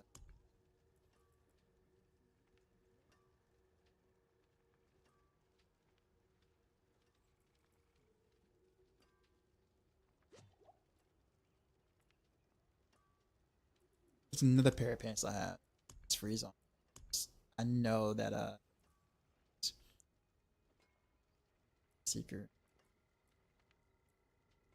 It's another pair of pants I had.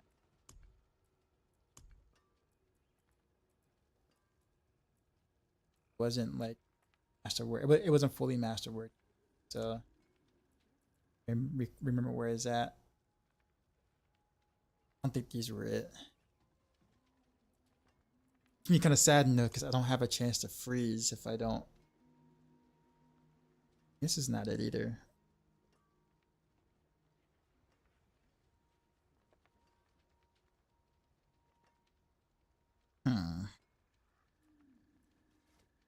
Pretty sure this is not it, but let's put this here.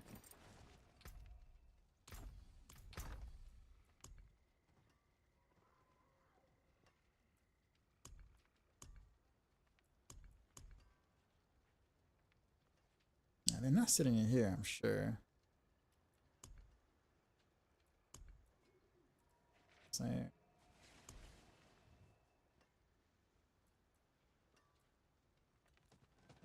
might have to make new pants, maybe. I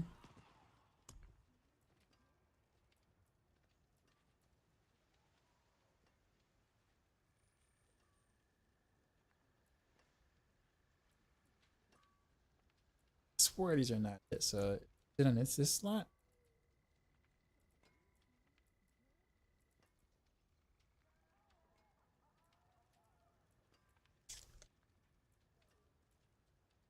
So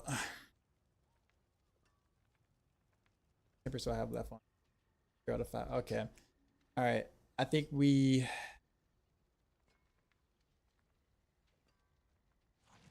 oh yeah, this is fine. I forgot. I'm using Andariel's. I don't need poison resist. So this is fine. Okay, yeah, we're good. I had to really think about that for a second. I'm like, something is like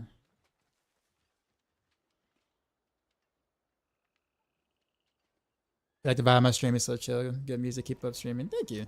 Thank you. Thank you for that.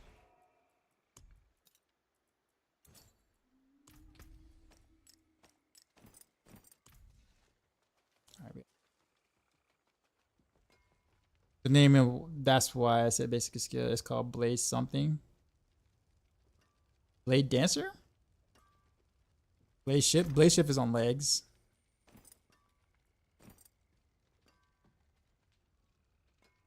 Yeah, but you can't get any basic attack stuff on your glove. You can get +3 ranks of core skills. You can get stuff like that, but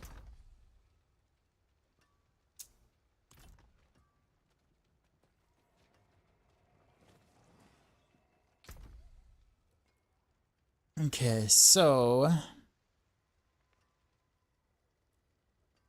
he's got to roll the right aspects now. So I got to get back to my planner, to my equipment. What I got? What do I got? Where?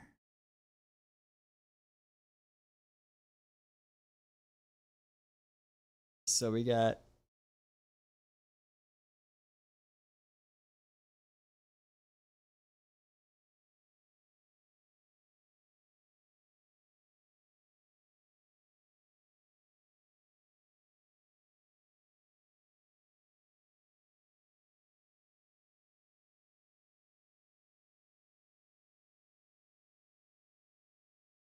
actually, why do I have intercom there?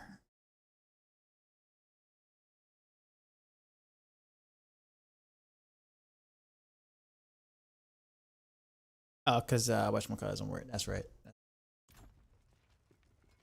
All right, so let's start the imprint stuff.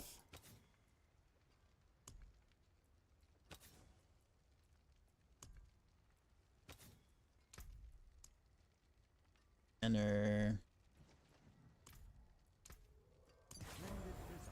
Share miseries already. No, shared misery's not there. Shared misery.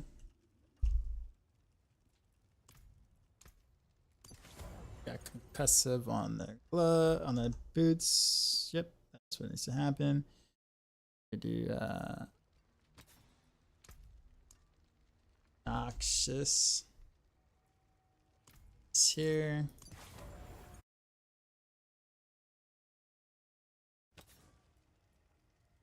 Let's do rapid.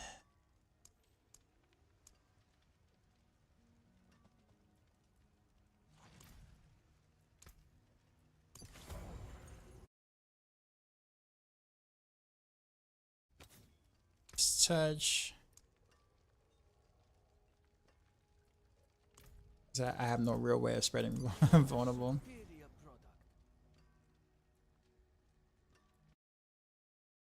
Let's see.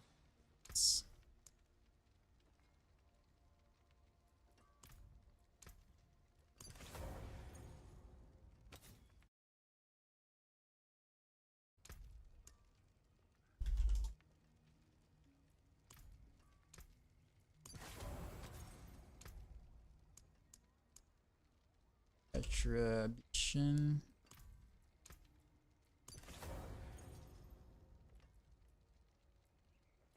I got just about everything except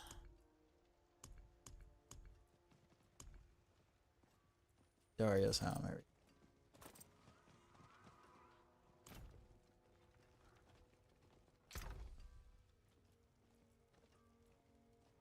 So we got, all right.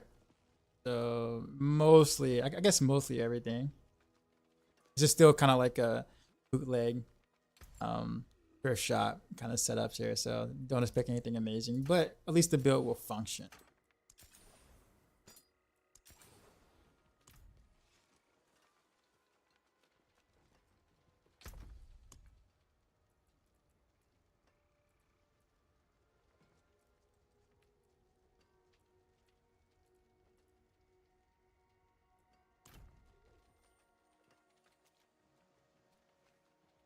Joseph, what's up? Saw a Riker video in the campfire, new season of Vessel Hatred. I hope Blizzard would not mess it up. Then my thoughts. Well, they have a perfect track record of actually making a good first expansion across all the Diablo games. So I'd be the least amount of worried because that's the one thing they've never screwed up in the many years between the Diablos. So I don't have any fear that they would do it based on track record. Also, I mean, this has been a great season. Season 5 is looking like it's doing its thing. So, I mean,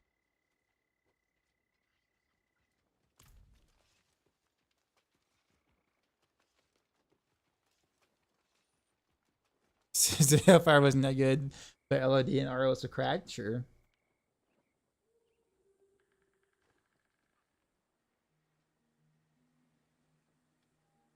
Sorry, I was wrong. I have pants with 4+4 blade shift index if I need. No, I'm good. I actually have a really good blade shift pants. but I don't need it for now right now. Rogue, what's going on? World Tier 5 plans? I don't know. Maybe. I hope so. How much better would this Rogue even get? Perfect GAs, tempers, etc. Would probably not be do that much from a practical perspective, right? Which build? Crimson Cast. Like you talking about like the build I'm trying to do right now, or like I have no idea what the ceiling is. I have yet to actually like put it in practice. So I don't know anything other than just like the numbers.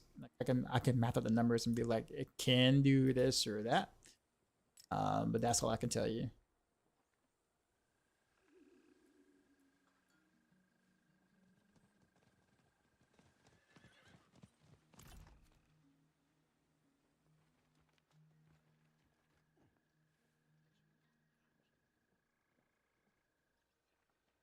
The only thing I want to make the game harder would be to nerf the potion drop rate. Sentiment only that a one shot comes from potions being dropped like candy on Halloween. So anything other than a one shot kill is meaningless.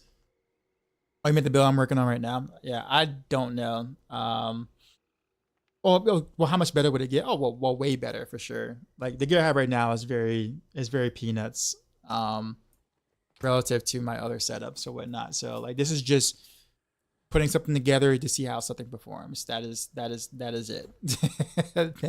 I probably will plan on expanding on it a little bit, you know, in terms of like actually like, you know, making it better, like good. But I want to actually at least just get something going right now. Because people wanted to see me play it, so I was like, all right, we'll do it. We'll make it happen. I do agree with you about the whole one shot thing. I do think the whole idea of like, you know, you either don't die or you get one shot at this. There's usually isn't much of an in between. So I do kind of agree with you there.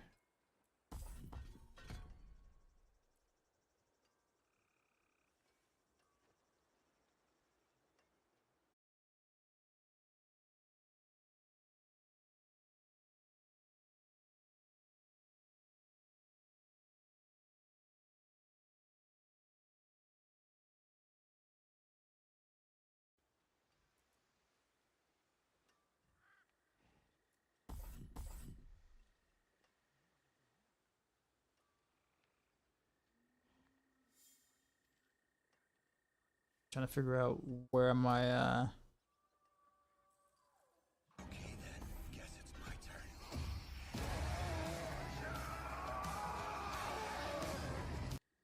Came of I appreciate the prime 6 months in a row. What's happening, man?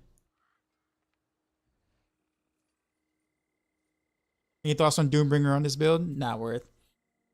I mean, it's just me being tankier. That's all. So it's tankier for less damage.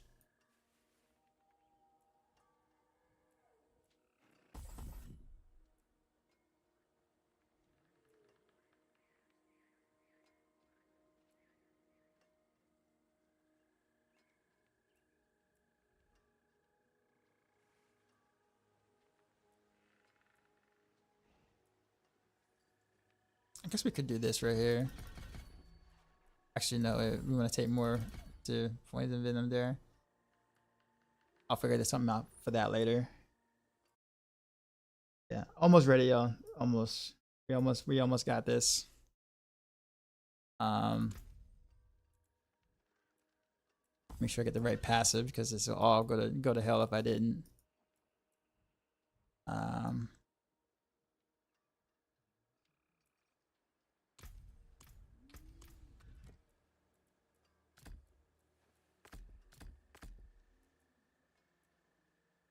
Okay. I think all the skills are ready. I think we're good. There's so much to change and look at and things that like oftentimes it's like you think you have everything and then like you're missing like a couple of things that are important and you don't realize that you're missing it until you actually start playing and you're just like, wait a minute, something ain't right.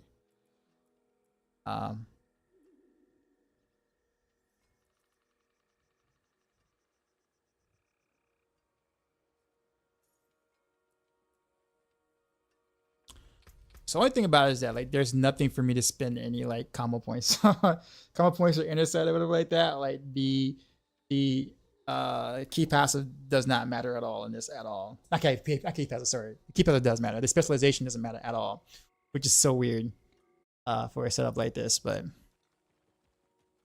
a new dagger for Rogue is gonna be crazy. I have high hopes for it. I do have high hopes for it. So we'll see. Yeah. Well, we definitely do not have any whatchamacallit, so I guess let's just finish leveling up the glyphs really. So let's do some practice runs on some dungeons, I guess.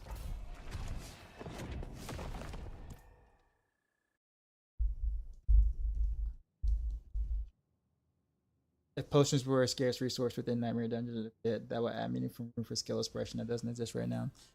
I mean, that would help. I think there's more needed than that. I'm definitely all about the skill expression. I don't know if you've been here when I had that talk a couple of times about it. So I totally agree on the idea of there being more skill expression in content, period. But yeah, but I guess potions is kind of a start to it. But we can also, I mean, even with like, let's say Undying, or, you know, in the case of Rogue, Siphon and Strikes, you know, you don't even need potions half the time. You can just kind of out heal most of your damage if your gear is good enough.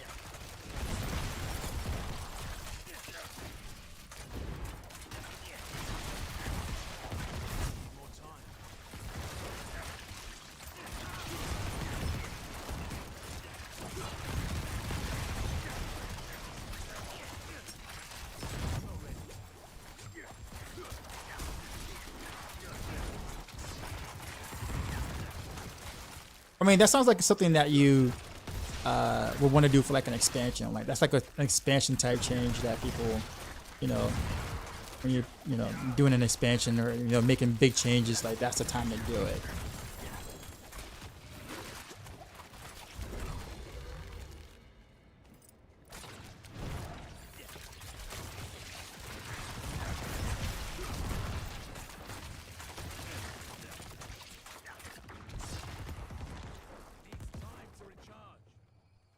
I think I'll go give it Andy's. Actually, quite the opposite, because you're not going to be able to hit, like, you're not going to be able to do dots on the totem. Like the totem isn't going to tick dots. At least not. I don't think you can poison the totem. So you'll just get the initial proc from the first hit of Andy's, and that's it. So it's going to actually work a lot better on victimized builds versus Andy's builds.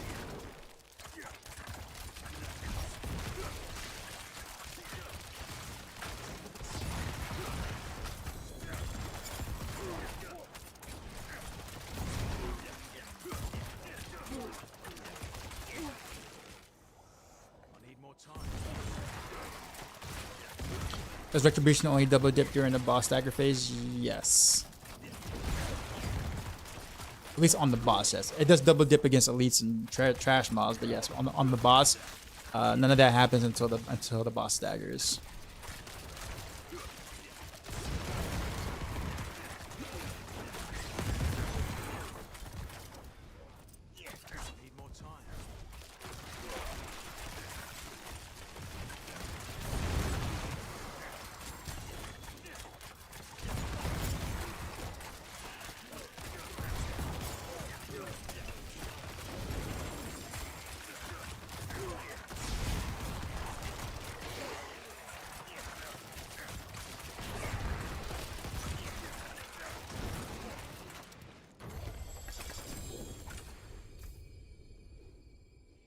Actually, I just realized I should have actually critted on Heartseeker projectile. Silly me. I forgot that I didn't do that. I'm gonna have to reset to at least get one on it.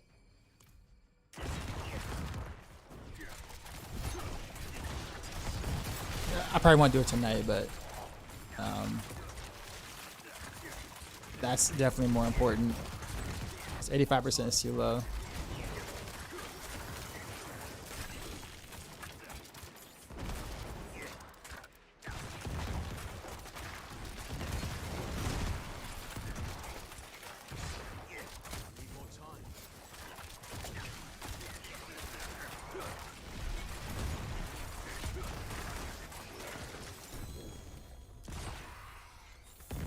The tricky part though is keeping up the crowd control. The close quarters combat. It means you have to either dash or shadow step every I think it's like 8 seconds or whatever. So every engagement needs to be a shadow step basically, and then you shoot your Heartseeker so you can get the buff or whatever, and then you can do whatever you want past that point. But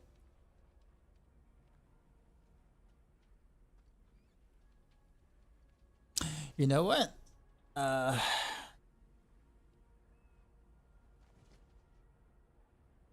worth. I guess we can do a couple of nightmare dungeons, because not nightmare dungeons, but Saragar or whatever. It's so it performs normally against everything else. No, so it double dips on everything except for a boss that isn't staggered. If that's probably the better way to put it.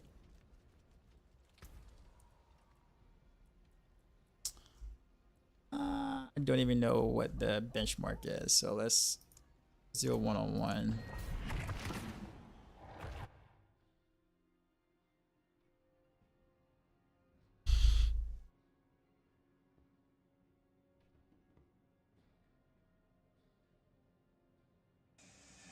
Ball attack, what's going on? Appreciate the follow.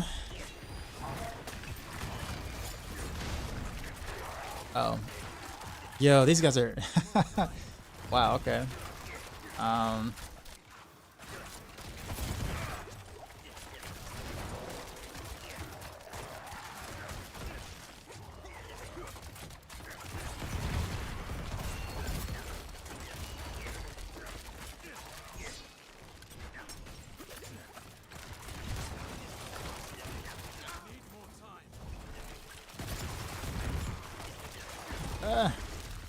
I can't get to the whatchamacallit.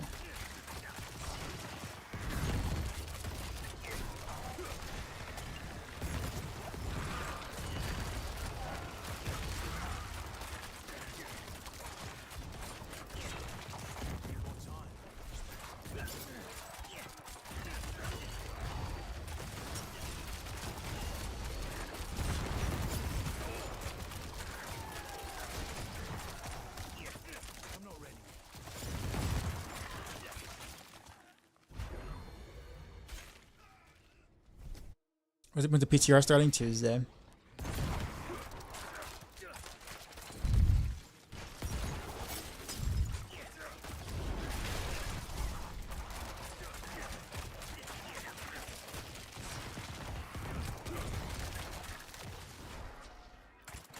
I can't see. I can't see him. I was gonna shadow step across. That showed me him like for like a short period of time.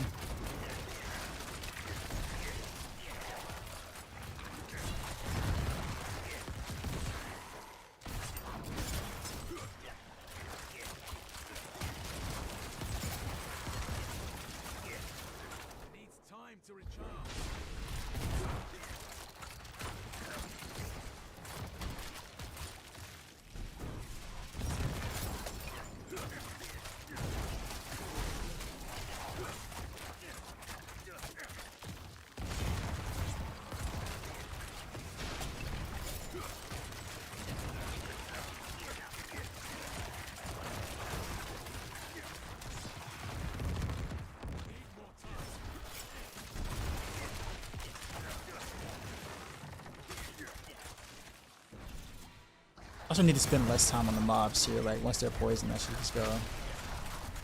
They're gonna die anyways. So I wasted a lot of time just like trying to kill them while they're already poisoned when I can just go.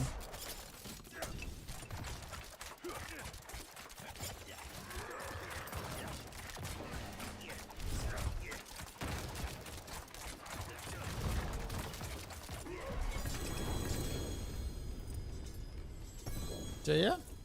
Not bad.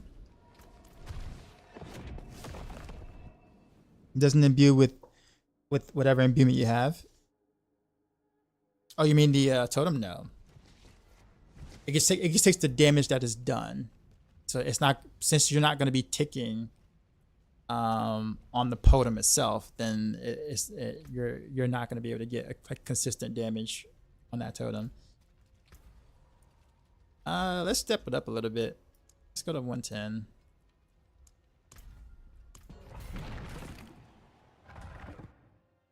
See, remember season 2 Andy's with Shred Drew? It was just destroying. It was so good back then.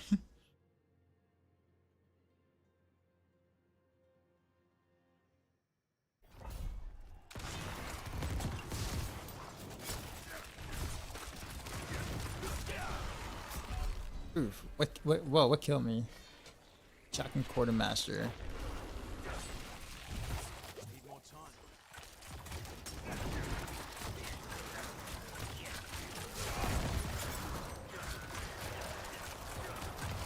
Like they're crowd control immune. Okay.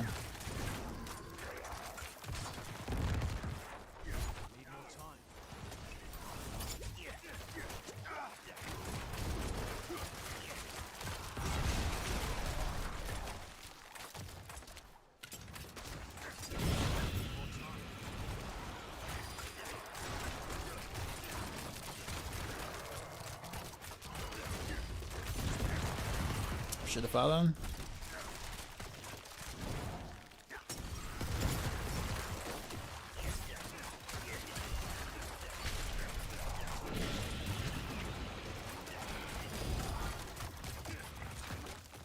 Really?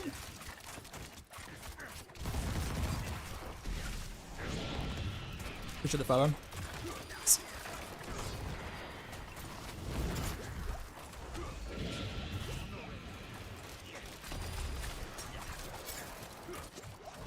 Actually, a lot of falls are coming through. Appreciate y'all.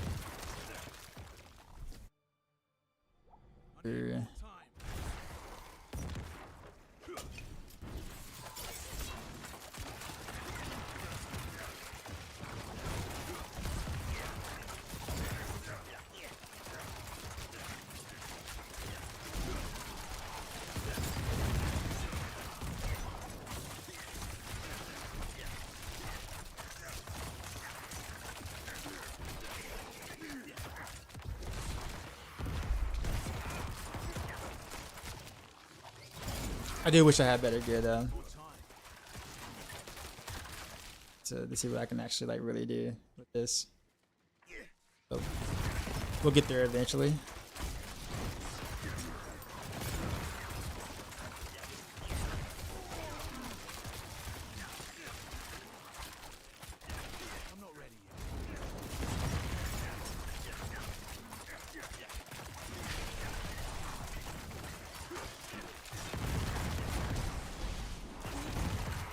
Those builds act like a pump training build with Heartseeker? Not necessarily, no. You have to make definitely some adjustments to do it with Heartseeker. So it's not like a plug and play, you just change one skill out. You have to actually build it a little differently. It's actually kind of harder to play, to be honest with you, because you have to find a way to be able to proc close quarters combat. So you have to kind of like get your shadow step cooldown low enough to be able to consistently get the whatchamacallit. So you have to jump in pretty quickly because you don't have Flurry to kind of do the thing for you. So I mean, there's definitely some differences.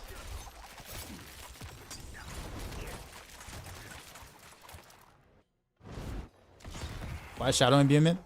Because honestly, there really isn't really much else. I guess I could do Poison Trap, but Shadow Imbuement and Poison Trap will kind of give me the same value. Oh, he's out to my cow traps, really. Rip.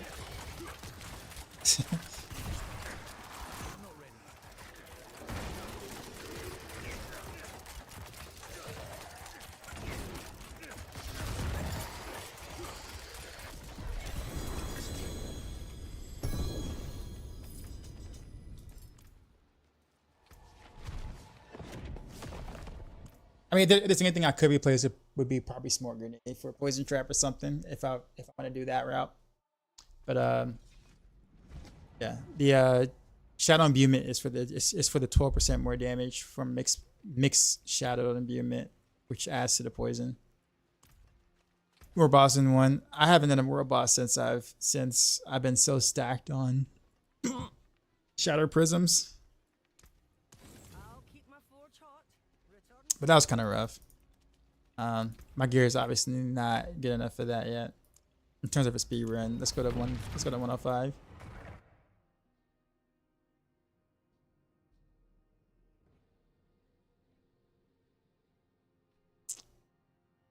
You got a Goku Ultra Instinct tattoo on your arm? Nice.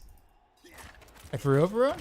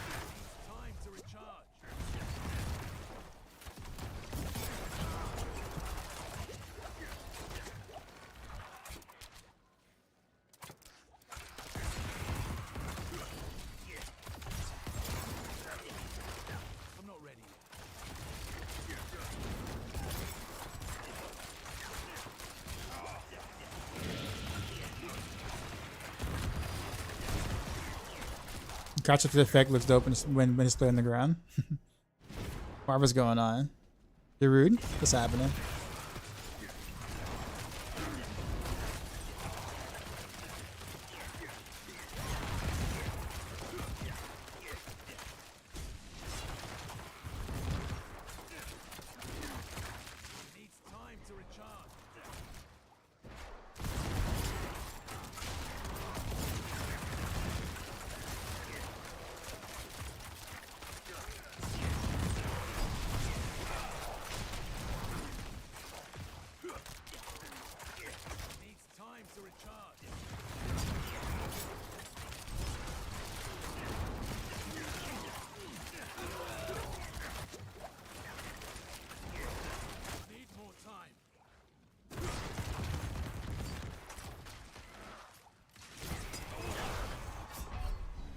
Ooh, that hurt. Stormy Bone Snapper.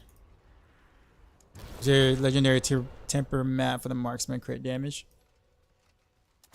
Like a material, you mean? Or I mean, there's a temper manual for it, but it's just like crit damage, not marksman's crit damage, which is better than marksman's crit damage anyway.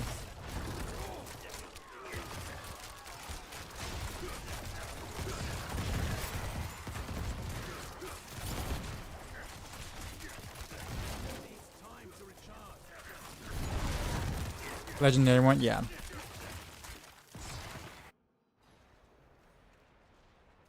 That death hurt. Spirit Claw.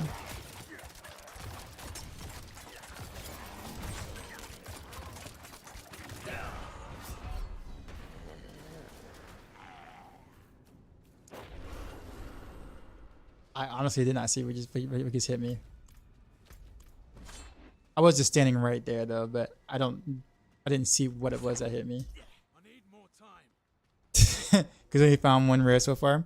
I mean, you'll find it just by playing.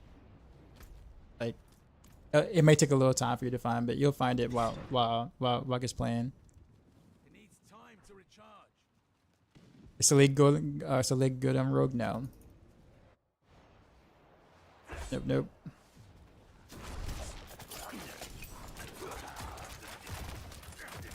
Oh, that thing. That's what it was. I didn't see that. Okay, well that hit me. That hurt. Wow, that's the second time I got whopped by that. And a really long checkpoint. That's a really far checkpoint for this.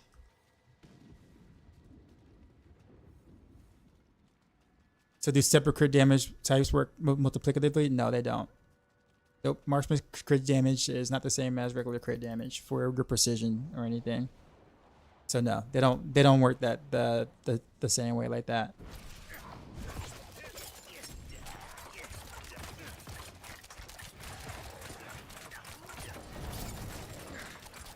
Alright, screw getting close in. If you're gonna be like that.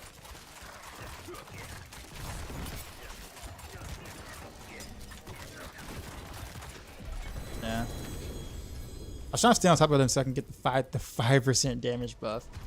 But I guess that really wasn't worth.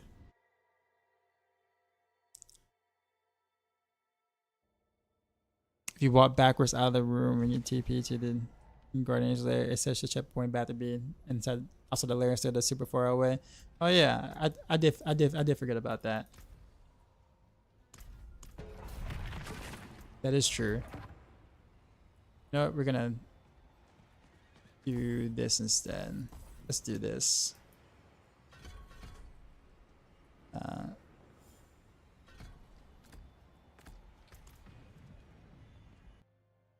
We're able to change the display effect on skills? No, we're not. He was just saying that it looked awesome. Like the way cow traps look on the ground. Oh no, that is yours. You said you're just playing. Oh, that's because it's a different rune. It's a different rune. I'm using coal cow traps. You're probably using the other discipline cow traps. No, sorry, methodical cow traps.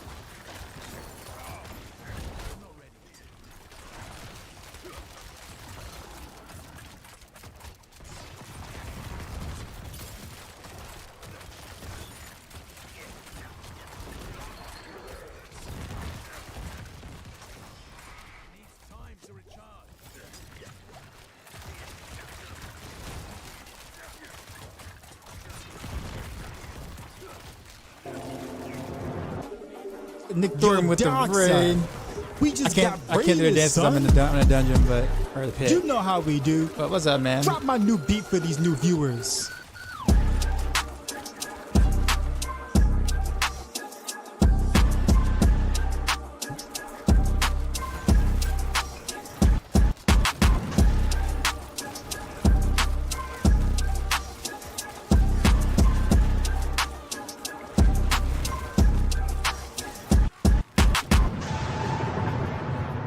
Sheezy out.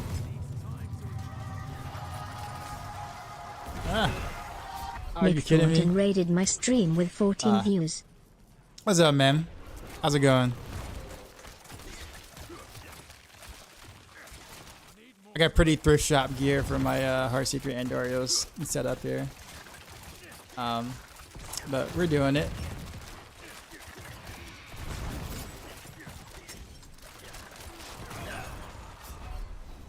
Gosh, why is that hurting so much though?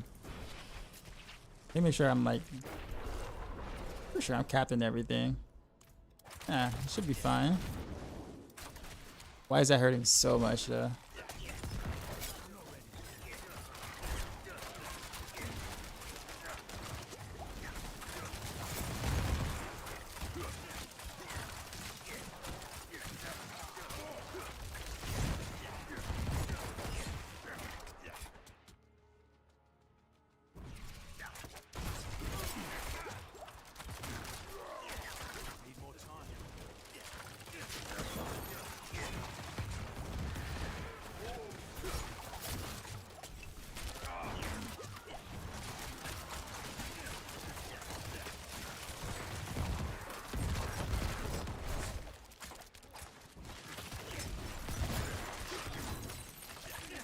Yeah.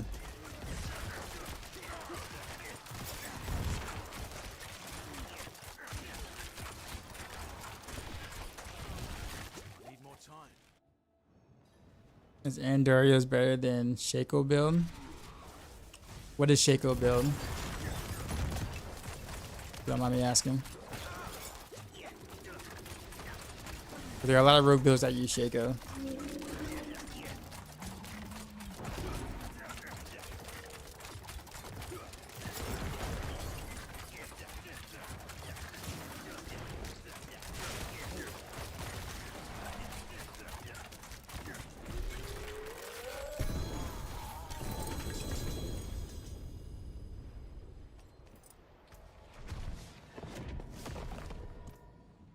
The Metal Heartseeker one, I mean. And Darius is actually a slightly faster speed farmer in terms of like pit's concerned, but like Heartseeker is the stronger build. Like it has a higher ceiling and pitch than Andariel's does.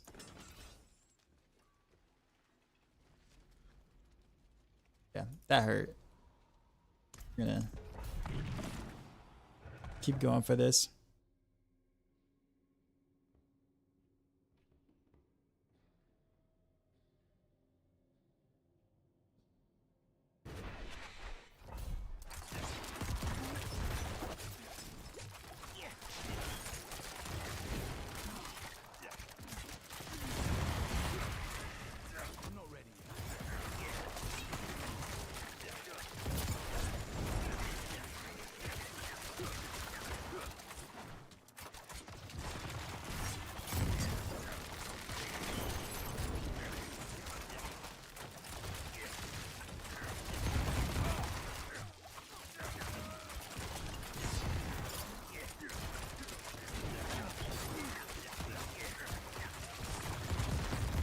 Once you get the mega procs, you can just move on to the next pack.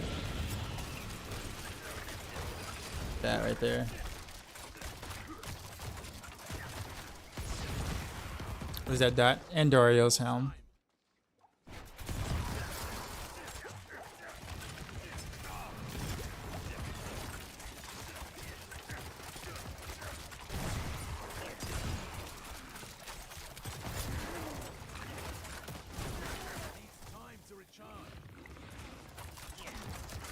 You ever have a build guide for this? I don't know. I mean, nah, I don't. I have a planner.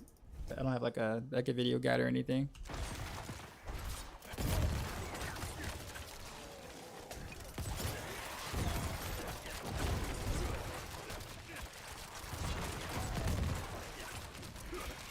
Let's see. Bleed.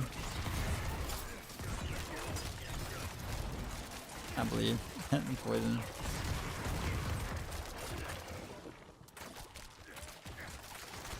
Yeah, this version is definitely harder to run than the traditional puncture.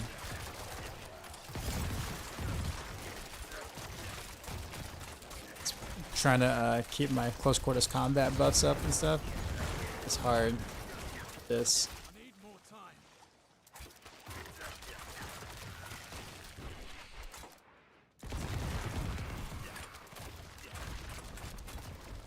What's over there?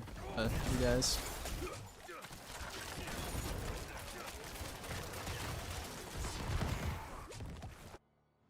It needs time to recharge. Is Andariel better for bossing? Better than what exactly?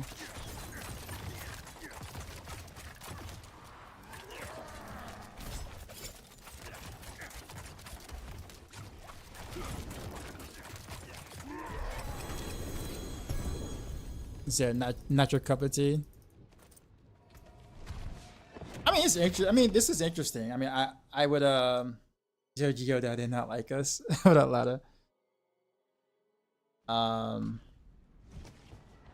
mean, that's like 433 million dice actually quite low. I mean, granted, I didn't stack anything because obviously we're speed farming, so like you're not going to see high dots on speed farming, but my gear is pretty trash. Like high dots would be like somewhere in the bill range roughly. But this is speed farming, so. Not in town.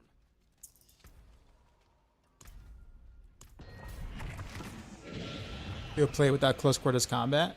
How would you go about buffing your dot damage enough then?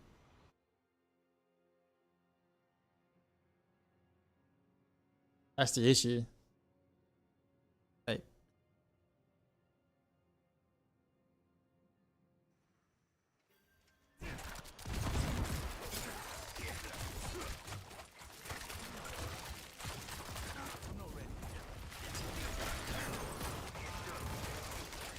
they're definitely not as mindless as Heartseeker. I mean, they both kind of do the same thing. The only difference is that you alternate Flurry with your puncture, so you have like one extra step, but you're basically standing still on top of the mobs until they die, just like Heartseeker and a traditional Heartseeker setup. So I always find it weird that the comparisons between one being mindless and one not is like it's like legit the same thing. You weave in a Flurry every like what 3 seconds or so, roughly, to keep up your buff. And people tend to macro that stuff anyway.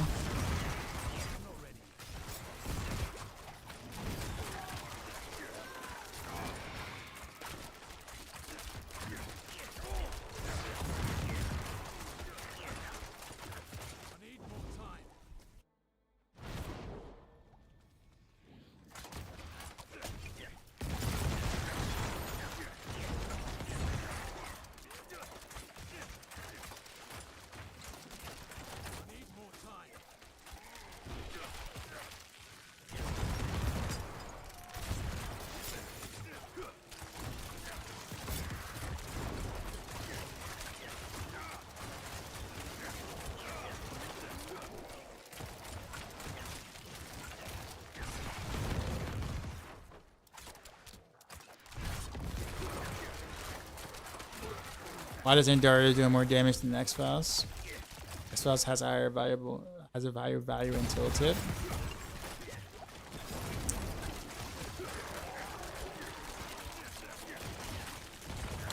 X-Files works differently than Andariel's. Quite a bit differently than Andariel's.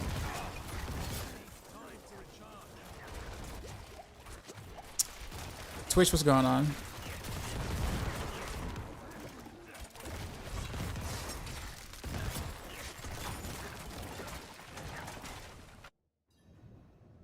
I play with momentum. Giga Chad.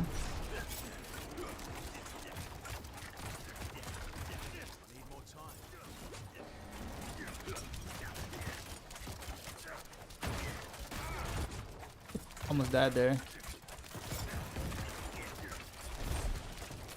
Oh, never mind. I know what's going on. All right. So when I stand still, I keep forgetting.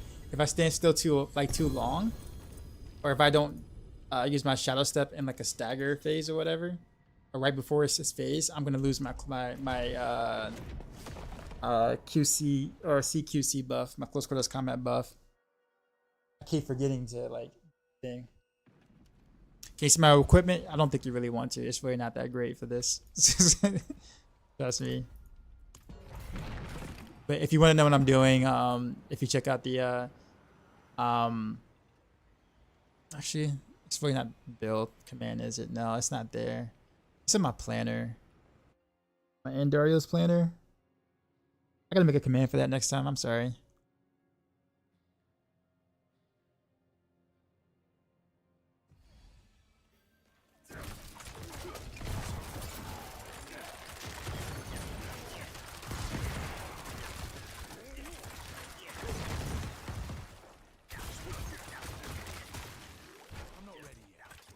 Oh, what's going on?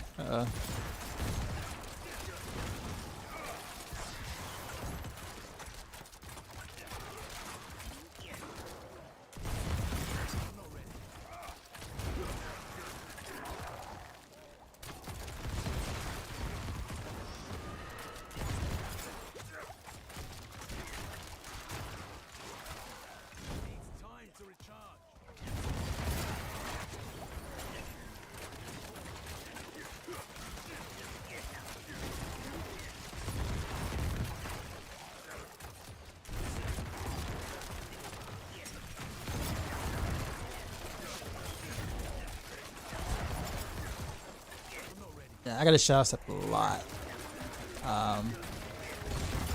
But I guess Thomas, to be honest with you, we're gonna have to be doing a lot of that next season anyway. So his trick attacks is buff in a similar way in that sense, where it's like an 8-second buff now instead of like next attack.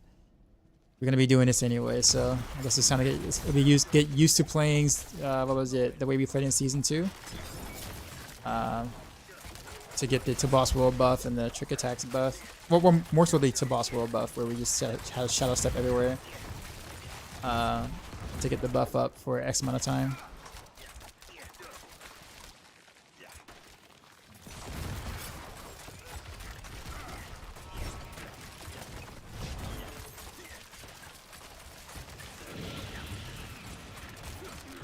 Appreciate the follows.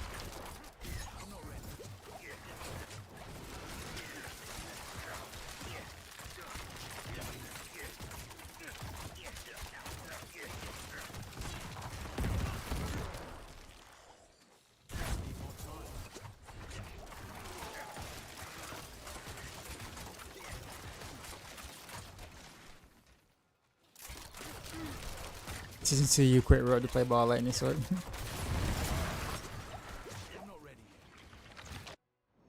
Poison trap more useful than concealed. This isn't like a this isn't like the Heartseeker victimized setup. So yes, for sure.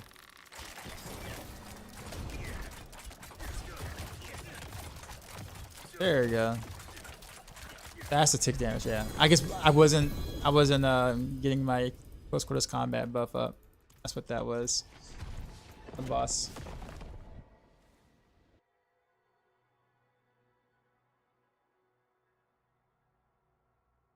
Single proc damage with Andariel is much higher tested with fresh character than no port Paragon points. Why? No idea, honestly.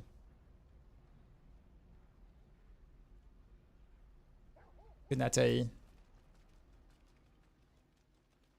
How we go about testing DPS? I know if I should crossbow or bow. I don't know if I should crossbow or bow, and the training place is so useless when we spam tons of numbers. What build are you playing?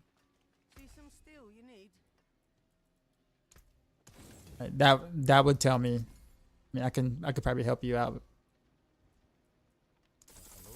Heartseeker, okay, it's the same DPS then. You either hit harder or you attack faster. That's really the primary difference there. So, in my opinion, you just go with whatever's preference in terms of, do you like the way, would you rather use a bow because you like the way they look, or crossbow because you like the way Heartseeker sounds. It's just the same DPS, basically. Just got off of work. What I got in the oven for PTR. I did some planners earlier, Ludo. Not for everything yet, but for some. I plan on doing the rest of the planners on Monday before the PTR.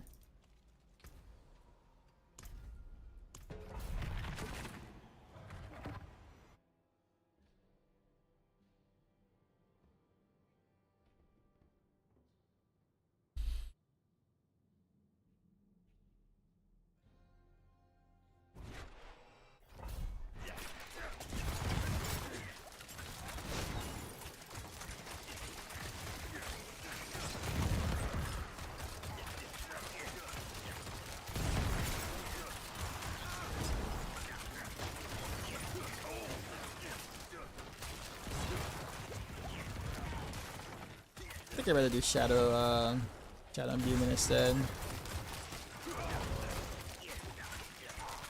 It's actually more damage than the Poison Trap gives me.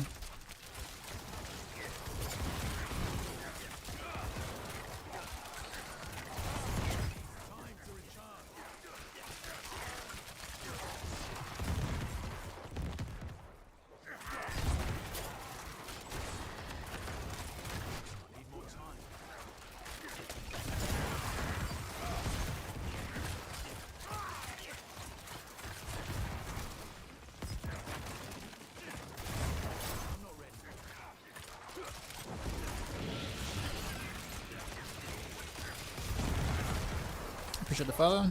Oh, CC.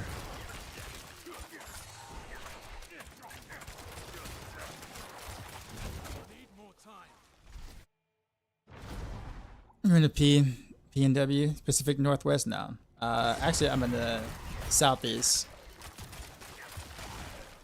But you remember, you know, it is cross play, so you can meet someone anywhere, really. But I know what you mean, though. You think we be, you know, in the same region with how often you might see me or something. What's PTR? You new to the Diablo world? Public test realm. So when they have something that they want to test before it comes out live, they'll put it in the public test realm where we get to test something.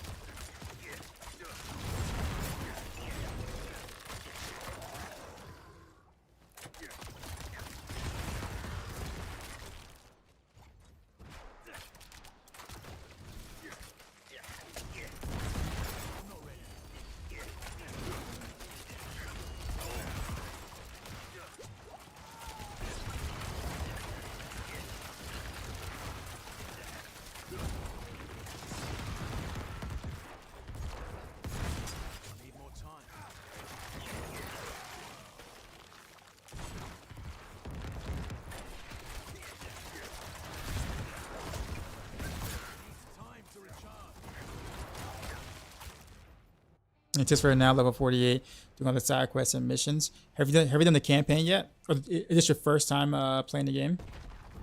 Like, ever?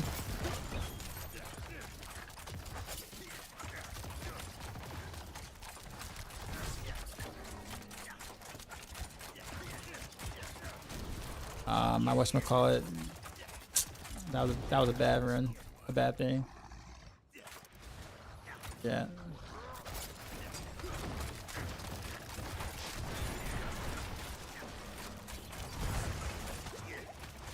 There we go. Yeah, I messed up my rotation. It's actually quite a bit to think about with the close quarters combat thing, because if you do not practice close quarters combat, you do no damage.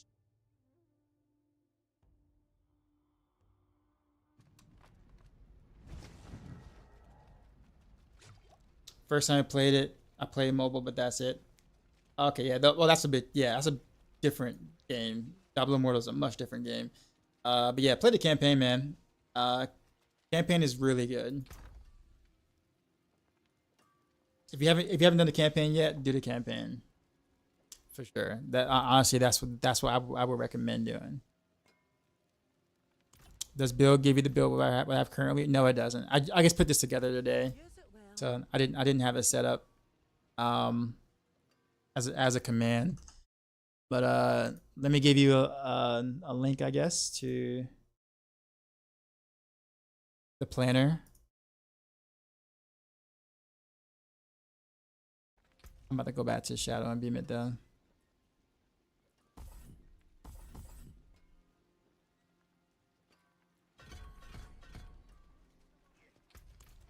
can't do that.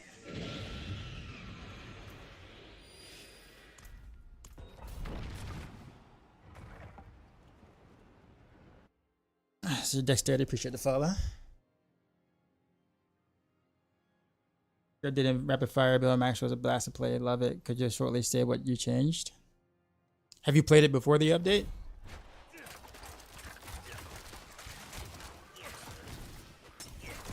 Just curious.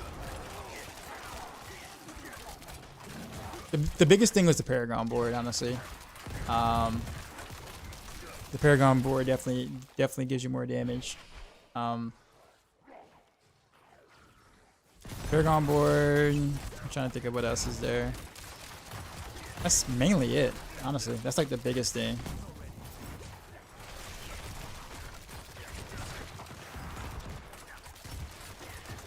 So Paragon board with the glyph changes and whatnot.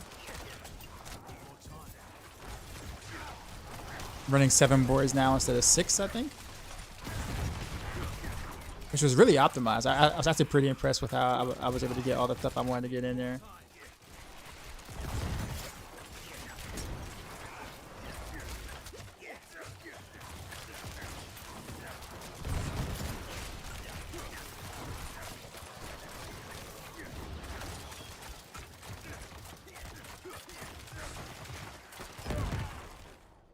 Like my town portal theme. It does look pretty awesome.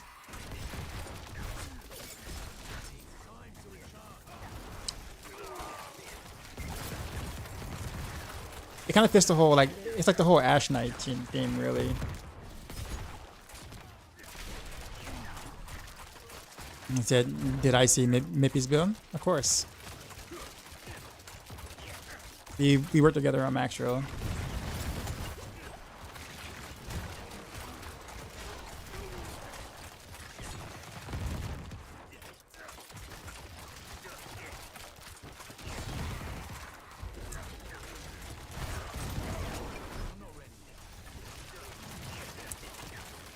See.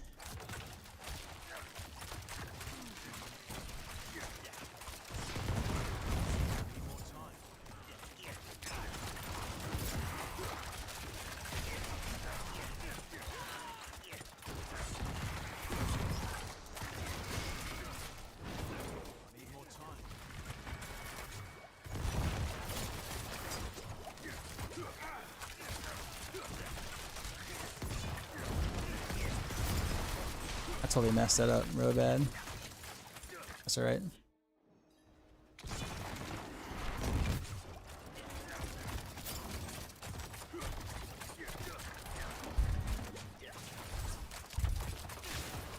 Ah, what? I got hit by that?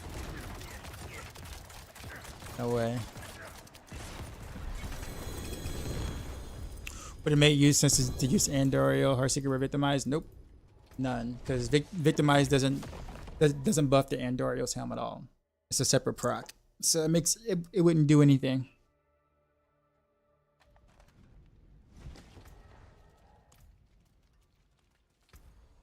Gotta talk to you about the whole Uber situation. Thanks a lot again. Yeah, man, J-Rockets.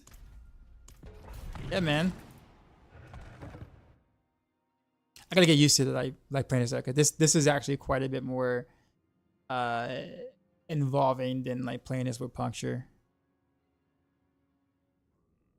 So like my clears are getting better because I'm actually getting better at the rotations.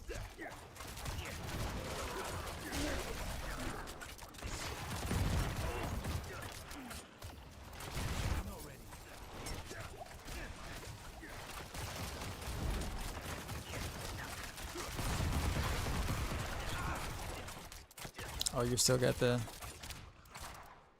Really? There you go.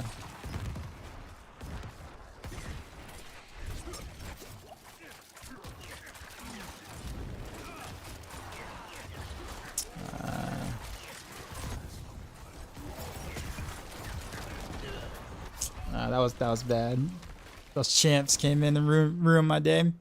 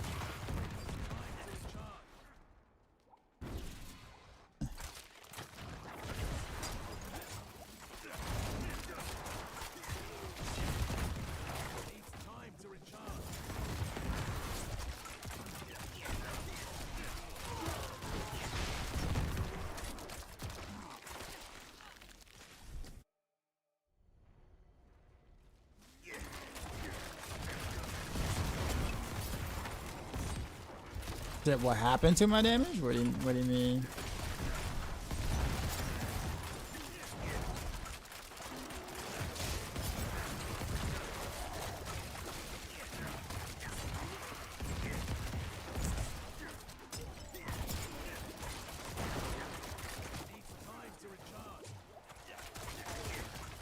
This is different than before.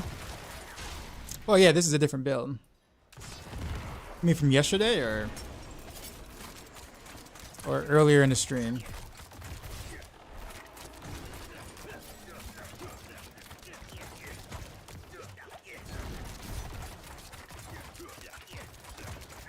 Yeah, this is a different build.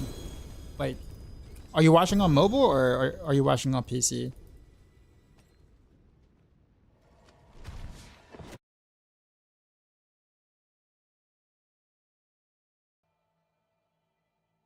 Yeah, but this is a dot build. Yeah, this is a damage over time and Andariel's build. This isn't Heartseeker. I know like I'm using Heartseeker to, you know, shoot things, but it's not a Heartseeker build. Yeah, so this is Andariel's build, but with Heartseeker instead of Puncture. And my gears obviously isn't as good for this. Isn't as good on the setup because it's a whole different gear thing. Like my gloves are not even like masterworked, and some of the pieces are not there yet either.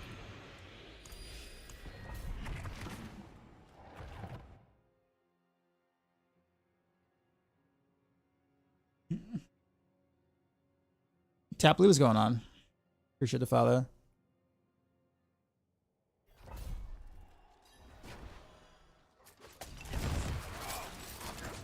Oh gosh, okay. That hurt.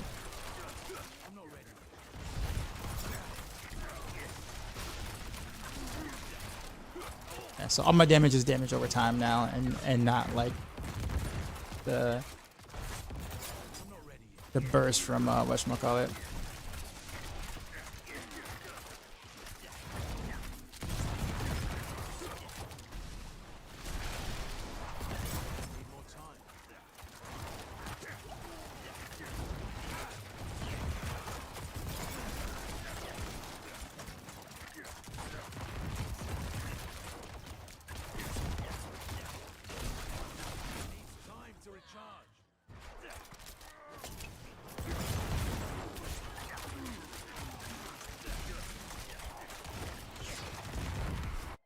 So Heartseeker will be able to farm one-on-one, pit one-on-one kind of fast. Yeah, it does. And you can farm like 120s fast actually with like a decked out setup.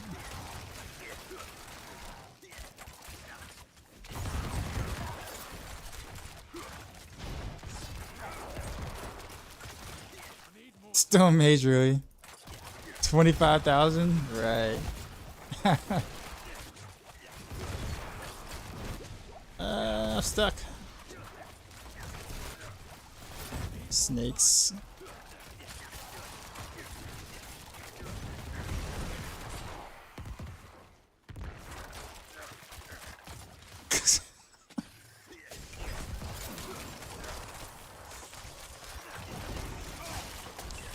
Wait, why? Wait, why were they unstoppable already? That's weird. Oof. That hurt.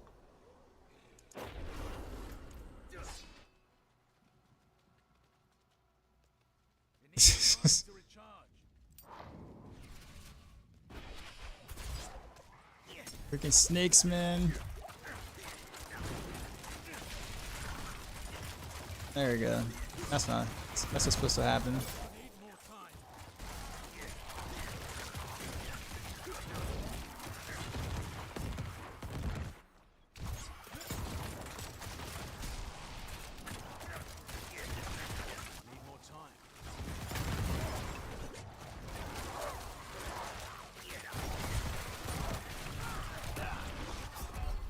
Boy, that was bad. I'm just playing bad this run.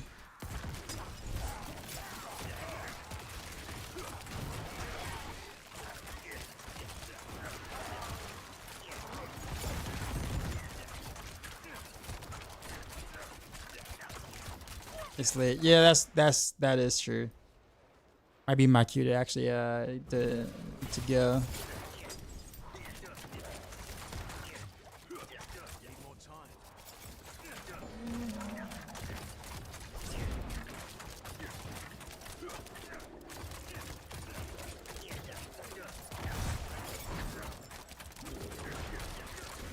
I say this one is better than the one with Flurry Puncture? No. No. It's basically just a spin off of that build. So I figure I'd I'd give it a shot because people were were asking it what I thought about Puncture, Andariel's kind of thing. Sorry, Andariel's Heartseeker. I mean, it's good, but it's not gonna be better than the Puncture setup though. Yeah. Of course. Actually, I think I had the most fun playing my Blaze Shift, my what is it, my Shank Rogue or whatever, which is still not as strong. But it's just a lot of fun to play, man. A lot of fun to play.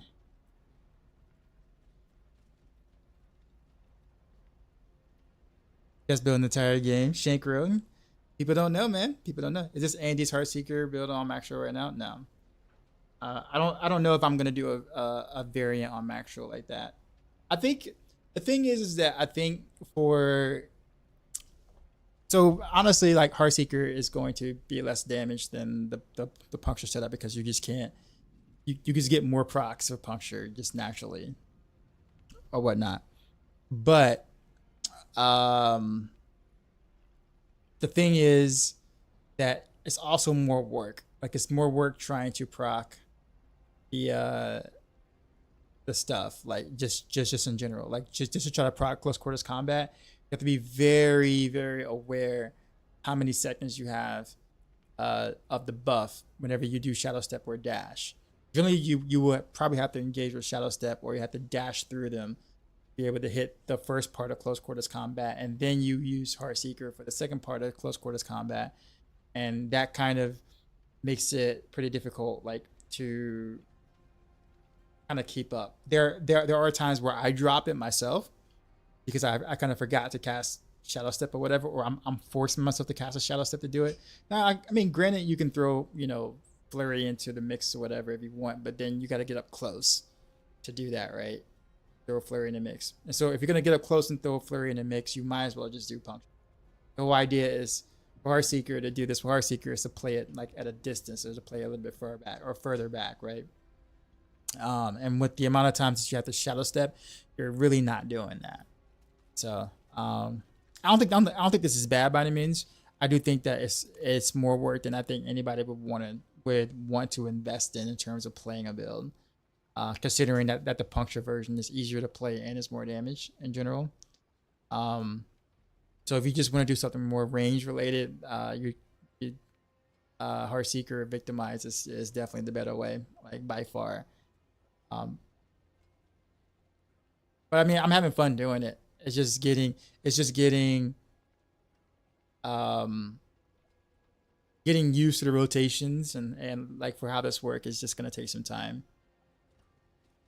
Because it's a lot to kind of juggle. Daggers or swords for Heartseeker doesn't matter. It legit doesn't matter, honestly. All finished, are you? Greetings. Whichever one rolls better.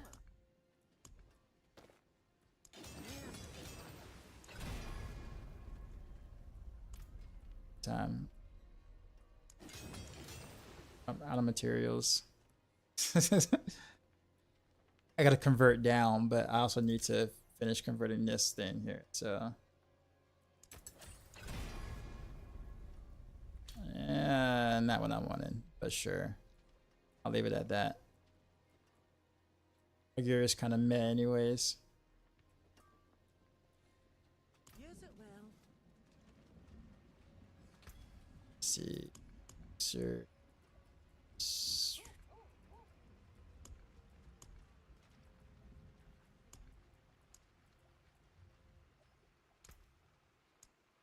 100, or yeah, we'll do 100.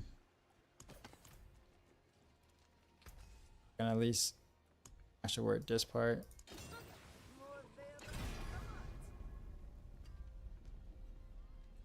Attack speed. I mean,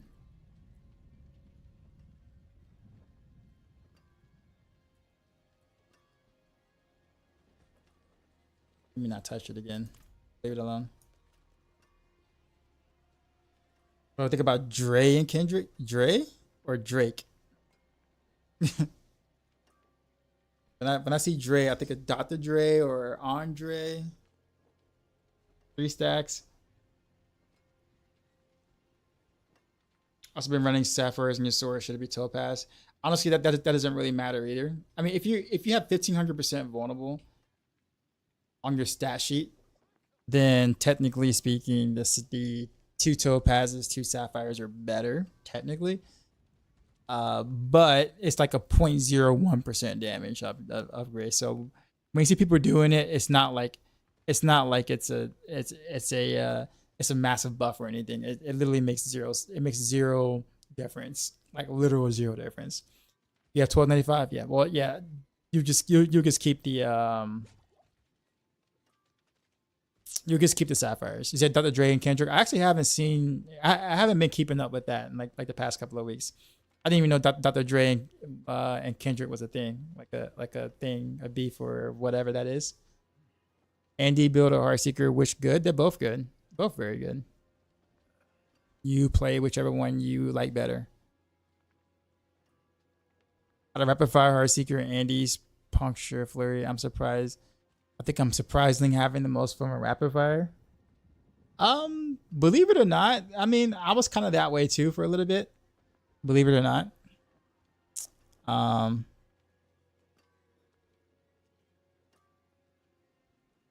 So I mean, I kind of been feeling the same way too.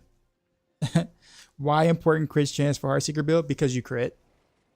And your victimized proc is based off the damage you dealt. So if you crit with the base 50% crit damage multipliers and your stats, your stat sheet, then your victimized proc will get the damage of your crit. So that's why you want crit chance.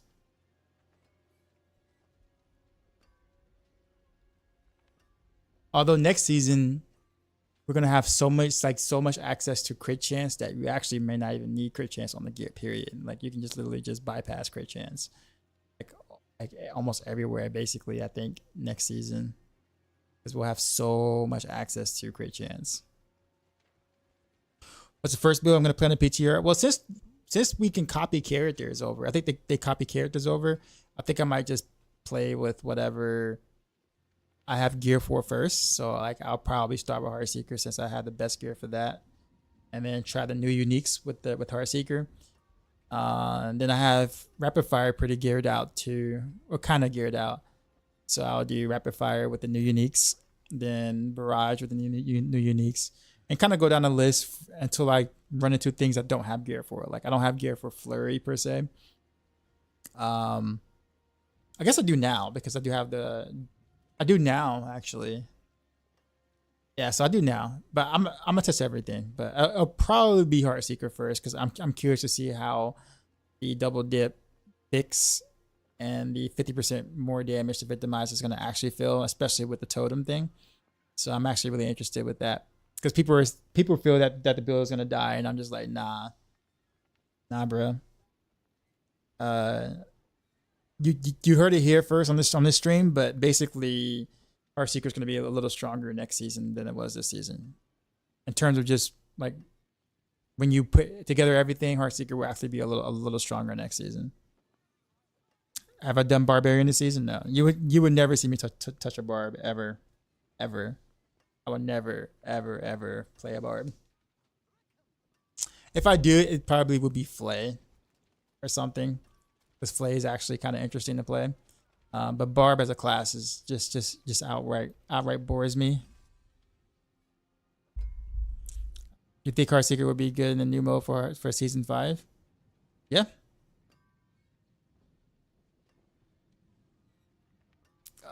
This never ever is a slippery slope. I maybe play weapon throw. I hate Rapid Fire before they fixed the last patch. Like Rapid Fire is also getting buffed or getting a 10% AoE buff next patch or next season after the 25% AoE buff. So I'm actually quite interested to see how that feels to play. The thing I don't like about next season though, for Rogue, much how I mean it kind of is like this now, but it's gonna be so much more. It's gonna be more.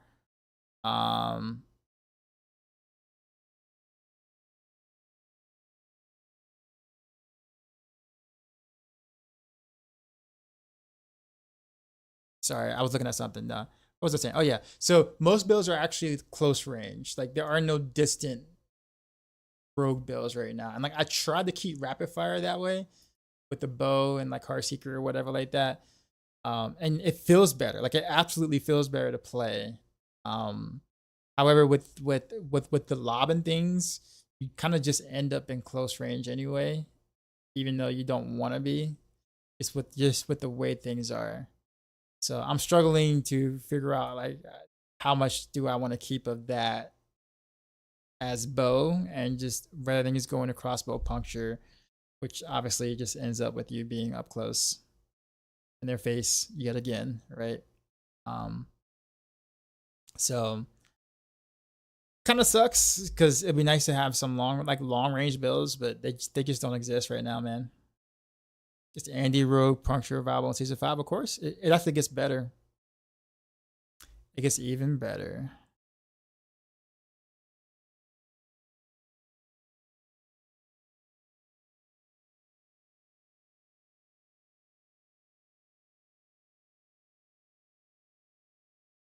Trying to figure out where to go. Charging tray.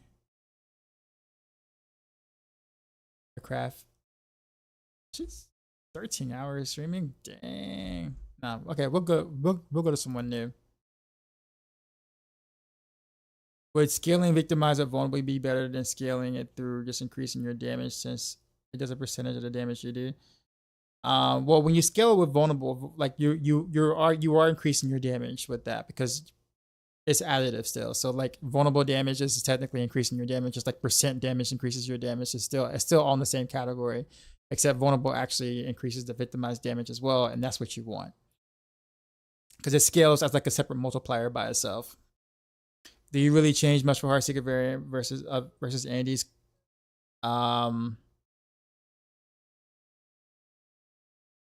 Yes, you do. It's a completely different build. Because normal Heartseeker uses victimize and vulnerable. And Andariel's uses crowd control. So like close quarters combat. So it's a completely different setup. Even though it's the same skill you're using, it's a completely different setup. All right, we're gonna go someone new, y'all. Night. Let's see. Kamikaze.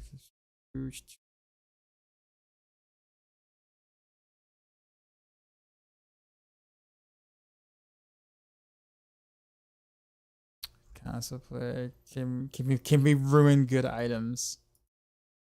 Trying to get someone that has a webcam.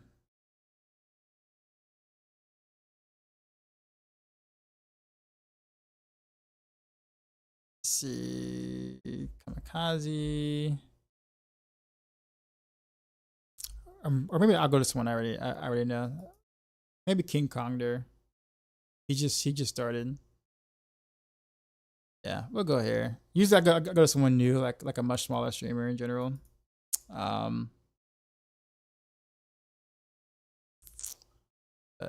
we'll go to Kane today. Makes sense. Just thought it's best to invest in crit damage now. Nope. Crit damage is additive. So unless it scales with like something like precision, then it's really not worth it at all to take. Nope. All right. So say hi to King. You would not see me Sunday night. Sunday night is usually my one day off from doing anything really. So I'm going to literally just be chilling for the most part and kind of recuperating for the rest of the week, especially since Tuesday is going to be, actually the rest of the week is going to be hectic because of course it's PTR testing. So I'm going to be spending multiple hours, many hours streaming the PTR stuff. So yeah, everything Rogue on the PTR, this channel. So make sure you guys stay tuned in for all the cool fun stuff and see what things have changed, what things hasn't changed, because I'm going to go over it all.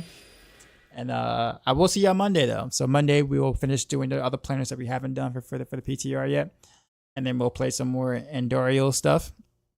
Andariel Rogue or whatever for the remainder of the time on Monday.